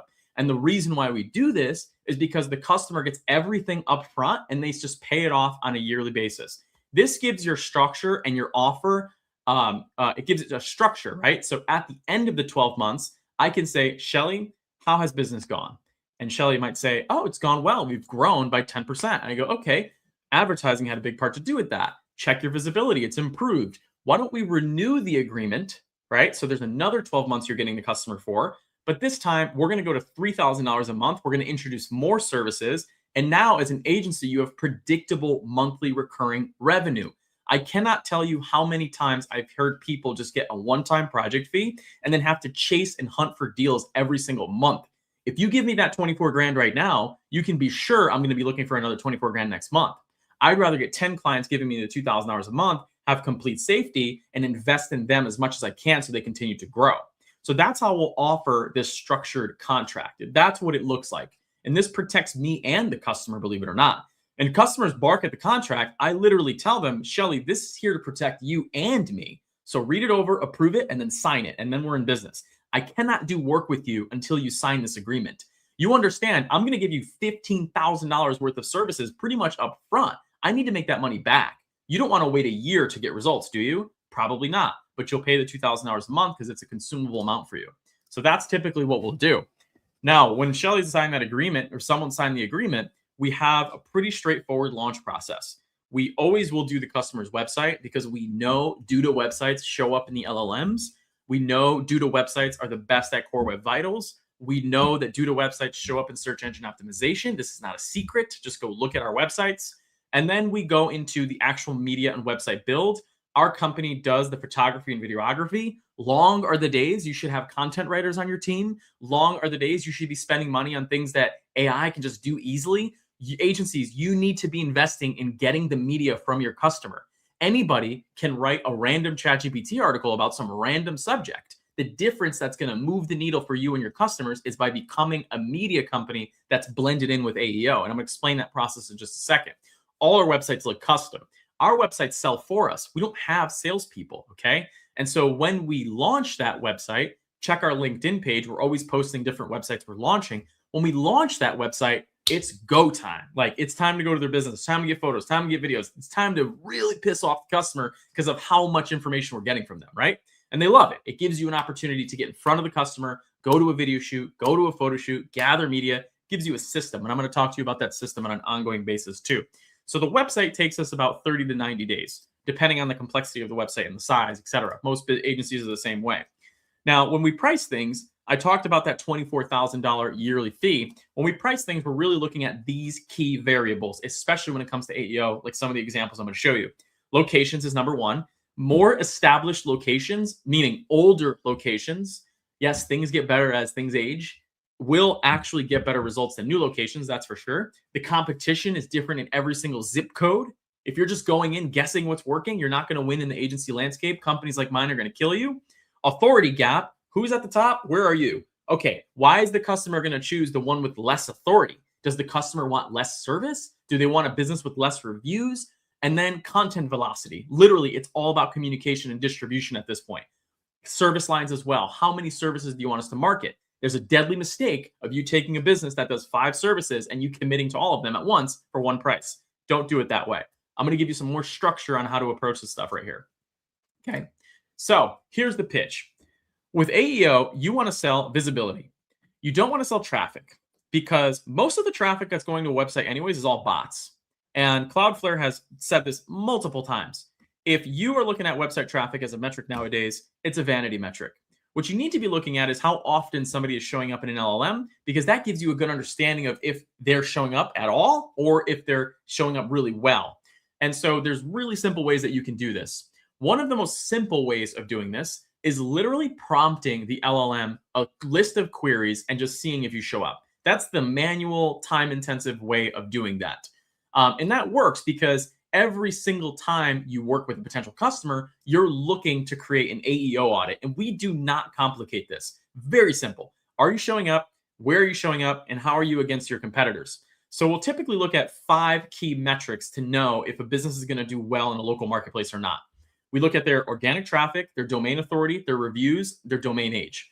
Now, what you're seeing here is the client's actual input. In this case, it's one of our customers, New England Performance Insulation. You see the metrics, and then you see how much higher they are in a marketplace based on the competitors selected. If the domain authority is higher than the market average, I'm going to literally offer my kidney to this customer. If the reviews, in that case, it says it's 9.4x higher, dude, you got to spend $1 million on ads. It's going to work, right? In the opposite realm, if you're taking a customer and they're dramatically below the market average, don't turn on advertising. Let's get your photos. Let's get your videos. Let's make your website. Let's write some blogs. Really slow approach to this. You don't want to overcommit to them. So we really look at these foundational things when we sell AEO. Now, the thing is we've realized that websites that have a higher domain authority, longer domain age, higher amount of reviews, listed on more citations, get infinitely higher visibility scores. And the reason for that is because the older the domain, the more likely they've done sponsorships, fundraisers, they've gotten backlinks, they've been on citations, they've been in the news, they've added stuff to their website, agencies have mentioned them on their website. The age is so amazing when you're working with a business because it gives you the opportunity to just cheat, really. You're just taking on a website, doing it the right way, and now they're going to get leads because they've already done the hard work. You don't want to do the hard work, guys. This doesn't have to be a very difficult agency-client relationship. It's about selection. Pick the customers that when you do something like this, you can already see they're above average. That's how agency owners live an easy life. This doesn't have to be so difficult, okay? So that's one of the things that I look in there. And then when you look at and you see, okay, who's not showing up? And this is an example of somebody who is not showing up well inside of the visibility score.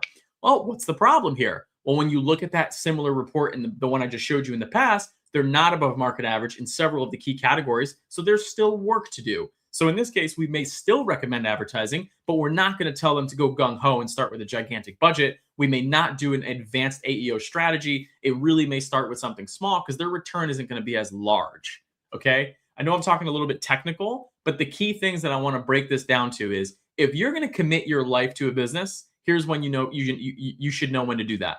They have a higher than average domain authority in their market. We use domain authority because Moz is the oldest link database on the planet. So we use the one that has the most age. They're higher than average on reviews. They're higher than average in domain age. Forget keywords, forget visibility, forget all that. You can build that. That's all superficial. These things you can almost not change, right? How can you change how old the business is? So at that point, it comes down to selection. That's the difference we're seeing in visibility. Customers with high visibility are doing well in those areas. Customers with low visibility typically are not doing well in that area. Okay. And then when you're selling, you're just selling the gap. Okay. This customer I'm working with has an 80% visibility, meaning if I search 100 queries, they're showing up in 80 of those queries. That's 80% visibility, 80 out of 100. Very simple to understand that. Your website, on the other hand, is showing up 30 queries out of 100. Okay.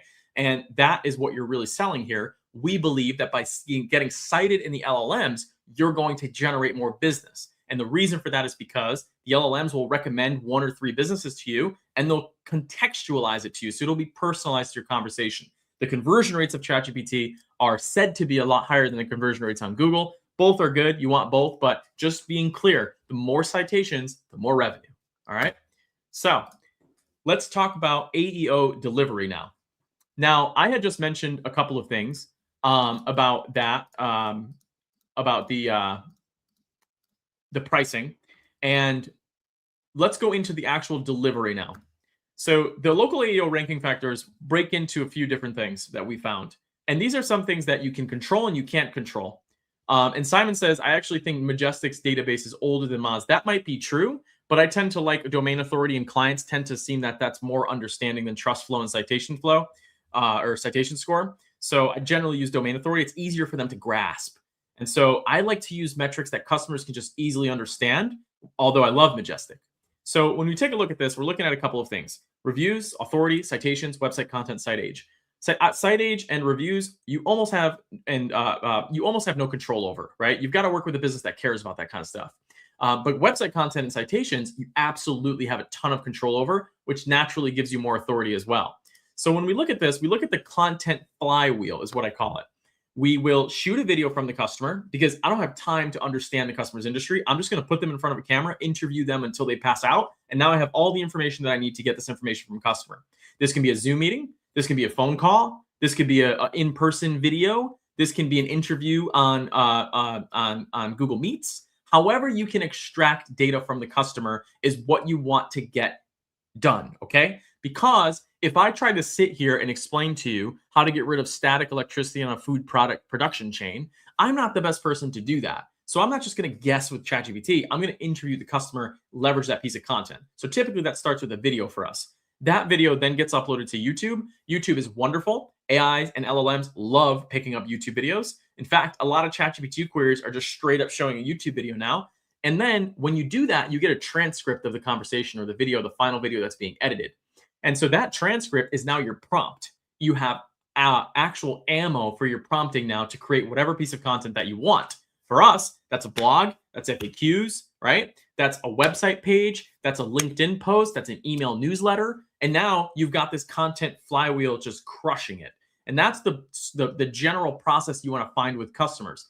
Do this query after query after query after query after keyword after keyword after keyword after topic after topic. And naturally, over a year, you're going to be showing up for so many different terms. There's no way they're not going to want to give you 24,000, 36,000, 56,000, whatever your pricing structure is, hundreds of thousands, depending on the type of client that you're working with. DevelopMark mainly works with local service-based businesses. So our clients aren't large. They're also not tiny. So they're right in the middle, which we call small business. And from there, you want to distribute that content as much as you possibly can. So when we look at that, we take that initial video and we upload it everywhere. So when you start the relationship by actually getting the video from a customer, you now have that asset as an AEO asset that can go everywhere. We know ChatGPT is picking up Instagram, Facebook, YouTube, website, Google Business, Reddit. This is all places where you can take that one video you've invested a time into and you've charged the customer for, and you can put it everywhere, okay? Forget doing their service area pages. Forget doing whatever traditional SEO tactics you were trying to do in the past. You're going for the media as the starting point now, because that can go everywhere. So you create one video for a customer. Let's say the query is targeting, I don't know, we did one today. It was about medical weight loss. Okay, that medical weight loss video is going to have a chance to be cited in multiple different places. Why just add it just to the website or just YouTube? Make it short form and put it everywhere and use keyword-rich optimization so that it's ranking in multiple different places. If you look at our brand and you take a look at that, that's why a lot of what we do is mainly focused on the video. So we have 2 video people on our team and 1 photographer on our team that are actually in the office, in-house at DevelopMark doing this all day long. They're literally just going to customers and getting this information. And by the way, guys, photo and video in AI is great, but it is nowhere near where brands are comfortable using that information on their brands through their ads and things along those lines. They want to use their content. So it's important that you gather that stuff, right? Now, the beauty of this is AIs love specifics, okay? You're more likely to get cited with unique information. If you're just writing ChatGPT slop as blogs, that's not likely going to get cited. Now, most LLM, AI, AEO softwares will basically just allow you to create a bunch of blog slop content through ChatGPT. What I have found to work the best is talk to an expert and write that, or talk to an expert and make a video about that. Because most of the times when you're doing a Google search and when you're doing ChatGPT, it's extracting text from that specific page that's going to help the user get a clear answer. And so if that text is from an expert, if that text is technical, if that text has facts, if that text has dates, if that text has all of these different types of customizations, it's going to get cited a lot more than the text that's just general, right? Because ChatGPT is not going to say no to you. It's going to say, yeah, sure, here's how to implement effective static control in your production line. Okay, it's going to give you some generic information, but it's not going to tell you all of these different quality control standards that the company follows and all this other stuff that I by no means would ever be able to figure out. And turning that content into schema, right? We know that if you're using a content management system, in this case specifically, it's Duda, they handle all of this stuff for me because they understand I don't have time for this. I'm too busy being an expert. I'm not busy adding schema to my website. I don't have time for this. Click of a button, whole website gets schema. Frequently asked questions on every page, blog, FAQ, page, whatever, press release, every page gets an FAQ. Duda allows me to click one button, enable schema. Okay, great. Now I know this information is searchable from the LLMs. Very, very nice to have. And all of the videos, FAQs, content, all of it turns into schema markup because that's the way the LLMs like communicating with this information. And we use Cloudflare to actually host a lot of our domain name servers. And many of you might do that as well. And the reason why we do that is because since we build a website for every single customer, which is our insurance, by the way, I just want to make this very clear to you guys. The website is our insurance. Now, a lot of people that I tell that, they're like, what are you talking about? Well, think about this phone for a second, right? You guys see that? It's an iPhone, pretty straightforward. This iPhone is like the website. And the way that I like to explain it is if you don't pay off this iPhone and you screw me and you stop paying me and you ghost me and you don't respond to my invoices, okay, the website's got to go back. It's got to go down because the customer has not paid their obligation that's fulfilled in the contract. So the website, in your case, in an agreement is many times your actual insurance. So on Cloudflare, you've got to be really careful because when you add a domain, there's the first option is to block AIs from visiting your website. And right then and there, you're basically no indexing your website from the LLMs. Well, if you're not showing up in your visibility score and it's 0, maybe check the way your website is currently being crawled. typically, I fully believe a lot of the internet is just going to be completely transparent because AIs are going to have to access information. That's going to give you so much opportunity if an AI can cite your content. So a lot of content is just going to be public. So be very careful with stuff like this where it's actually blocking AI crawlers. Now, this is something that I'm really appreciative that Dude has done. And granted, I don't actually know how much of an SEO result this has, but every single time we publish a website, we let the customer know that we've added an LLM-friendly context actual file on their website. And what this is, and I'm going to share my screen really quick, Anton, in just a sec.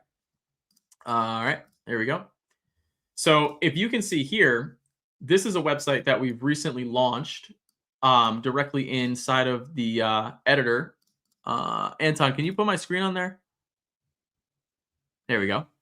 So towards the bottom, right, where we would have a lot of these links, I now just add an LLMS file. And this is really nice because it allows the customer to understand that we are AEO forward and we're thinking about how the site is getting picked up by LLMs.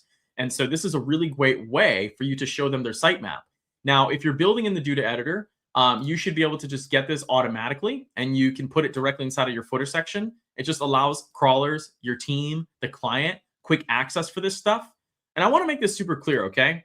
Because a lot of people that are maybe on the call are thinking about, well, I don't know if that works or not. Anton, you can put the slides back up. And what I'll say to you is this. You're in a perception game. You are not in just a deliverables, what works scientifically game. You're in a perception game. And so when you're selling a customer, 50% is the communication, 50% is the deliverable. So the better you are at the communication, the more they're going to accept your deliverable. It's like if a chef came to your table and they were offering you this amazing steak, but they didn't sell it. They were just like, yeah, here's a steak. You got to sell the sizzle and the steak. My good friend Shane Hodge says that a lot. And so that's the little types of things that I'll add into the conversation just so they know that I have their best interest in mind when it comes to LLM. So index everywhere. I am training a group of interns at DevelopMark. They're called the Cohort Program. It's a paid internship where 4 of them work on a project throughout 12 weeks and give me an insane amount of deliverables for a short period of time. And one thing I'm always teaching them is actually indexing directly inside of Bing too. And the reason for that is because Bing is Microsoft. Microsoft is a huge shareholder inside of ChatGPT, huge investor in ChatGPT. And guess what? ChatGPT cannot access Google results on a fresh basis. Now, they can, and they just don't say that they do, through a company called SERP API, which is currently in a lawsuit against Google. And the reason for that is because you've got to make sure the site is discoverable offside of Google. So all of this stuff we've been ignoring for the past 10 years, Bing, Yelp, DuckDuckGo, Reddit, LinkedIn, YouTube, all this stuff you've been ignoring for the past 10 years now suddenly becomes important. All of these platforms accept video. So that's why the video for us is the natural starting point when we want to start creating content for the customer. So Bing Webmaster Tool gives you a very simple submission, and it allows you to just put in that information directly inside of there, and that's it. So Anton, you mind just showing my screen one more time? So of course, you guys have seen this before. This is Google Search Console, right? So in this case, you would put in a URL. You can index that URL. Okay, great. URLs in Google. But don't forget Bing too. And now what's really cool about Bing is they have this little section called AI Performance. And AI Performance is actually going to show you how many times you're getting cited over time. I assume this report is only going to get better over time. So if you have a website, Google doesn't have this yet. I really think they're working on it. But if you want to work on a website and you want to see how much you're getting cited over time, this is a really great way to do it. And it's not perfect, right? So it gives you things like the queries, the different pages, etc. But this is a simple free tool that you can utilize inside of Bing. So do not forget to index the website actually inside of Bing. Anton, back to my slides, please. All right. So the outcome you're looking for, the outcome you're selling to the customer in this case is visibility. It's citations. It's mentions. Like traditional SEO, there's just new metrics. Think about how many times is the brand getting cited? What's the visibility score, right? That's a metric that we've created inside of Splashdsh. And then, of course, how many times you're actually getting mentioned. That's really important. So now let's move on to the proof and measurement section. So the best way to do this, guys, is to hunt for wins, right? You're not just going to sit back and customers are going to be like, whoa, ChatGPT is killing it for me. It's your job to go and find out if it's working or not. So in a lot of our websites, we will use a simple form dropdown that asks people how they found us. So Anton, if you could put my screen back on for just a sec. So in this case, if you look at one of this website, right, we work with a lot of manufacturing clients. If you go to this website and you look at the actual form, when they find how you found us, make it really simple for people to put in ChatGPT and AI. So that was a dropdown that you couldn't see because of the Chrome. And that's going to allow you to actually see if those contacts are coming in through the website and finding them on ChatGPT. A lot of the times you look at the source URL, you can look at things along those lines. But if the customer goes back to it, it's not going to tell you because of the first party attribution. It won't tell you that. So I love adding little drop downs of how do you find us so that I can continue to sell the customer, hey, ChatGPT, ChatGPT, ChatGPT. You want to keep pumping them up, right? Because this is new and nobody's proving it. It's your job to go out and start proving it. Things like listening to phone calls, things like listening to or looking at their contact form submissions. All of those things are going to help you continue to keep the client engaged when they're doing answer engine optimization. So in most of our forms, we will include that. That website lead that I just showed you back on the slides is directly from this website and actually turned into a decent job for this company. So now when I'm selling AEO as a concept, I can go, well, this turned into revenue for you before. You want to create proof over time. It's going to help you in your next business transaction. It's going to help you with your current client, retain them, right? Retention is the best because it's lifetime value. Would you rather $85,000 over the next 10 years, or would you rather $1,500 a month for 6 months? That's what you got to start thinking about when it comes to lifetime value. So just because you secured a client, guys, doesn't mean they're going to stay with you forever. In fact, Don Draper in Mad Men says the day that you get a client is the day you lose the client. So you've got to be very careful with that. People aren't here forever. Everything's got to go. So make sure you maximize it while it's still here. So that's one way we'll prove the concept when we're working directly with a client. The second way we'll prove the concept is by running just general visibility reports. Now, what's interesting about this is that when you run these reports, you can see the URLs that the ChatGPT is actually searching for. So in this case, they were searching for Botox. That's the example of the prompt that we used, and that's a simulated prompt. When you look at the URL that it's actually referencing, it's referencing a page that has that type of content directly on that web page itself and inside of the URL. That's really important to know because these keyword-rich pages still have a lot of viability directly inside of the search results. So a simple way to do that is by simulating prompts. In this case, 20 prompts were simulated. The customer showed up inside of 16 of them, and I can go and see what those prompts actually look like. So here's another example where it showcased the Brantford location for this business. Botox was in the return comment, right? And you want to use really, really, really language-rich queries. Now, if I click this search button and the client argues with this, let's say, or they don't think it's true, I can quickly search that information directly inside of ChatGPT, and I can confirm that the data we're picking up is actually what the GPT results are turning back. And this is happening because we're utilizing the web search function in OpenAI's ChatGPT API.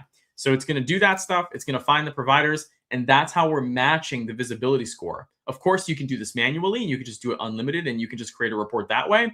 But a lot of the times, I don't really have much time for that, so I'll just do it automatically. So that's one example.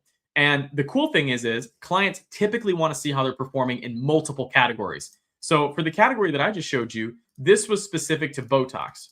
I mentioned before that you don't want to sell a customer optimization for all their services, right?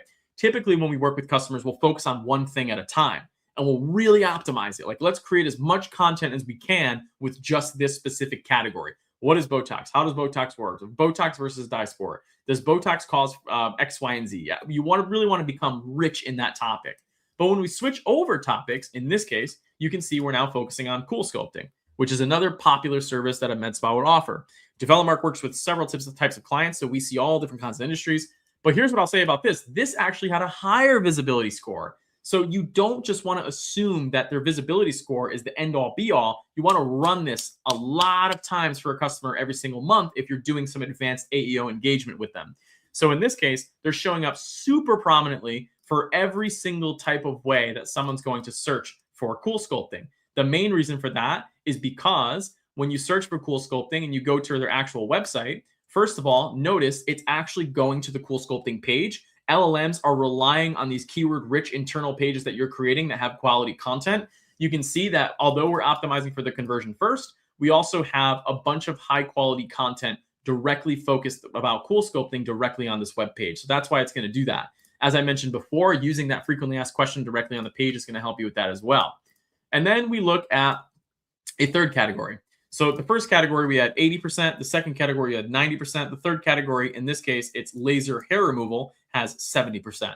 So your AI visibility, guys, is going to be different depending on your service. You can't just look at one business or one service. You've got to look at natural ways that people are going to type these things in. So I built this in a way where it's going to make it a query rather than just a keyword. And that's going to give you the best returned results as possible. When you look inside of the results too, just by analyzing a lot of this stuff, you can start to see that if the customer's searching for laser hair removal, look at this URL for just a second. I actually don't know if I could show you this URL. I can do it if I do page source really quick. So look at this URL for just a second. The query in this case was, what does affordable hair removal near Southington that does Brazilians, whatever, like these kinds of queries, right? The actual URL that's being referenced and cited, look how specific it is directly to that person's query. When you do this at scale and you start creating this level of content for every type of query that someone could ever possibly type in with quality, that's how you're going to get the result inside of the LLMs. That's how you're going to get cited. You're not going to get cited by just having one page on the website, low quality information, a bunch of ChatGPT slop. That's not going to work. You're going to have to create this at scale, and you're going to have to get specific in your URLs and use super keyword rich URL structures.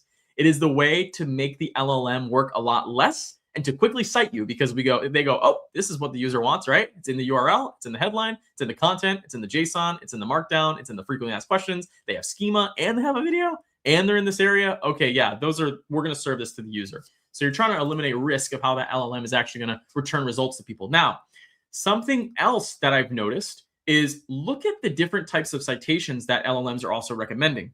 This is stuff that businesses have ignored for such a long period of time. So when we're optimizing for citations, we're looking at what are the brand mentions directly associated with the business. Now, with brand mentions, you can look at things like backlinks. You can look at things like referring to domains. You can look at things that like one-time optimizations, etc. Typically, what I like to look at is where was this business actually mentioned. So in this case, we're looking at the same business or brand, and you can see they're mentioned in so many different places. These are all different places for me to get the login from the customer and start to optimize, right? When was the last time this customer thought about Nextdoor? When was the last time this customer thought about getting employee reviews at Glassdoor? When was the last time this customer thought about their BBB profile? Because as we start to do more AI visibility metrics like that, like the one I just showed you, we start to see how important these actual third-party citations actually are for the LLM results. So by looking at their brand mentions, I can quickly figure out where they're mentioned and where they should be mentioned. For example, this one is a CT post, right? Best med spas in CT. It looks like some sort of directory. They're nowhere to be found on this page. So this could be somebody that I reach out to get them listed or even pay for a sponsorship, because I know that's going to have an impact in the LLM results when it's looking to recommend the best type of business. Okay. So we're really, really looking at those different types of things. Now, I want to go through here. Just Anton, if you mind, give me the screen back. All right. All right. Proof of concept. Okay. I'm fishing for this, guys. I'm fishing for this. This is not random. Your success isn't random. It's curated, right? It's not random. So I'm asking customers, hey, send me a text if somebody calls you about ChatGPT. Or I'm putting it in the form submission. Hey, if you get a drop, if we're going to put ChatGPT as a referral source, if someone contacts you, let me know. Here's the thing, guys. If I get that text, I save it. And now when I'm selling, I'm showing people this information, right? So Shelley's seeing it on the screen right now. A customer going, which by the way, that is Pure Skin. That's the customer I've been highlighting on the call. First person that found us through ChatGPT, okay? Customer's not just going to do that to you. You've got to have these curated conversations so that you can sell your case next time someone asks you about AEO. Here's another one. Are you ready for this? A patient of mine was just researching dental implants on ChatGPT and my business showed up. Ooh, that's amazing. Do you guys know how much a dental implant costs? Especially if they're doing their entire mouth. That could be a $40,000 case because we've optimized them for the LLM.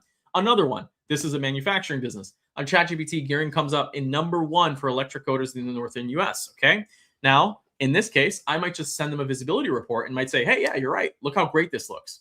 And now when I'm thinking about this, guys, at my second year, I'm considering how am I going to renew this customer for another year or 2 years or 3 years, right? So I want to extract these successes as much as I can so I can almost use it against them and show them my value. They're not going to pay you because they just like you. They're going to pay you because you're bringing them predictable business outcomes over time, right? And a lot of this information is curated. So if I was working with, I don't know, some business in Connecticut, I'm going to have a conversation early on with them. We're going to optimize you for LLMs. This is really important. Every time you get a success, every time someone says something about ChatGPT, let me know. It'll help me do my job better. I'm taking what they're saying to me, I'm documenting it, and then I'm using it in my presentations when I sell things. I hope that makes sense. It's almost like you're fishing for compliments, okay? When you get those compliments, that's going to help you sell better in your next sales presentation. So that is another way that we do it. And then my favorite thing recently has been sending visibility scores often, okay?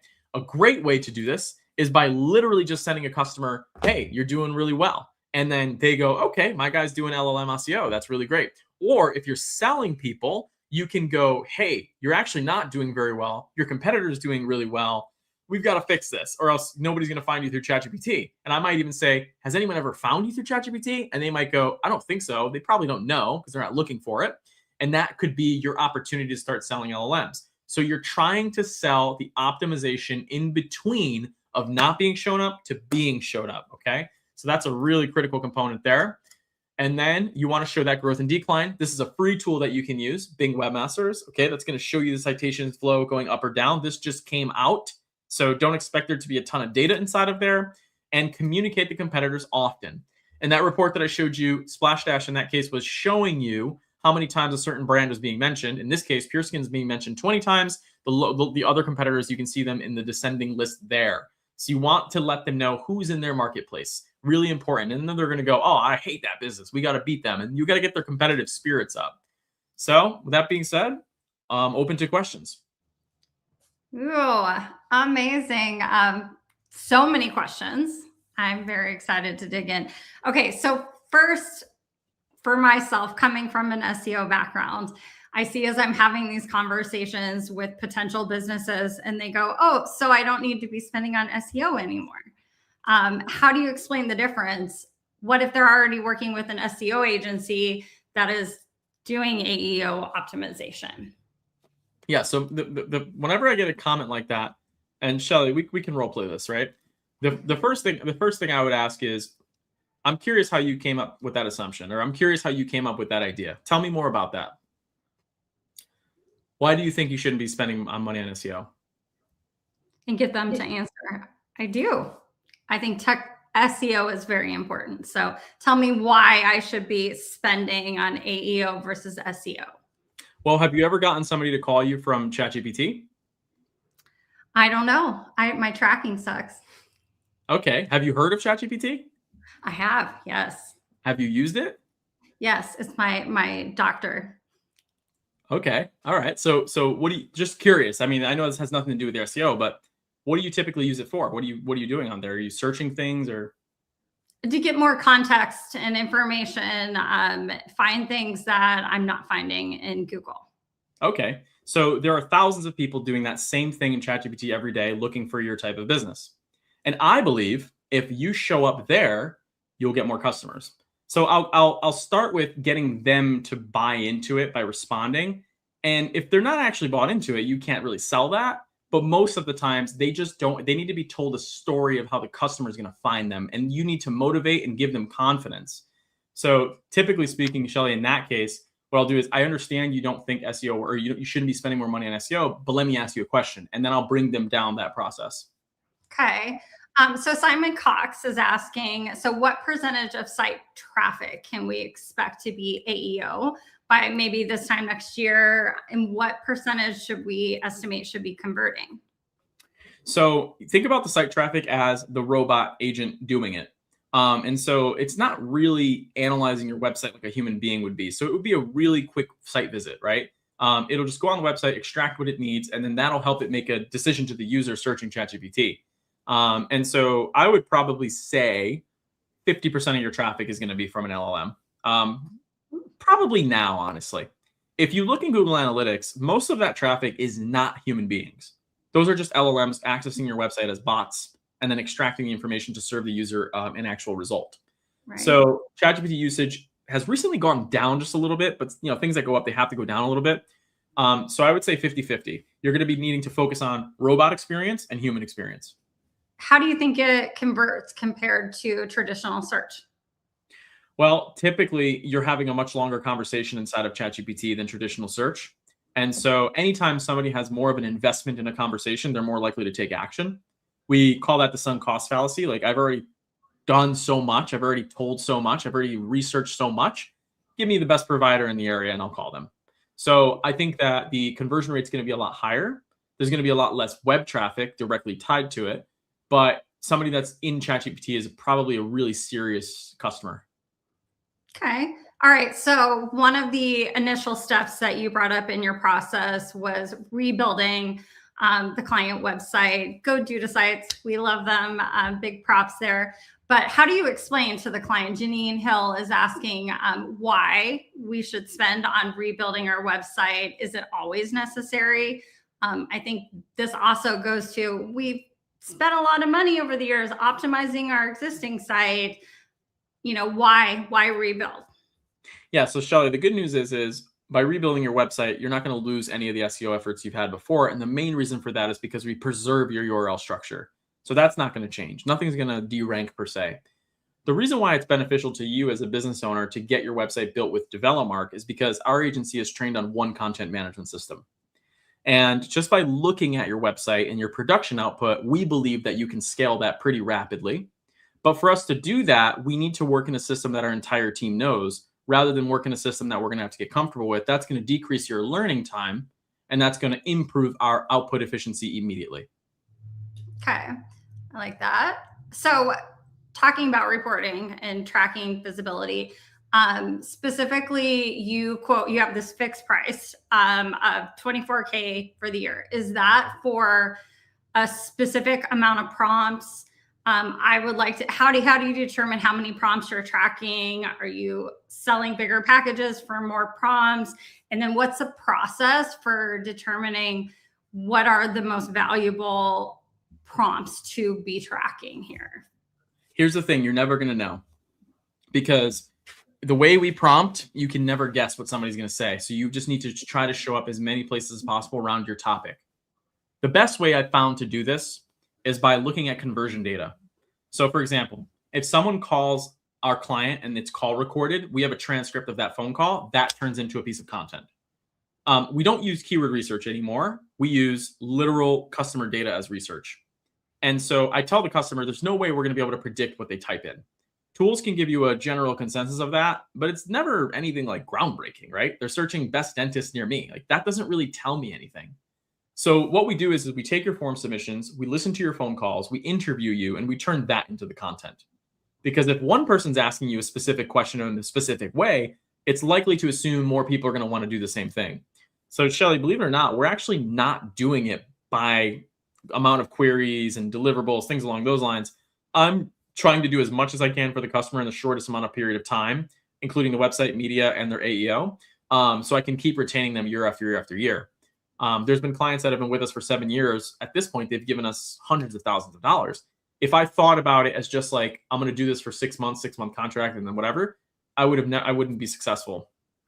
So the deliverables really are the website as the foundation for me to deliver the AEO, the media, because we know media converts and that can be turned into AEO friendly content. When you get a photo, guess what? You can distribute that photo on the website, their Google Business, Yext, whatever citation management platform you're using. You can distribute their photo on their social media. One piece of media turns into all these deliverables. So we optimize our agency for that. The website is just a place for the traffic to go to and convert, and for LLM to pick up. I like that. Okay, so Ruan, Janine Hill was actually asking, do you have any recommendations for reports, specifically sharing visibility? Yeah, I mean, that one's, you can go to splashddash.com. That's the one I would recommend. So you guys know, we actually made that for this specific conversation. So you can go there and start running those on there. There's also a free one that you can run. So I would check out Splashddash. Another one that I think is really good, we made Splashddash because it's like so easy to use.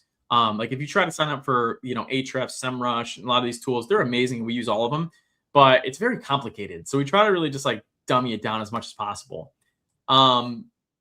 I don't really think there are any other that I can recommend, honestly. They're all really expensive. Profound is a really good one, but it's really expensive. I will put a push out. Also, happy birthday, Shelley.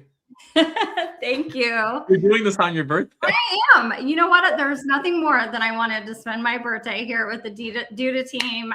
Thank you. Thank you, Rob. Very exciting. Okay, so I'd be curious. How do you, let's see, we're talking about contracts. If you had 60 seconds to explain AEO to a business owner who barely understands SEO, what would you say? I would say, have you heard of ChatGPT? I'd go back to that and they'd say, yeah, of course. And then I would say, do you use ChatGPT? And I would say, yeah, of course. And I would say, people are using ChatGPT to find businesses like yours every day, but you're not showing up. What if they don't? What if they're just not super tech savvy? I would still say, have you ever heard of ChatGPT? And they say no. Then I would educate them that search engines are now conversational. And so people are talking to their phones in a much different way than they were searching 10 years ago. And to be in part of that conversation, you need to create unique information. And I can help you make that, because you suck talking about yourself. That's why marketing agencies exist, by the way, is because business owners, even myself included, I hate talking about myself. But when somebody does it for me, when Shelley hosts this webinar, I'm a star. But if I have to do it myself, it's weird. Yes, I like your approach, having people on staff that helps prepare the content, video. I worked actually in the local space for many years earlier in my career, and they're always like, yes, we're going to produce expert content. And then it's like pulling teeth, getting it out. How do you deal with those clients that just struggle to make time to sit with you and be interviewed? So that would be a situation where we would just do phone calls with them. The cool thing about the actual cell phone now is, and you should all be using iPhones. I don't know if you use an iPhone, but you should be. In the iPhone, there is a call record option now. So it'll actually listen to your phone call and turn it into a transcript. So our team will call customers and be like, hey, Johnny, how's Patty? How's the kids? Oh, by the way, my team has a couple questions. Record. What are ice dams? How do ice dams affect customers' lives? What do you charge for ice dams? Give me some frequently asked questions about ice dams. And that transcript gets added here, and that turns into web content. So that's the first way, is I do it casually. I try to not make it this super formal thing, this big production day. I try to, our team is focused on getting content casually from the customer. Lunch, dinner, going out to, snowboarding with them. While I'm with them on the lift, I'm like, yeah, no, tell me again. So how does that work? And that's how we're getting the content. I like that. Jeff is asking, he says it's a silly question. I don't think this is silly. How do you know that your website was cited during a ChatGPT conversation? How do you easily get this information? I know you gave a couple tools, but I would also ask other platforms outside of ChatGPT as well too. Yeah, it's really hard to be able to know when it's getting cited, like just in conversation at all times, right? That's impossible to know. However, there are some major signals. And the first one is looking at the referral traffic from Google Analytics that says ChatGPT. And we're seeing that that's actually growing for specific spaces. Manufacturing, it's going like this, which is interesting. The other way to do it too is you can utilize the tools like I just showed you, Bing Webmasters, and that one's completely free. And that allows you to just verify that you own the domain. It'll show you were being cited. These pages are being cited, and here's how many times. That's the easiest way to do that. Nice. I like that. How are you tracking calls? Totally off topic, but you brought it up, and I love the idea of taking the transcripts from the calls. Yeah, so we have a simple call rail. When a call is completed, that call rail gets sent to a Zapier. Zapier listens to the phone call, and then it recommends content idea to our team. Love it. I can't believe it. It's the top of the hour. We're totally out of time, and I'm very sad. Y'all make sure to go and follow and connect with Ruan. Send any additional questions his way. Holy cow, there's been just an amazing 5 hours of information that honestly, my mind is blown.